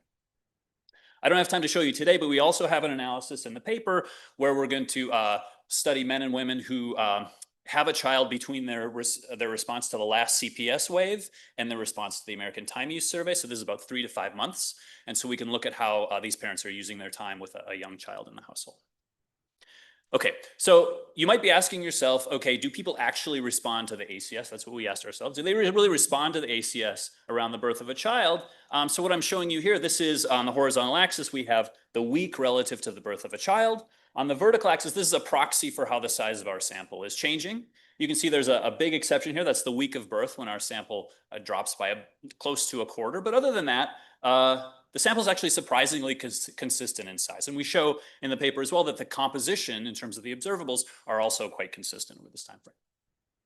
You also might wonder whether our linkage is actually picking up births. Well, here we can use a question in the ACS where women are asked, have you had a child in the last year? So that's what I'm showing you on the vertical axis here on the right. On the horizontal axis, again, is the time relative to childbirth as measured in the CHCK. And you can see it goes from pretty close to 0 to pretty close to 1. So this suggests to us that our linkage is working quite well. So how are we going to measure leave taking? So we're going to use, there's two key questions in the ACS here. These are pretty much exactly the questions in the CPS as well. And what it asks is, last week, did this person do any work for pay, even for as little as 1 hour? Okay. If the people say no, then they're asked, okay, well, are you employed but absent from a job? What's going on there? And so what we're going to use is we're going to use these answers to these questions to classify people as employed and working, employed but absent, or not employed. Okay, so this is important to think about because you want to interpret our results here as capturing an extensive margin of leave where people are truly disconnected from their job, they're not doing any substantial work, and they're focused on things like recovering from childbirth, bonding with a child, supporting the family, that sort of thing. Now, in the paper, we do some sort of pressure testing of these measures. We think they're actually, not only is this a policy relevant margin of leave, but it's not driven by things like remote work. It's not driven by people misunderstanding questions about paid vacation. We think this captures their activity quite well. So what we're going to do here is we're just going to use these responses and the timing of birth to estimate this event study specification. You can think about the results I'm going to show you here as regression adjusted means around the birth of a child. Okay, and I can show you some main results here. Once again, on the horizontal axis, I have the week relative to the birth of a child. On the vertical axis, I can, to start, I can show us fathers. So fathers are employed, about 93% of them are employed. That doesn't really change during our sample time. Mothers are also by and large employed. Okay, about 70% are working 6 months before childbirth. That declines steadily over the last 2 trimesters and then recovers to reach pretty close to 2/3 by the end of their first birth. So you can think about moms in the United States as most of them are working, and of those that are working, they keep working all throughout this time frame. Okay, now I can also show you the share who are not only employed, but also at work. Okay, this is the solid line here on the bottom. And you can see that this is our leave taking, people absent from work, really picks up in that last few months, or sorry, I should say last few weeks, excuse me, before the birth of a child. But it recovers quite quickly. Okay, moms in the US tend to go back to work quite quickly. And in fact, even a few weeks after childbirth, close to a quarter of moms report that they're doing some substantial work. Again, this is not driven by people doing remote work or a small amount of work. This seems to be people who are physically commuting to work.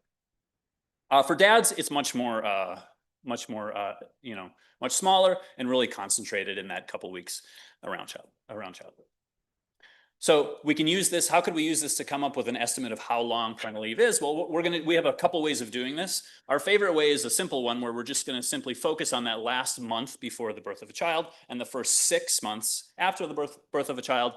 And we're going to estimate the length of leave conditional on employment by simply summing up weeks of leave conditional on unemployment. And if you do that, it'll give you an estimate of about 7.2 weeks for mothers and about 0.6 weeks for fathers.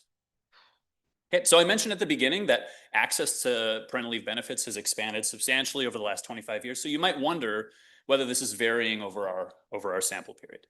And in fact, our sample is large enough that we can do this.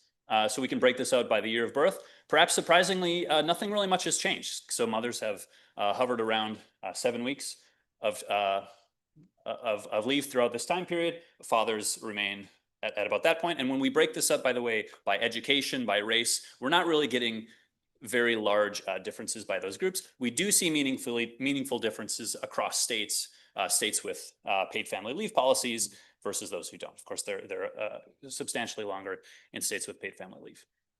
Now, this also isn't driven by changes in exit from the labor force. Okay, so here I'm showing you how employment has changed over the last, since 2005. So the dot here is going to be employment in the 6 months prior to childbirth. The arrow is showing you how employment changes after childbirth. Okay, fathers, of course, not much is going on there. Mothers, if you think about the vertical length of those arrows, the share of mothers dropping out of the labor force hasn't really changed, but more and more are working even before and after childbirth. So if anything, what we learned from this analysis here is that parents in the United States are working more than ever. Okay, so just to conclude, what I showed you here is some new descriptive results using a linkage between these survey and administrative data. I think the main takeaway here is that paid leave is quite short. People are doing a lot of work. And that hasn't really changed much over time, despite the expansion of parental leave benefits. And in fact, we show in the paper that if you compare across these groups, or even if you focus on mothers in states with paid family leave, the length of leave is a lot shorter than the length of the paid leave benefits that are available to them. So what this suggests to us is that to the extent that policymakers are interested in encouraging parents to take more leave, take more time off, they're going to have to pay attention not only to generosity of benefits and the length of benefits, but also other factors like other frictions and other features of labor market institutions. All right, thanks a lot.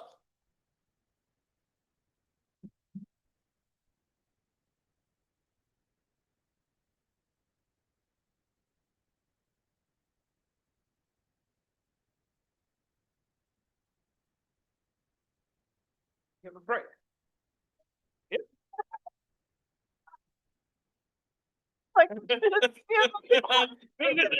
It was like this freeze. I was like, I looked at the program. It's like, here's a break.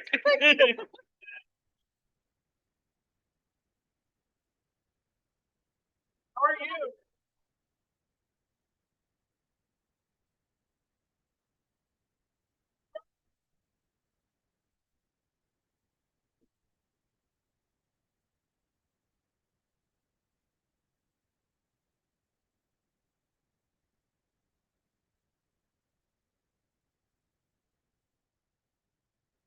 Yeah.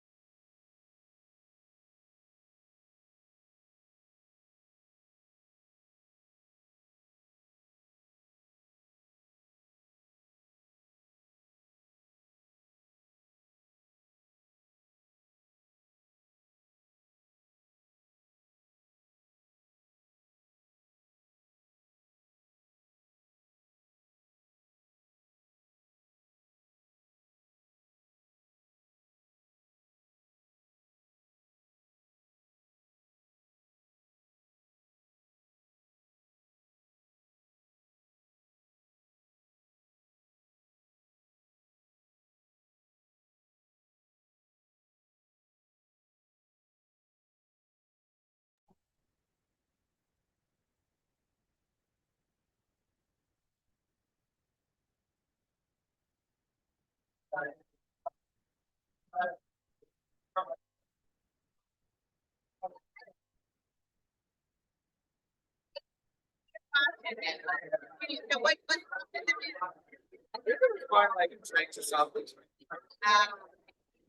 know.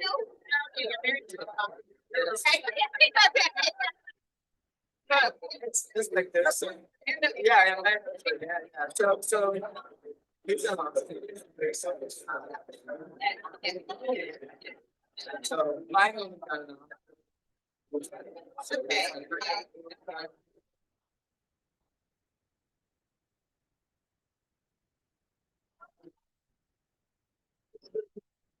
Because it's so like I can see some. Yes, like all that.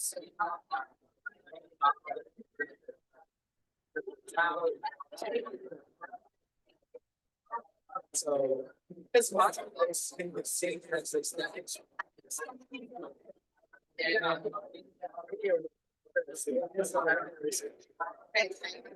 The same year, so it's very interesting.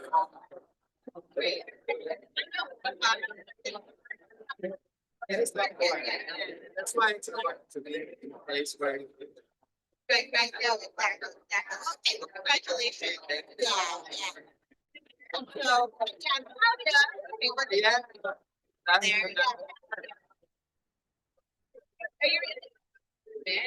Yeah, so my position is the city council.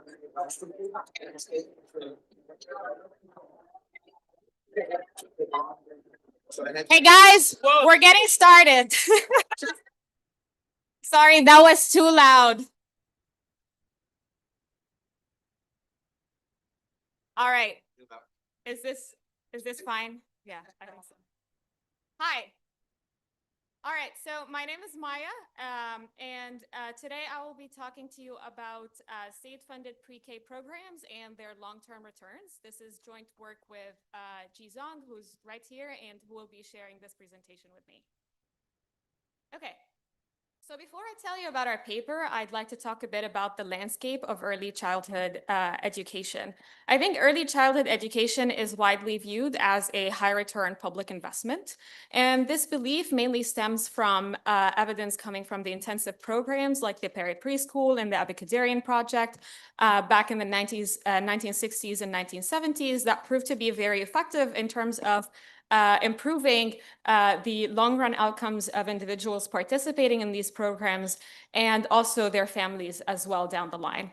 And of course, there's Head Start, and the evidence coming from Head Start is largely, in line with that as well, especially for the early years of adoption of the program. And so that evidence kind of motivated or helped motivate large public investments in state-funded pre-K. Individual states started funding their own programs. And so if we look at, we're going to borrow some graphs here from the NIER. If we look at the investment or how much states are spending on state-funded pre-K programs, we see a large increase over the 20-something years. And of course, as a result of that, we see an increase in pre-K enrollment, especially for 4-year-olds. So if we focus on the left-hand side figure here, we see that for 4-year-olds, the enrollment in pre-K has more than doubled over the past 20-something years. And then when we talk about, when we think about state-funded pre-K, we also have to think about the counterfactuals or the other available options. And so if we look at the, 4-year-olds who are attending any kind of public early childhood education program, we see the majority of them are attending state-funded pre-K. Now, of course, this is great, especially if we can learn from these early experiments and if we think that we can extrapolate from them and state-funded pre-K programs generate similar gains. However, modern funded or modern state-funded pre-K programs are very different from these early experiments, even different from Head Start along several dimensions. Now, I'm not going to go into the details of the different characteristics of these programs, but there are a few things that I want to highlight here. First of all, the amount of funding or the amount of money that is being spent in state-funded pre-K programs is very different compared to these early childhood education programs. So if we take the most extreme example, like the Epicadarian, for example, that was a shocking statistic for me. They spent more than $100,000 per child in that program. Whereas in state-funded pre-K, the national average spending is about $8,000, with a lot of variation across states as well. And so, of course, the amount of funding or the amount of spending in every program is going to be correlated with different characteristics, like, for example, program quality and what the services that are provided are. So if you look at the early childhood education programs, they're very intensive. It's not just about education. They also support the parents and provide other health services as well. The other thing that I want to highlight here is that the counterfactual conditions are also different. So back in the 1960s and 1970s, there were limited alternatives, whereas now there are other alternatives outside of, for example, state-funded pre-K programs. And so this raises the question of whether scaling up the programs or whether state-funded pre-K programs specifically can generate similar outcomes like these earlier experiments. In fact, there are, other papers that have looked at state-funded pre-K programs in other contexts, and the evidence stemming from these papers is fairly mixed. And so this raises the question of, first, are these programs actually effective? And two, what is it that causes this variation in the evidence that comes from state-funded pre-K? And so in this paper, we're going to try and answer these two questions. First, we're interested in whether modern state-funded pre-K programs improve long-run educational, behavioral, and labor market outcomes. We're going to try to answer this question using the staggered rollout of the Texas state-funded pre-K. It's a fairly large program. And second of all, we're also interested in learning about what is it or what are the factors or conditions that contribute to the effectiveness of early childhood education programs. And we're going to try to answer that using by comparing districts within Texas that have different pre-K implementation models. And we're going to talk about that more in just a little bit. Okay. So what do we find? There are three main takeaways in this paper. The first takeaway is that state-funded pre-K can generate lasting benefits. And so, like I said, we've got districts with different implementation models, which I'm going to talk more extensively about in just a minute. But we've got districts that provide pre-K for both age groups 3 and 4 at the same time. In those districts specifically, we see that state-funded pre-K generate long-lasting benefits in terms of improving earnings until age 27. So for example, at age 27, we see that those who have access to pre-K in those districts earn 4% more. We also see an increase in high school graduation by about 4% as well. And when we look at medium-term outcomes, we see improvement in test scores. Now, when we compare these outcomes to the effect of access in other types of districts, those that primarily serve age 4, we see largely null to even negative effects in those districts.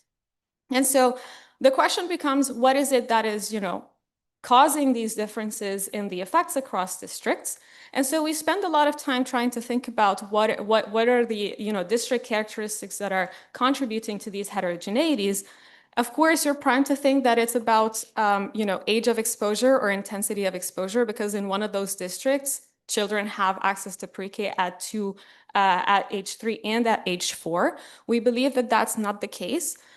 We also look at, alternative preschool options within districts. So we look at the availability of Head Start or other private preschool options. And we don't think that alternative pre-K options contribute to these heterogeneities either. We find suggestive evidence that it could be a combination of both funding levels in a given district and peer composition that appear to matter for whether a program is effective or not. G is going to talk a lot more about that later on in the results section. Okay. So what I'm going to do now is I'm going to walk you through the institutional background of the program, and then I'll tell you a bit about the data. And then G is going to take over to tell us about the empirical strategy and the results. All right, any questions so far? Great, okay. So in Texas, there was a educational reform in 1984. Basically, districts were required to offer free pre-K for 4-year-olds if they have at least 15 eligible children. Now, in Texas, at the time of implementation, eligibility was based on 2 characteristics, whether an individual is low income and whether they're an English learner. And so if someone met one of these 2 conditions, they are eligible for free pre-K. Now, the other, so you could think about this program as a targeted program because it's free for eligible students only. But one interesting feature about the program in Texas is that they offer tuition-based seats. So even if you weren't eligible for free pre-K, you can still attend if you pay tuition. And so this means you're going to have, students of different socioeconomic backgrounds attending preschool at the same time. The other feature about the law is that they don't require districts to provide pre-K for age 3. This is completely up to the district. They say if a district has 15 or more eligible 3-year-olds, they may provide pre-K for age 3. And so this means that, availability of pre-K in a given district is going to be based on anticipated enrollment in any given year. So if the district thinks that they have enough students to enroll, they're going to offer pre-K. And so this is going to, what that means is that children of the same age are going to face different access to pre-K depending on where they turn 3 or 4 of age. Okay? So that's the kind of variation that we're going to be using. Now, by the nature of the law, when we look at the data, we see that there's going to be different types of districts, and I kind of alluded to that earlier. There's going to be districts that provide pre-K to both age groups at the same time. So whenever the district starts offering pre-K, they're going to provide it to both age groups simultaneously. There's going to be districts that provide pre-K to age 4 only. And then there's going to be districts that provide pre-K for age 4 first, and then expand sequentially to age 3. Yes.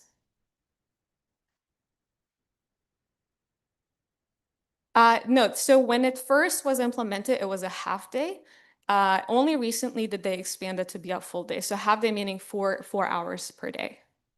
Yes. So is the state covering all the costs of?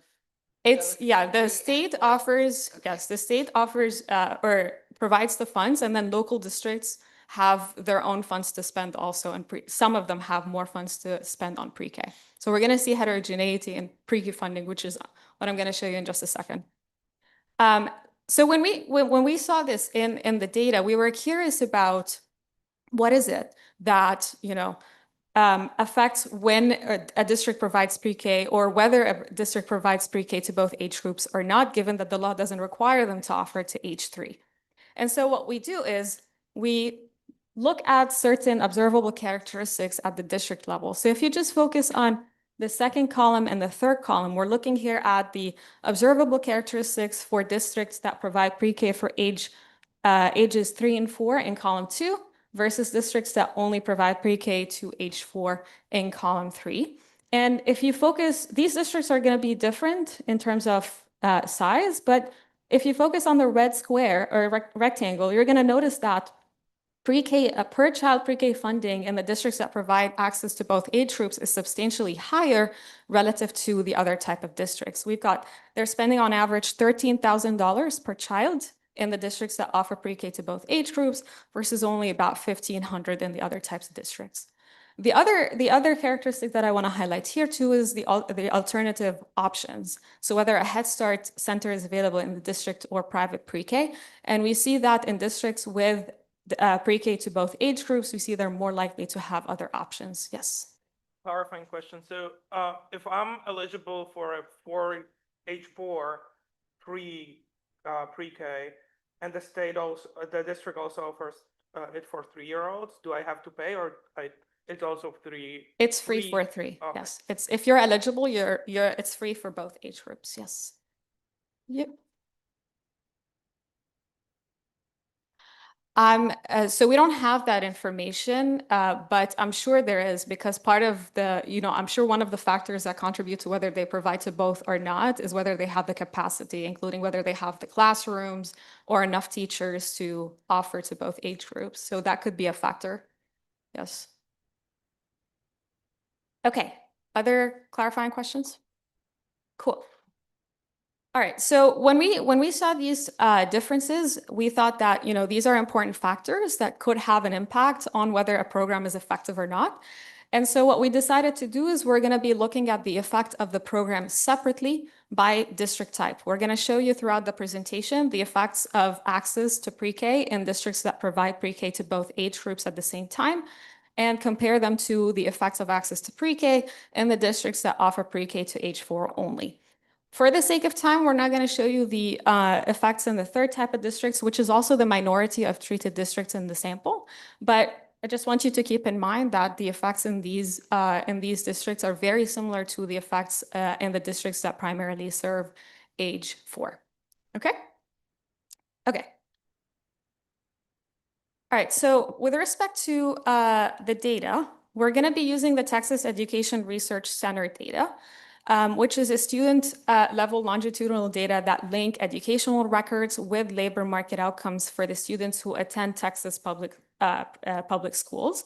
So we're able to observe anyone who attended public school in Texas, including their educational records from the moment they enter the public system until they graduate high school, go to college, in addition to their earnings.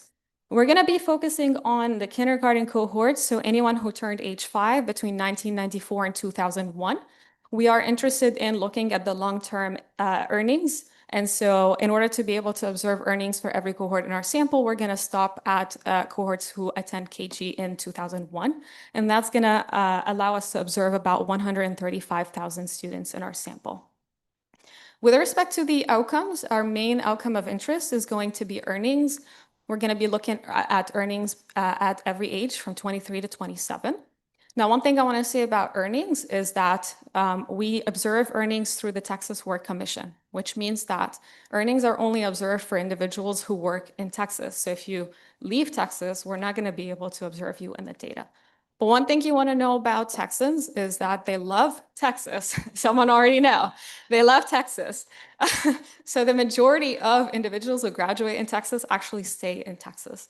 But in any case, we're going to be looking at the extensive margin. So we're going to be looking at the probability of having positive earnings at every given age. We're going to show you these results first. And then we're also going to be looking at earnings, both conditional on observing earnings and unconditionally by replacing the missing values with zeros. So that's going to be our primary labor market outcomes. We're also interested in educational attainment. So we're going to look at the probability of graduating high school and also high school graduation time. And we're going to be looking at college enrollment and graduation in addition to juvenile justice records. So we're able to observe juvenile justice until you turn 18. In addition to that, we have several different medium-term outcomes, as we call them, including test scores, disciplinary records, and grade retention. I think I'm going to turn it over to G now to tell you about the empirical results and the empirical strategy and the results. Okay, thank you, Maya. In this paper, to identify the causal effect of access to pre-K on children's outcome, we utilized the staggered rollout of pre-K programs in Texas across school districts. Right. To estimate the impact, we used the Sun and Abraham 2021 method, which can overcome the negative way or other potential issue from the traditional two-way feedback model when the treatment is staggered. Okay. For the presentation today, we only show you the intent to treat effect. So here, an individual eye in cohort C is treated if they turn 4 in district where pre-K is only available to 4 years old. And in districts where pre-K is available to both 3 and 4 years old, an individual is treated if they turn 3 or 4 when pre-K is available. Okay. Our control groups are those children from districts without pre-K access by 2000. Okay. The key identifying assumption of this model is the parallel trend assumption. In a few slides, I will show you the event study figure, which show that the treatment group and the control group would change similarly before pre-K access. Yes. So you said eligibility based on 15 children. So, you know, Yeah, that's what we tried at the beginning. So, but the data is kind of like, it's not match what they say in the policy. Yeah, that's why we use the idea here. Yeah, good point. Okay. Now, let me show you the first state result, the impact of access to pre-Ks on pre-K attendance. The figure on the left show you the result in districts with pre-K access to both 3 and 4 years old. In general, access to pre-Ks in this district increases pre-K attendance by 10 percentage points, right? With the law passed, was it 1984 or 9? Or is this? 1984, that's a good point. And then How many places adopted by 94 are you're leveraging kind of data when you adopting districts or what?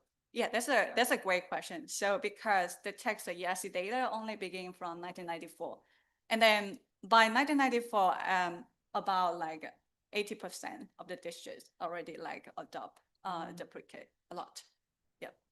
So you're getting the effects for Later. 20% of that 27%. Yeah. Instead of $40. Yeah, that's right. Okay. Yeah. Yeah. Okay. And then we observe like a larger pre-K attention rates in those children who are eligible for the pre-K, the free pre-K program, and they are like low income kids and they are English learner. Okay. And we also see some effects on those children who are not eligible for the free pre-K, just as Maya mentioned. So if you pay their tuition, you can still attend the preschool in Texas. Okay. And when we look at the result in districts in where they provide pre-K to 4 years old only, you can see the impact on pre-K attendance is much larger. It increased by about 20 percentage points. And then we see similar pattern among those children who are eligible and ineligible for the pre-K. We see larger effect on those children who are eligible for free pre-K. Maya? So is this like, are you scaling it by just like the number of slots? Like I was wondering, like are the places that provide only 4-year-olds, are they just like bigger centers than the ones that, I understand obviously there's a whole extra year that the ones that provide the 3 and 4-year-olds have, but is there a sense in which how many slots these places are offering?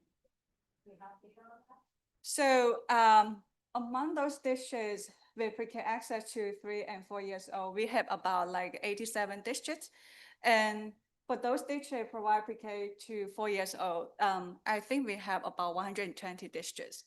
And it could be they have more seats so that the pre-K attendance rate will be much higher in that district. Might it be helpful to understand these numbers, like on a per capita kind of basis? Back to Yana's question about staffing. We can have larger classrooms.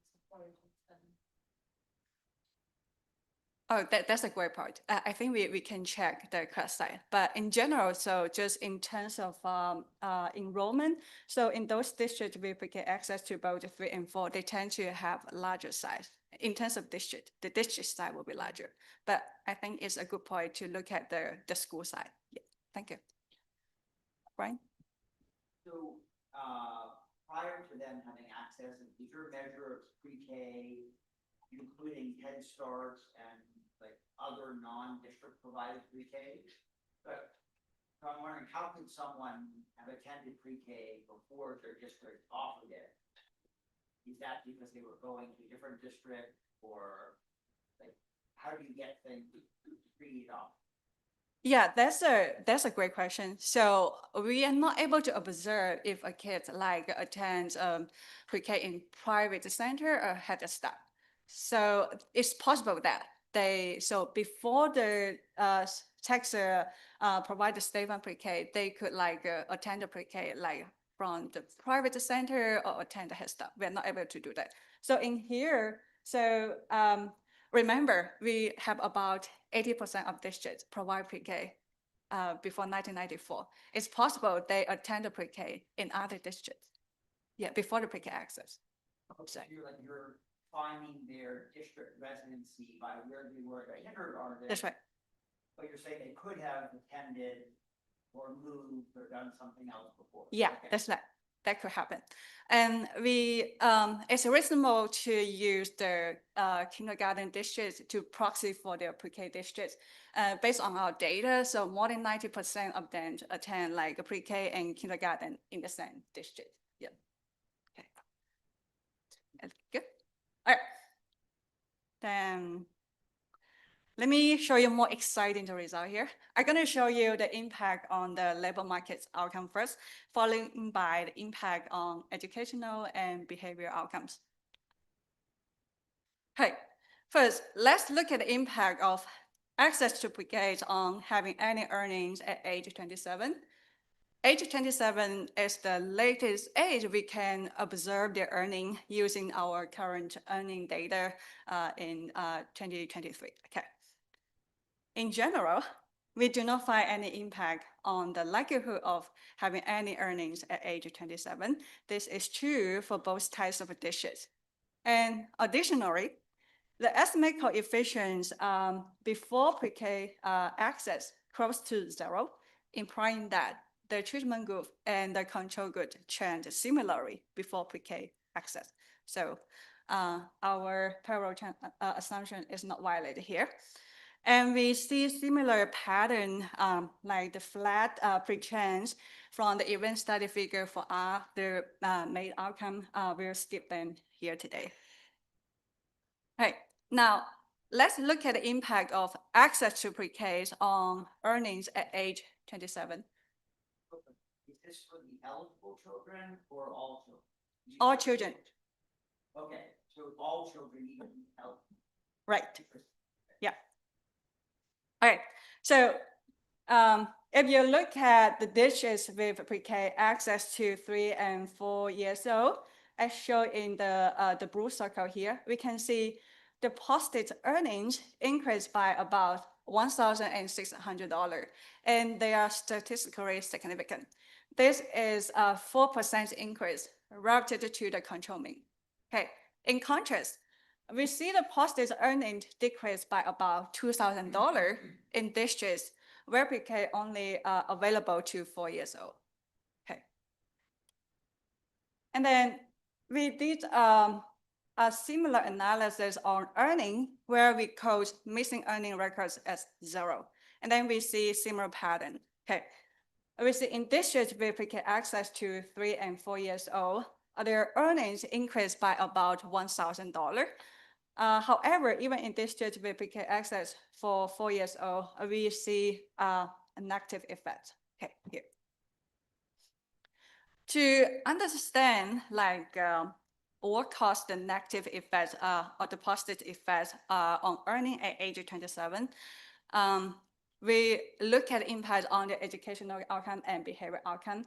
And before that, I want to mention, so even though here today, I only show you the result on earning at age 27, which will be a good proxy for their lifetime earning, we tend to find similar effects for earning from age 23 and 26. Okay.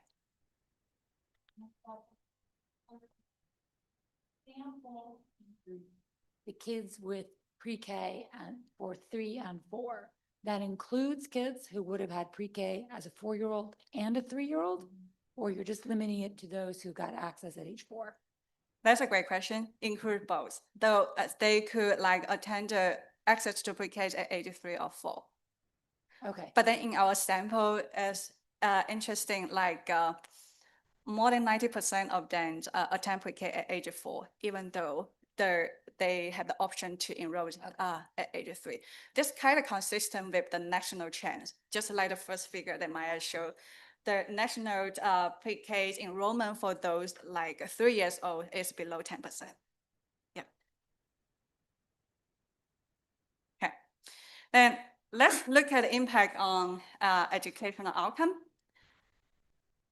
Right. So the blue circle show you the result in districts with pre-K access to 3 and 4 years old, and the red rectangle show you the result in districts with pre-K access to 4 years old.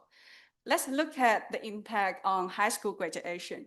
So we can see in districts with pre-K access to 3 and 4 years old, the likelihood of graduating from high school increased by about 3 percentage points, which is 4% increase relative to the control mean. And then we see similar effect size on the likelihood of graduating from high school on time.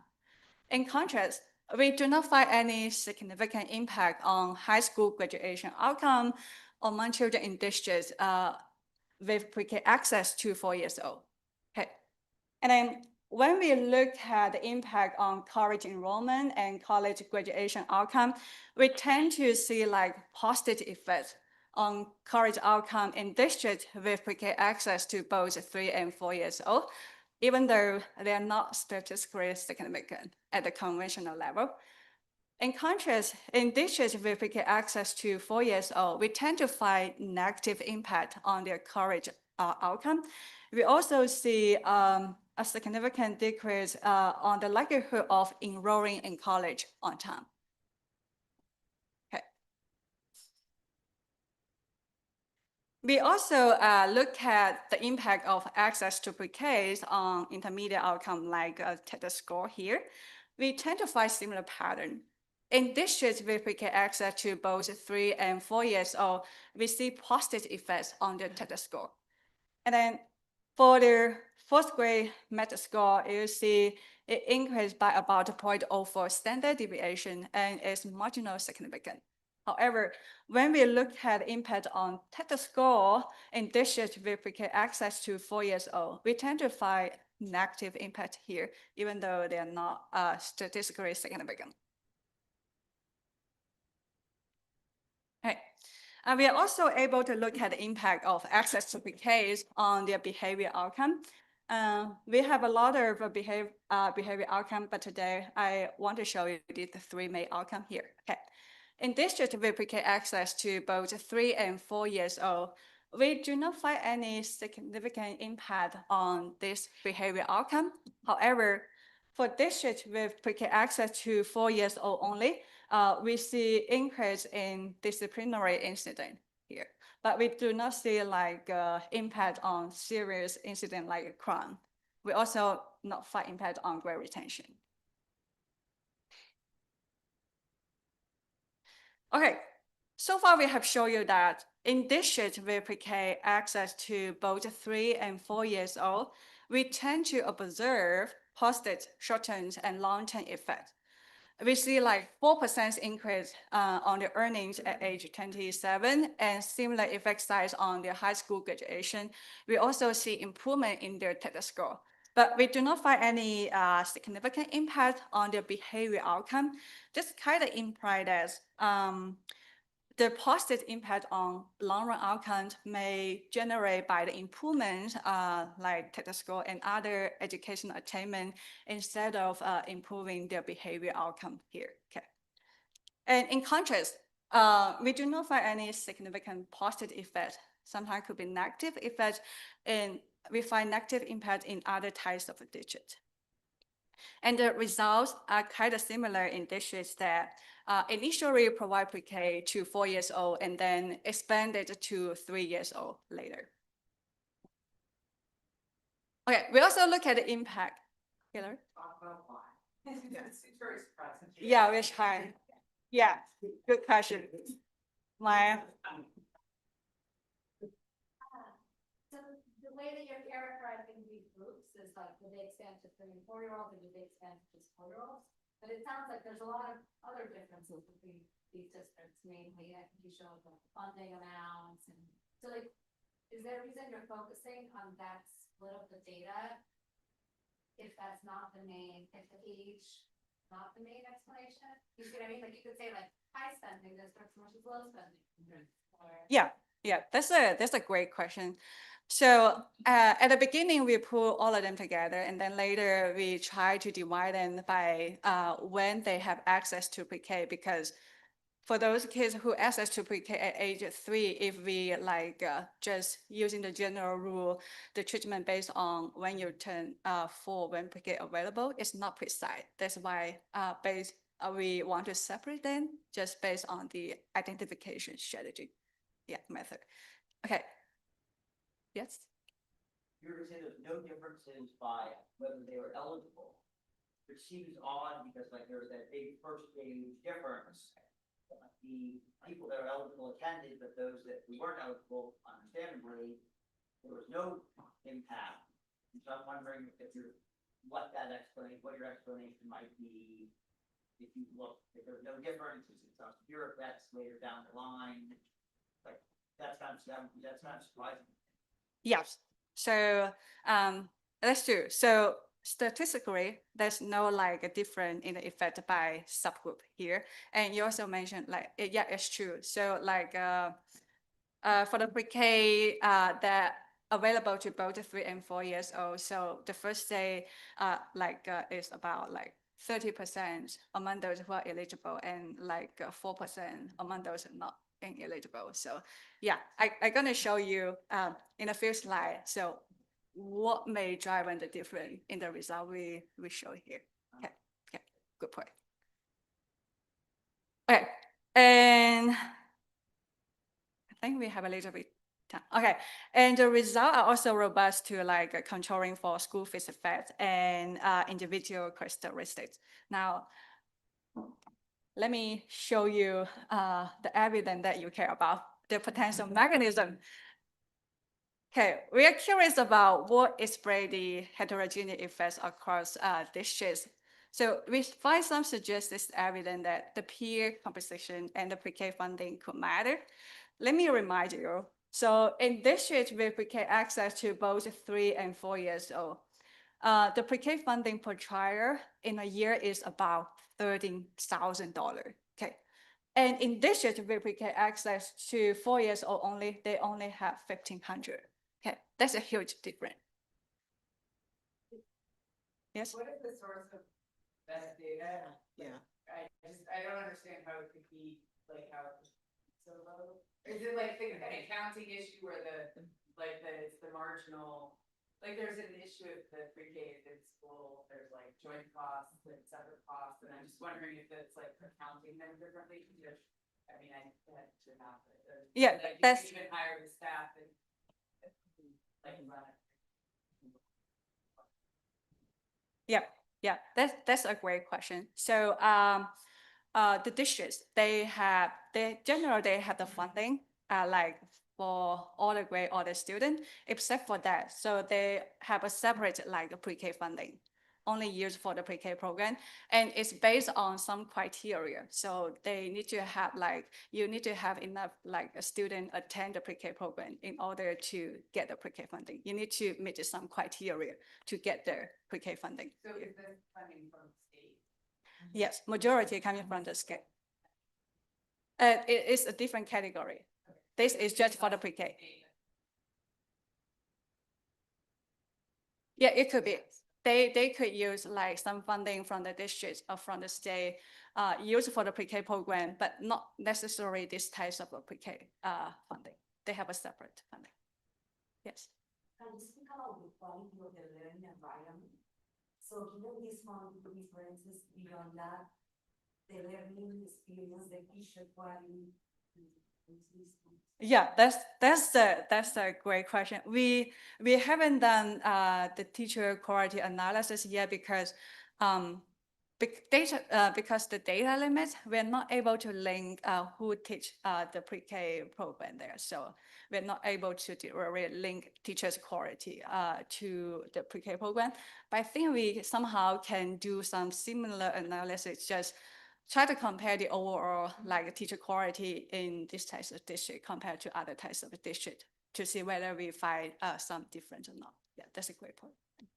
Yes. Are these pre-K in the 4 or the 3, like are they in elementary school typically or university, or might they be a standalone?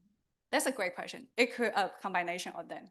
So in Texas, some school they only like have like up to like a kindergarten, and then some school they have pre-K and then elementary school and even middle school together. So it depends.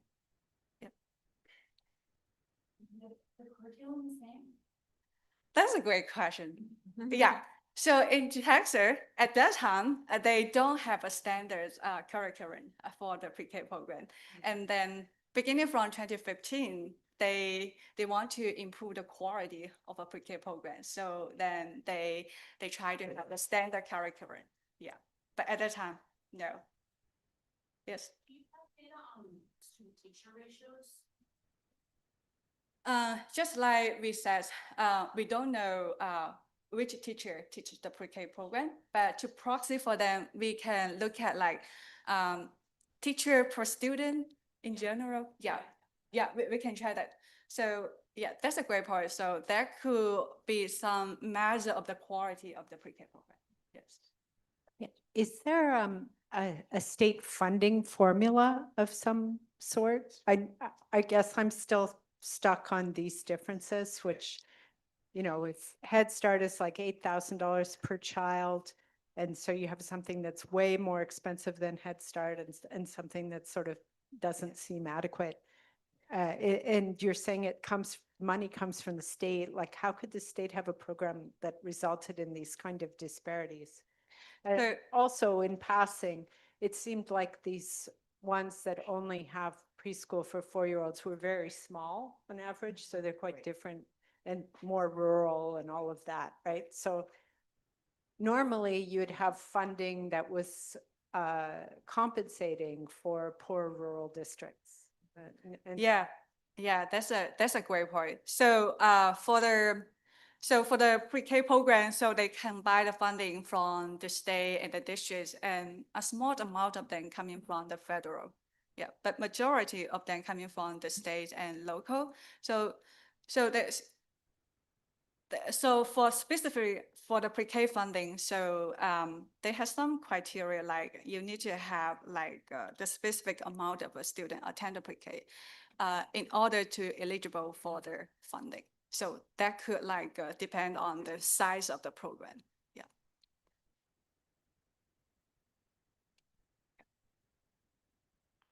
Okay. So in this figure, we divide its program type into two groups. So some districts, they will have like a higher share of low-income kindergarten in 1995, and another district will have a lower share of low-income kids in the kindergarten from 1995. So based on whether they are larger than the average of the low-income kids in 1995 or not. And then when we compare the result, it's interesting. First of all, the difference in the result between these two groups are not statistically indistinguishable from zero. However, the positive effect we show in the main result, like on earning and educational attainment outcome, are concentrated in those districts with lower share of a low-income kindergarten in the 1995. Okay. And in districts with pre-K access to 4 years old only, the negative effect we show, like on earning and on some educational attainment outcome, tend to concentrate in those districts with a higher share of a low-income kid here. Okay. Yes? You said you were going to talk about the counterfactual, but I would worry a little bit that what's happening on the right-hand side here is that those kids would have gone to Head Start or something like that, and that might have been a better program. I'm gonna talk about it later. And okay, so in here, our control group will be the same. Will be the children from those districts without pre-K access for this group. But that's a great point. That's a great point that the other preschool option could be important. I'm gonna show you the result of that. Okay, and then we do a similar analysis using the pre-K funding per child. So based on whether the pre-K funding per child is higher than the average across districts from 1995 to 2000 or not, we divide it into districts with high pre-K funding and districts with low pre-K funding. Okay, and similarly, we find that the positive effect we observe from those districts with pre-K access to both 3 and 4 years old are concentrated in those districts with higher pre-K funding. Okay, and the positive effect tends to like fail out in those districts with lower pre-K funding. And the result in districts with pre-K access to 4 years old tend to be mixed. For example, even among those districts with high pre-K funding, we tend to see like larger negative impact on the earning outcome, but slightly like larger positive effect on high school graduation here. So the results are mixed for this type of districts. Okay, and then next, we combine the pre-K funding and peer composition together and compare the result inside two groups. One group have high pre-K funding and low share of low-income kids. Another with low pre-K funding and high share of low-income kids. We see a clear pattern here. For example, we see better outcome in general in districts with high pre-K funding and then have a lower share of low-income kids. And this is true in districts with pre-K access to 4 years old. Okay. And then Elizabeth mentioned, so how would the cultural factor impact the result we observe here? We find no evidence supports that other preschool option or the timing and the mechanism. So, for example, here, we compare the result in districts with other preschool option versus those without other pre-K option. The results are mixed here. They are not consistent. Okay. And you may wonder, how could the timing and intensity of exposure play a role here? For example, if a kid's access to pre-K at age 3, the result could be different if they access to pre-K at age 4. So we do not find evidence here because in our sample, more than 90% of them attend pre-K at age 4, even though in districts where pre-K is available for both 3 and 4. Okay. And then in another district, when they expand the pre-K to 3 years old later, we don't find a positive effect on children's outcome. Okay, let me wrap up. So in this paper, we asked, do state funds pre-K programs improve long-run outcome? The answer could be yes. So access to pre-K could generate lasting benefit.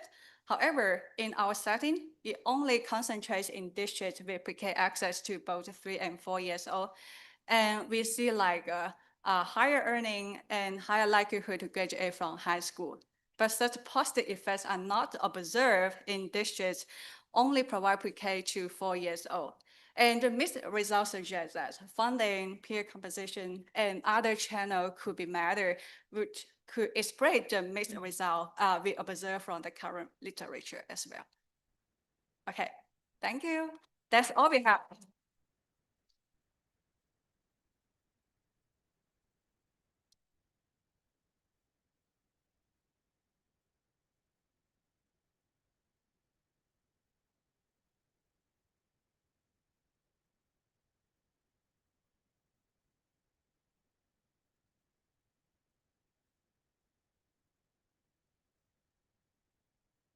Okay, hi everyone. My name is Adrienne Savity, and I'm an assistant professor at Stanford. Thank you for having us. We're super excited for your feedback. I'm going to present this paper entitled The Impact of Preschool Entry Age on Low-Income Children's Use of Health and Social Services.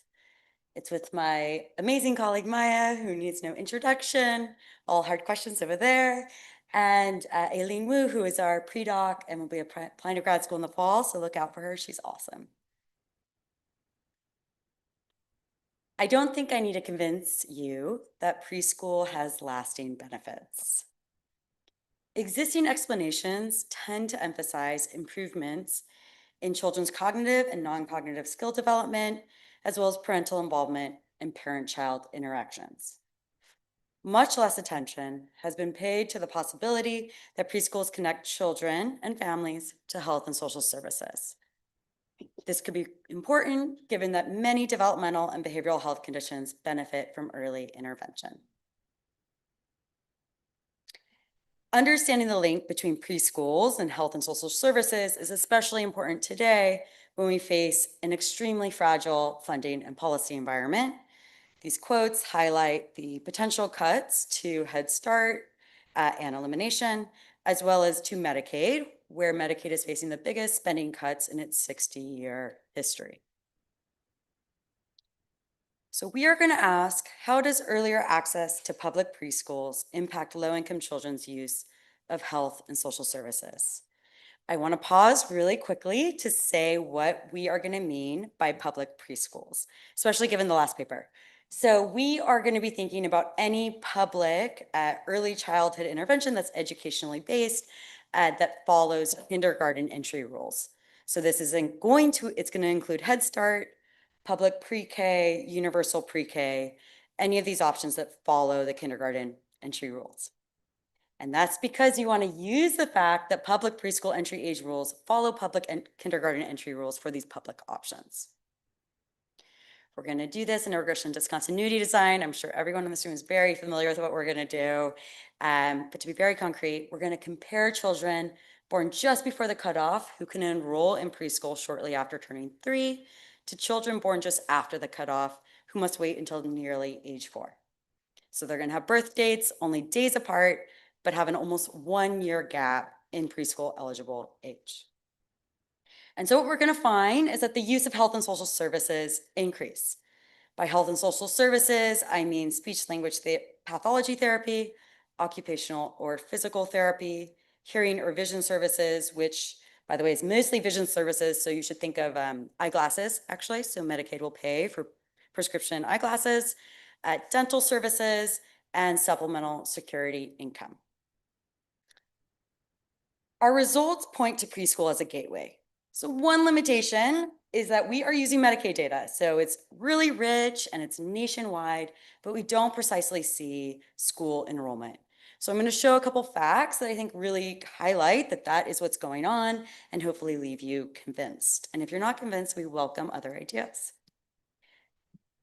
We're going to start by showing an increase in services delivered by school and non-school environments. So a very nice feature of the data is schools can actually bill Medicaid directly for services provided within the school, and we see that. In terms of relative effects, our effects are bigger, or the relative effects are bigger for the in-school services, but there's an also increase in non-school environments, which suggests there may be a referral pathway going on. Second, we're going to look at diagnoses of behavioral and developmental health conditions, and so show those increase. We think those link really nicely to the services, but also link to the kindergarten entry age literature that has shown that these diagnoses increase in response to school enrollment. So we're going to show something similar, except that it seems to start 2 years before. Third, we're going to bring in 3 placebo diagnoses that we don't think should be subject to the preschool environment. These are going to be congenital anomalies, so Down syndrome, sickle cell disease, and severe intellectual disabilities. So these should be picked up earlier. And we're going to show no impact on those. And then lastly, I'm going to show some results that show the effect by age, and we will show that these effects grow across ages.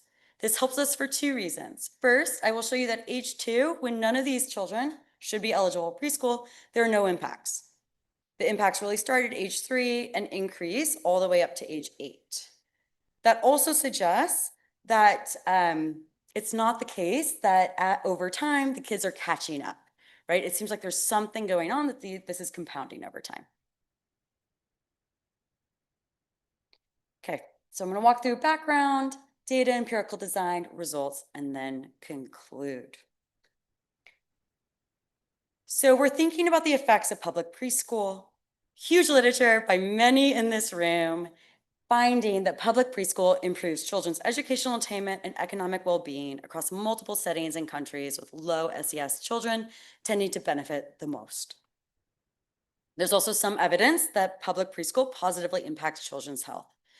There's quite a bit of work thinking about Head Start that finds an increase in preventive care, decrease in mortality, and this really nice paper by Sherry Gleed and co-authors looking at the rollout in New York City of universal preschool, and they find an increase in diagnoses and screenings.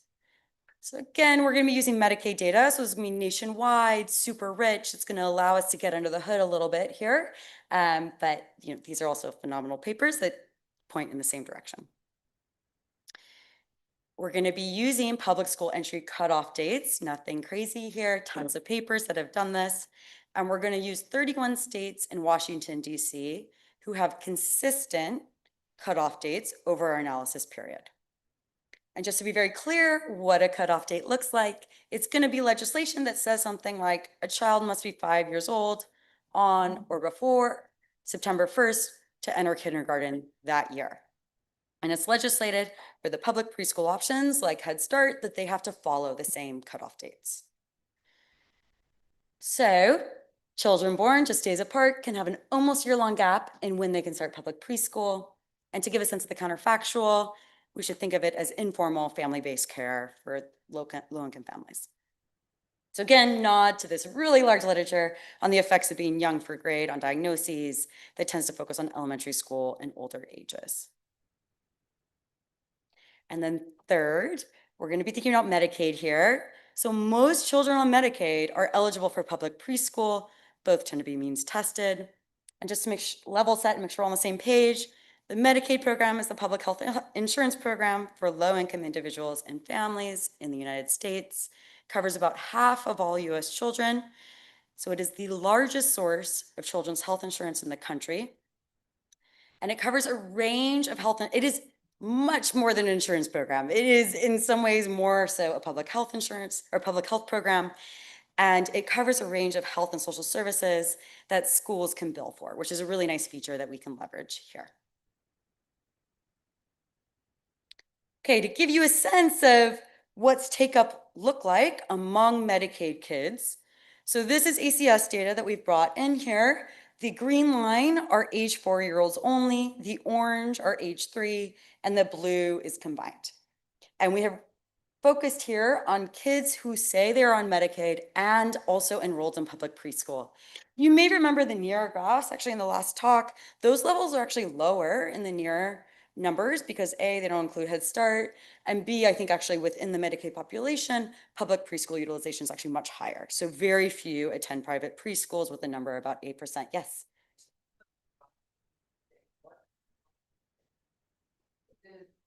They differ a lot since you kind of got an intensive treat sort of setting. And so you mean included like why to even just be in this 32 number? Yeah. So why are we getting rid of the other ones, the other states? So the first key thing, so the first key thing is we want states, which I'm going to show you in a couple slides. We need a cohort design to get around the max to TAF transition. So we want states that have a consistent cutoff throughout the period, which is going to be 2011 through 2019. So that's going to knock out some states. And then we are excluding one state, which is Connecticut, that has a January 1st cutoff because there are lots of other things that we know are correlated with January 1st. And that kind of leaves us these 32, actually. So not all states, many of these states could have only Head Start and nothing else. Yes. Mhm. Okay. I think that's right, right? As a universal pre-K, it's going to serve a lot more kids. Absolutely. So we're remaining agnostic about that. Yeah. We are pulling them all. That's right. And actually, I actually don't think this result is in the paper right now, but we have looked specifically at states that have a universal pre-K, and those states have much larger treatment effects than the states that don't, but they both have an effect. Here, actually in this revision, we decided to take it out because we thought it was a little confusing because we're remaining kind of agnostic on what public preschool is, and that seemed confusing to reviewers. But we welcome feedback and if we should bring that back in. Maya, you got that? Okay, great. Thanks. Okay, so this leaves us about over 40% of 4-year-olds who are enrolled in preschool, self-reported, and about 18% of 3-year-olds over our period. And again, we are going to be focused on 2011 to 2019, so that's why you see that on the x-axis. All right, to walk through the data and empirical design. So we're going to be using Medicaid data from years 2011 to 2019. We have to get a little bit clever here because we do have a transition through this window. So we're going to focus on 2 cohorts of kids who were born from March 2008 to February 2009 and March 2013 to February 2014. So why have we chosen those months, March and February? It's because the modal cutoff is September 1st. And really the changes here are like some states are August 31st, some are September 15th. So we wanted to have kind of a good window on either side of September 1st. Second, why did we choose those years? We want cohorts that fall entirely within a consistent data format because there are lots of things that changed over this data format. So that's how we get around that. But it does mean for our 32 states, we do kind of want states that are consistent so we don't have to think about how treatment effects differ on either side, even though they are fairly similar. Second, we're going to restrict to children aged 3 and 4, defined by their exact birth date, residing in these 31 states and DC. And that's going to give us a sample size of about 2.4 million children. Okay. So our outcomes are going to be measured as ever receiving one of these outcomes at age 3 and 4. We do this for 2 reasons. First, this helps us get around kind of an age at measurement potential issue. So it makes us a little bit more apples to apples. And the second thing is when we think about diagnoses, there's actually lumpiness in when kids are diagnosed. So for instance, Down syndrome, if you look at the claims, only shows up once every 2 years for kids. So this allows us to kind of get probably what we think is a more accurate viewpoint of what's going on with the kid. So our main outcomes are going to be speech language pathology therapy, occupational or physical therapy, hearing or vision services. And as I mentioned earlier, this is mostly vision services and things like prescription glasses that Medicaid is paying for. Dental services, so this is going to be cleanings, fluoride treatments, and cavity fills. And then whether or not they're enrolled in supplemental security income. Yes. Are you able to look at kind of services received later? Because I'm wondering that in some of the education literature I've looked at, I've never anything about Medicaid claims data, but there's a pattern of, you know, early entry age cutoffs, like the kids will receive, they identify for special education services a year earlier than they would have otherwise. But many of the kids will eventually, you know. Yeah, so I think you're asking about catch-up. Yeah. Yes, so we're gonna look exactly like this and don't find much evidence for catch-up at all. And I wanna also push back against this special ed description, because I do think some of these, like dental services, right, or vision glasses are not necessarily special ed. Some of the things might be covered, provided Medicaid funded. But I'm wondering whether other things, I know that lots of public schools offer speech language pathology as part of, you know, services for students with, you know, various needs. I'm not sure how often they bill Medicaid, a 6-year-old or a 7-year-old qualifies for speech pathology services. Is that going to show up on your data? And so you might not be able to catch up on some things, but maybe you are able to catch up on other things. I just don't know about that. Yeah, so you're worried about selection into and out of the Medicaid program? Kid like doesn't get speech pathology at age 3 or 4. But they get into the school system, they're like a year later, they're gonna eventually get speech pathology services at age 6, but it's kind of provided by just purely the public school system. And is that always billed to Medicaid somehow? Yeah, so this is a great point, thank you. Yeah, so I will admit my home group's right across the way in healthcare. So you guys may know better than me, but my understanding is that there's this Kate Beckett provision that means that regardless of income, I think actually maybe it's up to some level, but fairly high, especially for children, schools can actually bill Medicaid for all of these services. So they are billing on the back end regardless of whether or not you have private insurance or fully insured by Medicaid for the schools provided. And actually special ed, you know, I would say we are not specifically focused on special ed, but the special ed example is a really good one in this case, because my understanding is that special ed is Medicaid is paying for all of those kids on the back end. So they're actually billing for it. No? Great. I Please know. tell them, yes, educate me. So Connecticut isn't one of your states, but Yes. I know that in January Connecticut, 1st. there's a law that states are supposed to bill Medicaid, but, or schools are supposed to bill Medicaid unless, like, it would be a hardship for them to do so. So there's a. So do you know how many schools actually end up billing Medicaid? Or how many have a hardship? You know, so basically it tends to be higher income schools that have less Medicaid students. That don't bill? That don't Okay, bill. because but they don't pay the have to administrator. bill. And so the policies may actually differ across states as to whether they bill Medicaid or not. And I also know that looking at state level billing for some services, it's kind of weird because some states don't seem to be billing very much. So I don't think you can assume that everything is there. Mhm. The other thing I was wondering about, could you elaborate a little bit more on why supplemental security income is here as a outcome? Well, given that we saw that some of the diagnoses do increase, and for instance, like very severe ADHD is a qualifying condition for SSI, it seemed like a very natural thing to think about. Like, does it actually lead to downstream enrollment in programs? Especially because you may be worried, especially like the ADHD case, right? Everyone in this room probably has a strong prior about that one, but that you may be worried that these are more marginal diagnoses. And so if you're actually qualifying for SSI, I think that suggests that it's not necessarily marginal. And then the last thing I will say, which I hope we'll have, and I'm really looking forward to your guys' feedback some time, is we're gonna spend a couple slides thinking about welfare, which I think is a little challenging in this context, although we're gonna do our best to say that we think these are welfare improving.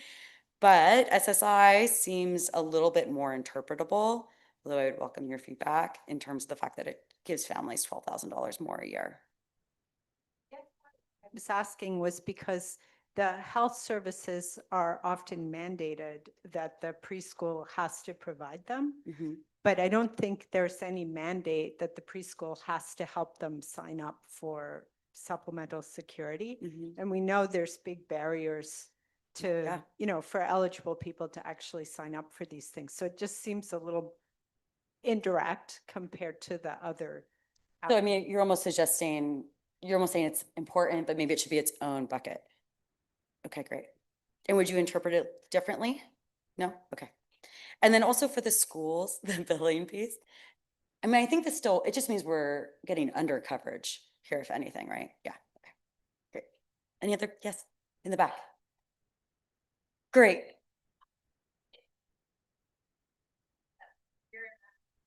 So you'll probably see that it's always reporting or never. So if you wanted to put a lower bound, because I think you're right, you're like undercounting the school services. So particularly like charter schools or any like small program might not have the staffing know-how to navigate that. So you're undercounting those type of schools, like smaller enrollment, smaller. Yeah, and it sounds like almost the schools that would be missed are probably better at delivering these schools, if anything. But if you just assume the average impact, that would give you an.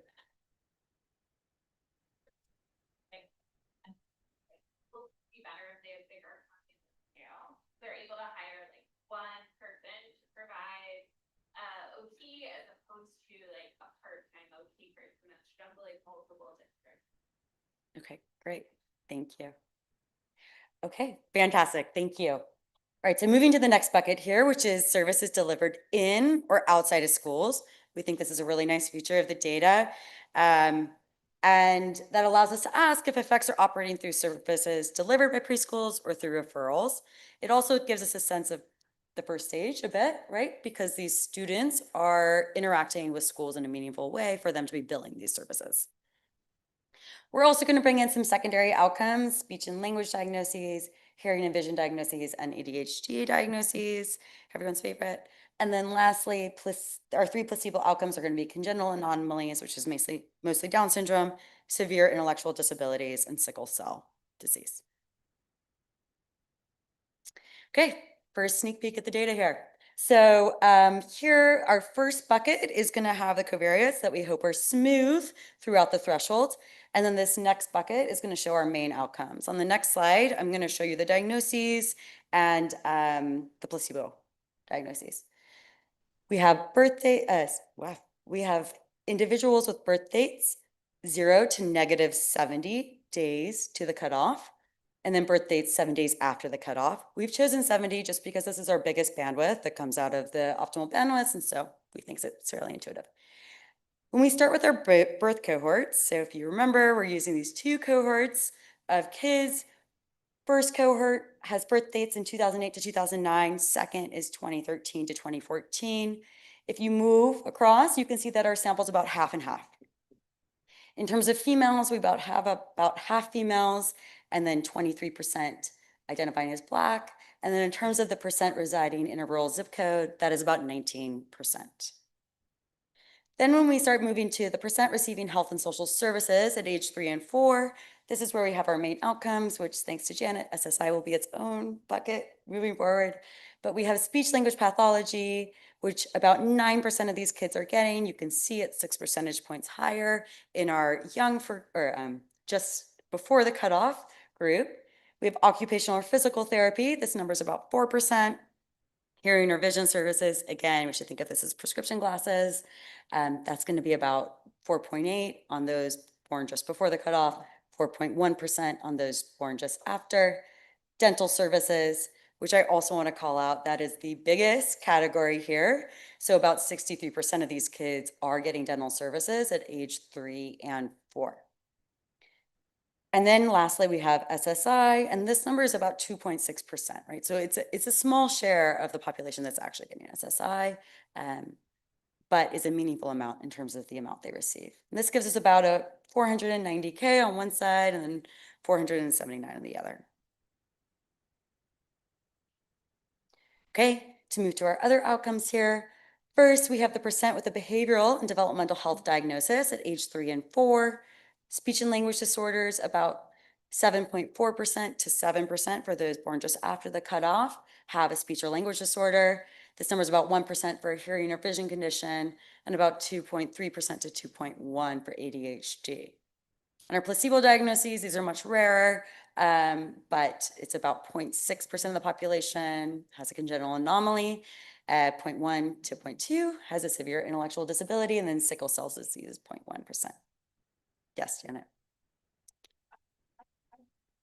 Might be remembering wrong, but I think the Hong paper had asthma as one of their They did. outcomes. Yes. So that seems, since it affects lots of children, like it would be a good thing to look Yeah. for too.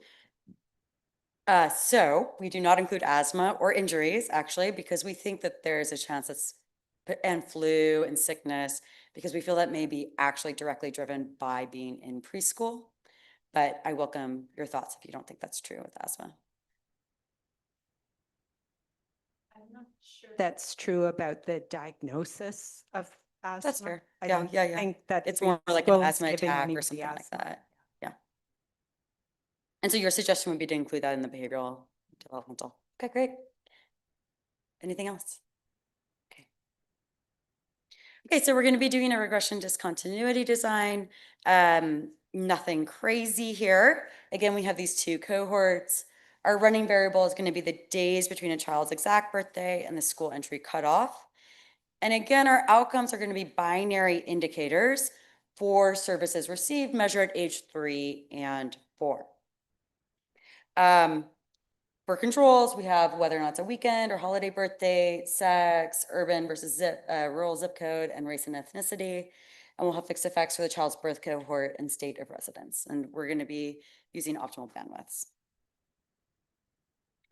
Okay, so to walk through results, let me just tell you where we're going before we go there, and then I'll get this question. Actually, let's do the question now. So how do you think about fast tracking and redshirting in this context? We remain agnostic on it, right? Like it could totally be happening in the background. I will say we look at the distribution of births though, and it's very smooth through the threshold.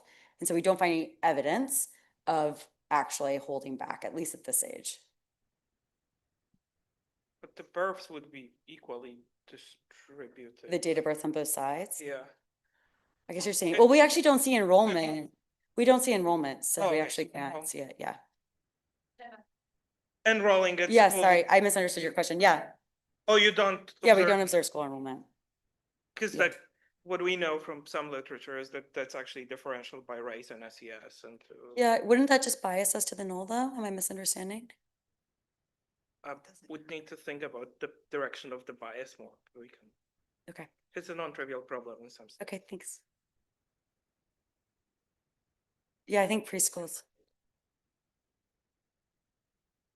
Yes. Sorry, when you say the distribution of births, is that just? Sorry, in the your distribution of birth dates. Birth dates, but is that within this Medicaid sample? Yes. Okay, so it's not like the school has to like prove someone's Medicaid. Like I was wondering if Medicaid could be an extensive margin here. Or No, it is a great that- question. okay. Obviously, it was the first thing we looked at. Yeah, because this is, we don't, in our robustness, we actually do have a continuous enrollment restriction. Everything's the same. Oh. So it's not a worry, but in our main sample, we don't actually apply that, in part because we get a little bit more sample size and it's maybe more representative, but yeah, similar either way. Yes?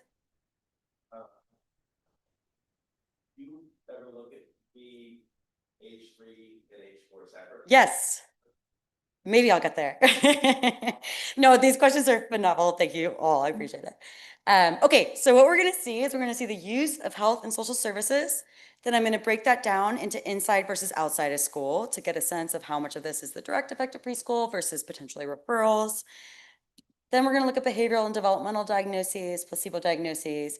We will look exactly at the effects at different ages, heterogeneity. Spoiler alert, everything's actually the same across those buckets. So I may skip if I don't have time. And then we'll spend a little bit of time thinking about welfare and conclude. Okay, so this is our first outcome here, which is speech language pathology therapy. We're going to see a lot of these graphs, so I want to spend a little bit of time orienting us to these graphs to make sure we're all on the same page. So the x-axis has the number of days between the school entry cutoff date that is specific to that state and the individual's birth date. So as I mentioned, which you may remember, the modal cutoff date is September 1st. And so 0 in a state where September 1st, people born on September 1st are able to qualify early. 0 would represent someone with a 9/1 birthday. The y-axis has the percent receiving that outcome at age 3 and 4. And again, these are binary outcomes, right? So we can interpret that as percents. So here, as you may remember from the table, for those born just before the cutoff, the average percent receiving speech language pathology is around 9.6%. Also, you'll notice that there's some numbers to the right, and those are the point estimates from RD Robust. They're not going to always line up exactly with what you see because of the fact that RD Robust is doing some things under the hood, like kernel density weighting, and then we have our controls, but it'll be very similar. We have the standard error, and in case you want a cheat sheet, 3 stars means 1% level, 2 stars 5, and 1 is going to be 10% level.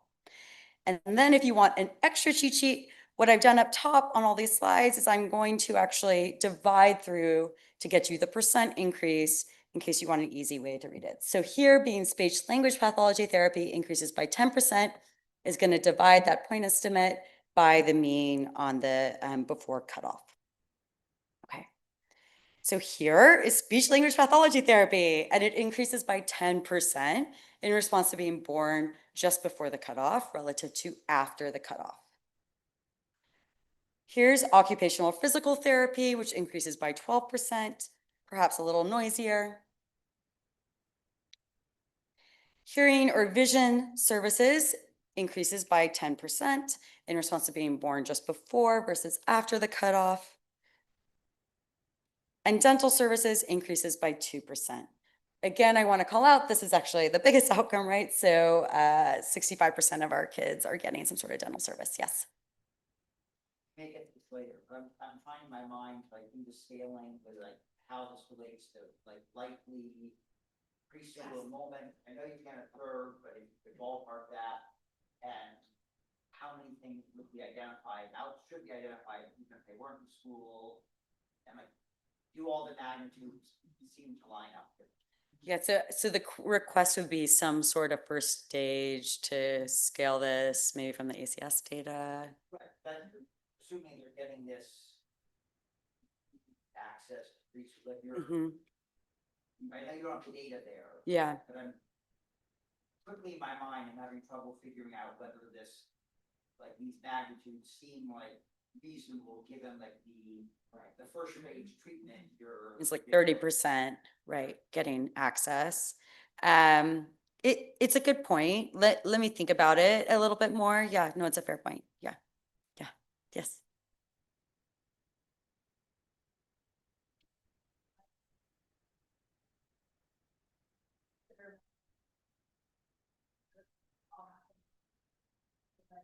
I'm thinking, I'm sorry, I go to school for the first time, grade 1, first day, I can't see the board, I can't see any, it's very immediate kind of shots, right? So like September would be like, if you see things that are like very, there's gonna be some other things that are like target for somebody to pick up, that actually the child needs something.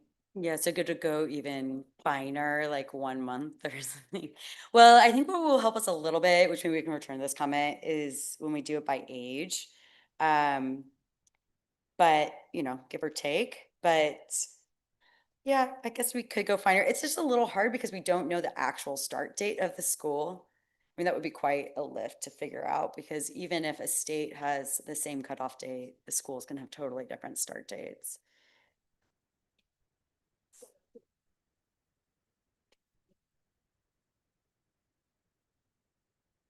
Yeah, and so that age. I'll think more about that. It's an interesting idea. Yeah.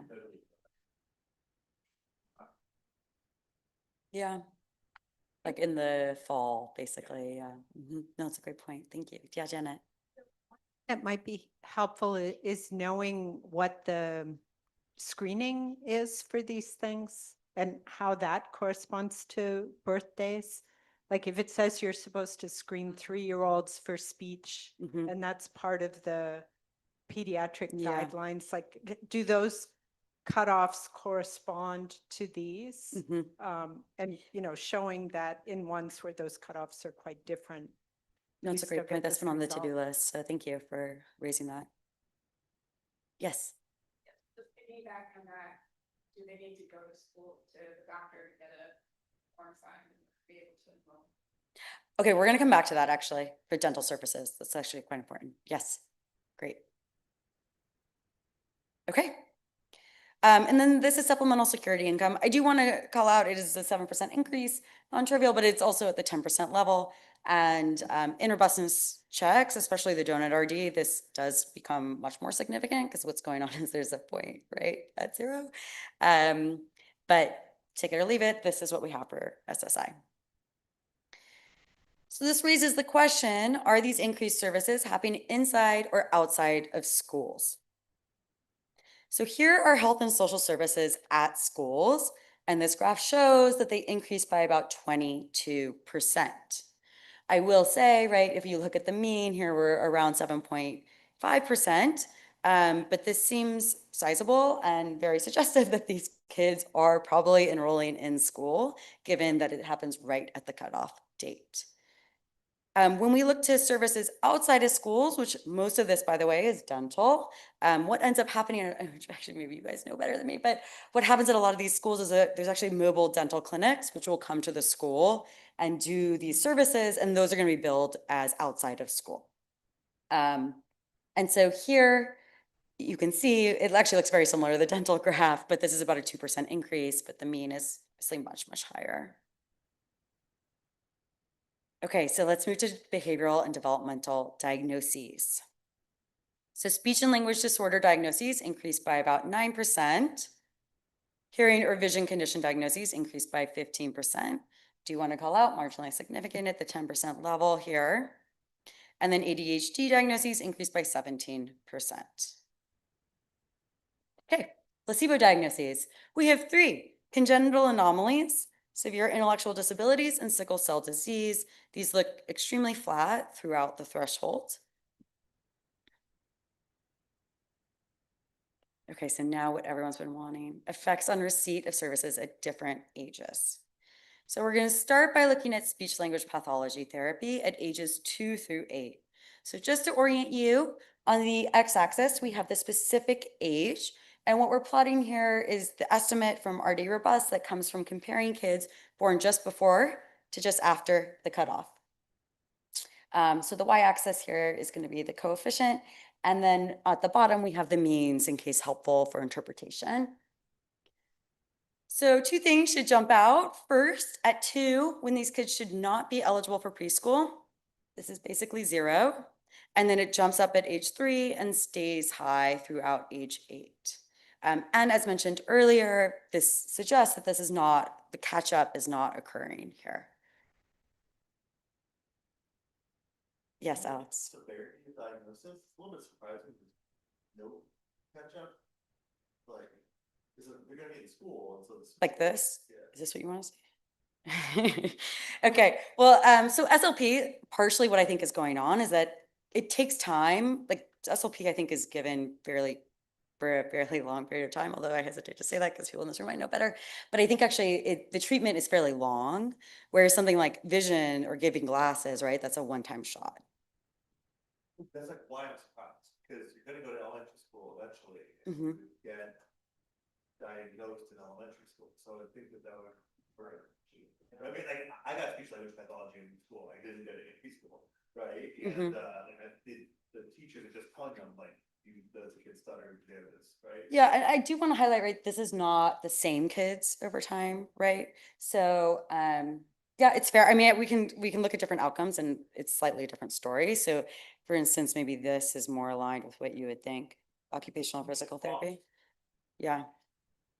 Yeah. You guys look at the same kid, and they're like, this child ever received by age this, and this.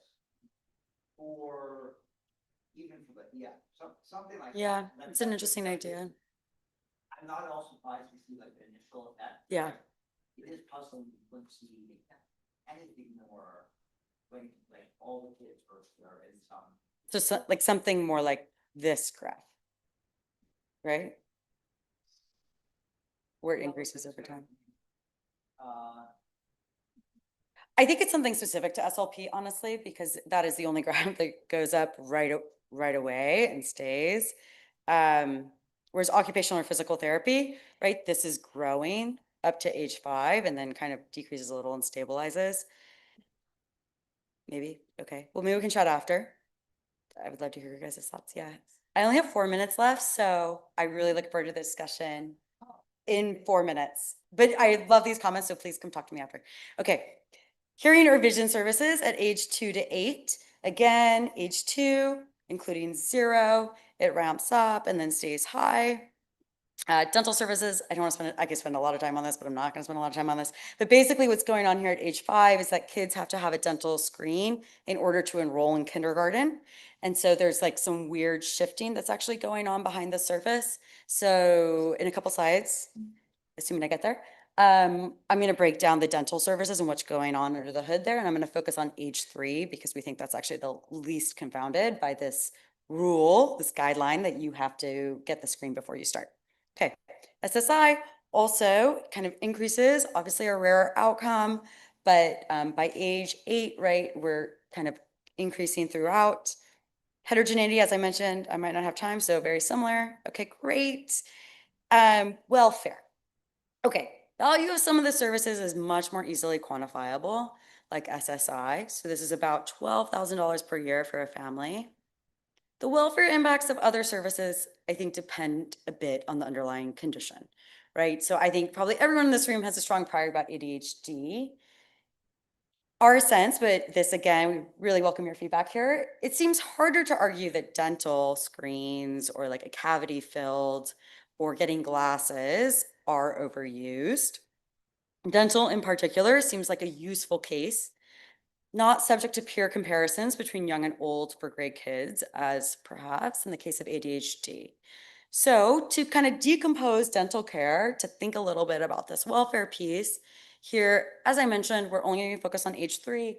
So on the left, we have diagnostic and preventive dental care, and on the right, we have restorative dental care. So the preventive and diagnostic, and we chose these 2 categories, by the way. These are the 3 biggest categories that are going on under dental. It's not everything, but it's the 3 biggest. So it seems like there's this increase in 2% if you're born just before the cutoff, but this does not translate into restorative dental. Yeah, maybe the graph is not the clearest in the world, the point estimate's negative, but I think it's certainly the case that restorative dental care is not higher for those born before the cutoff. Some of you are shaking your heads, so I would love your thoughts after about what else to do. I think the welfare question, as many of you in this room have grappled with, is hard here, and these are our best ideas, and so we welcome more. Okay, in terms of robustness, it's all very similar. And now to conclude.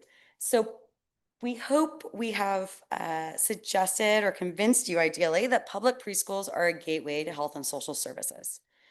So Medicaid covered children who are eligible to start public preschool shortly after turning 3 are 2% more likely to receive any health or social service, just like the aggregate category, than those who have to wait to start preschool until they're almost 4. These effects range across outcomes.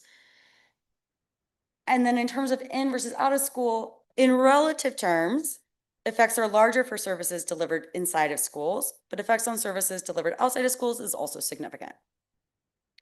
It suggests that both this direct effect on receipt of school-based services and indirect effects via referrals, service mechanisms. Behavioral and developmental health diagnoses also increase, which may make children eligible for some services and programs like SSI. We are showing here that public preschools connect low-income children to the health and social service system in ways that extend beyond the classroom.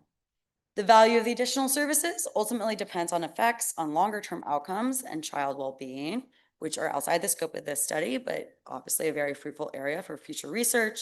And these results on dental care suggest that early preventive care may avert later problems that require restorative care. Thank you.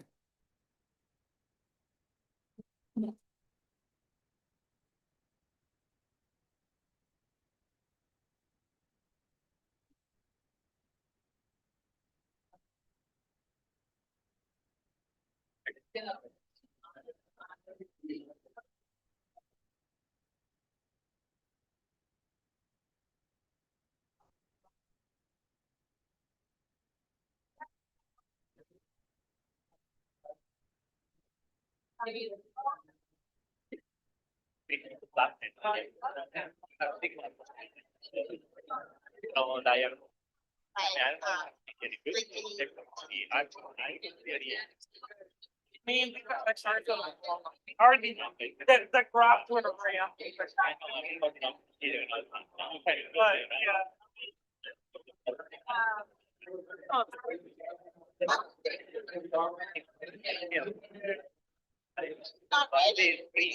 yeah.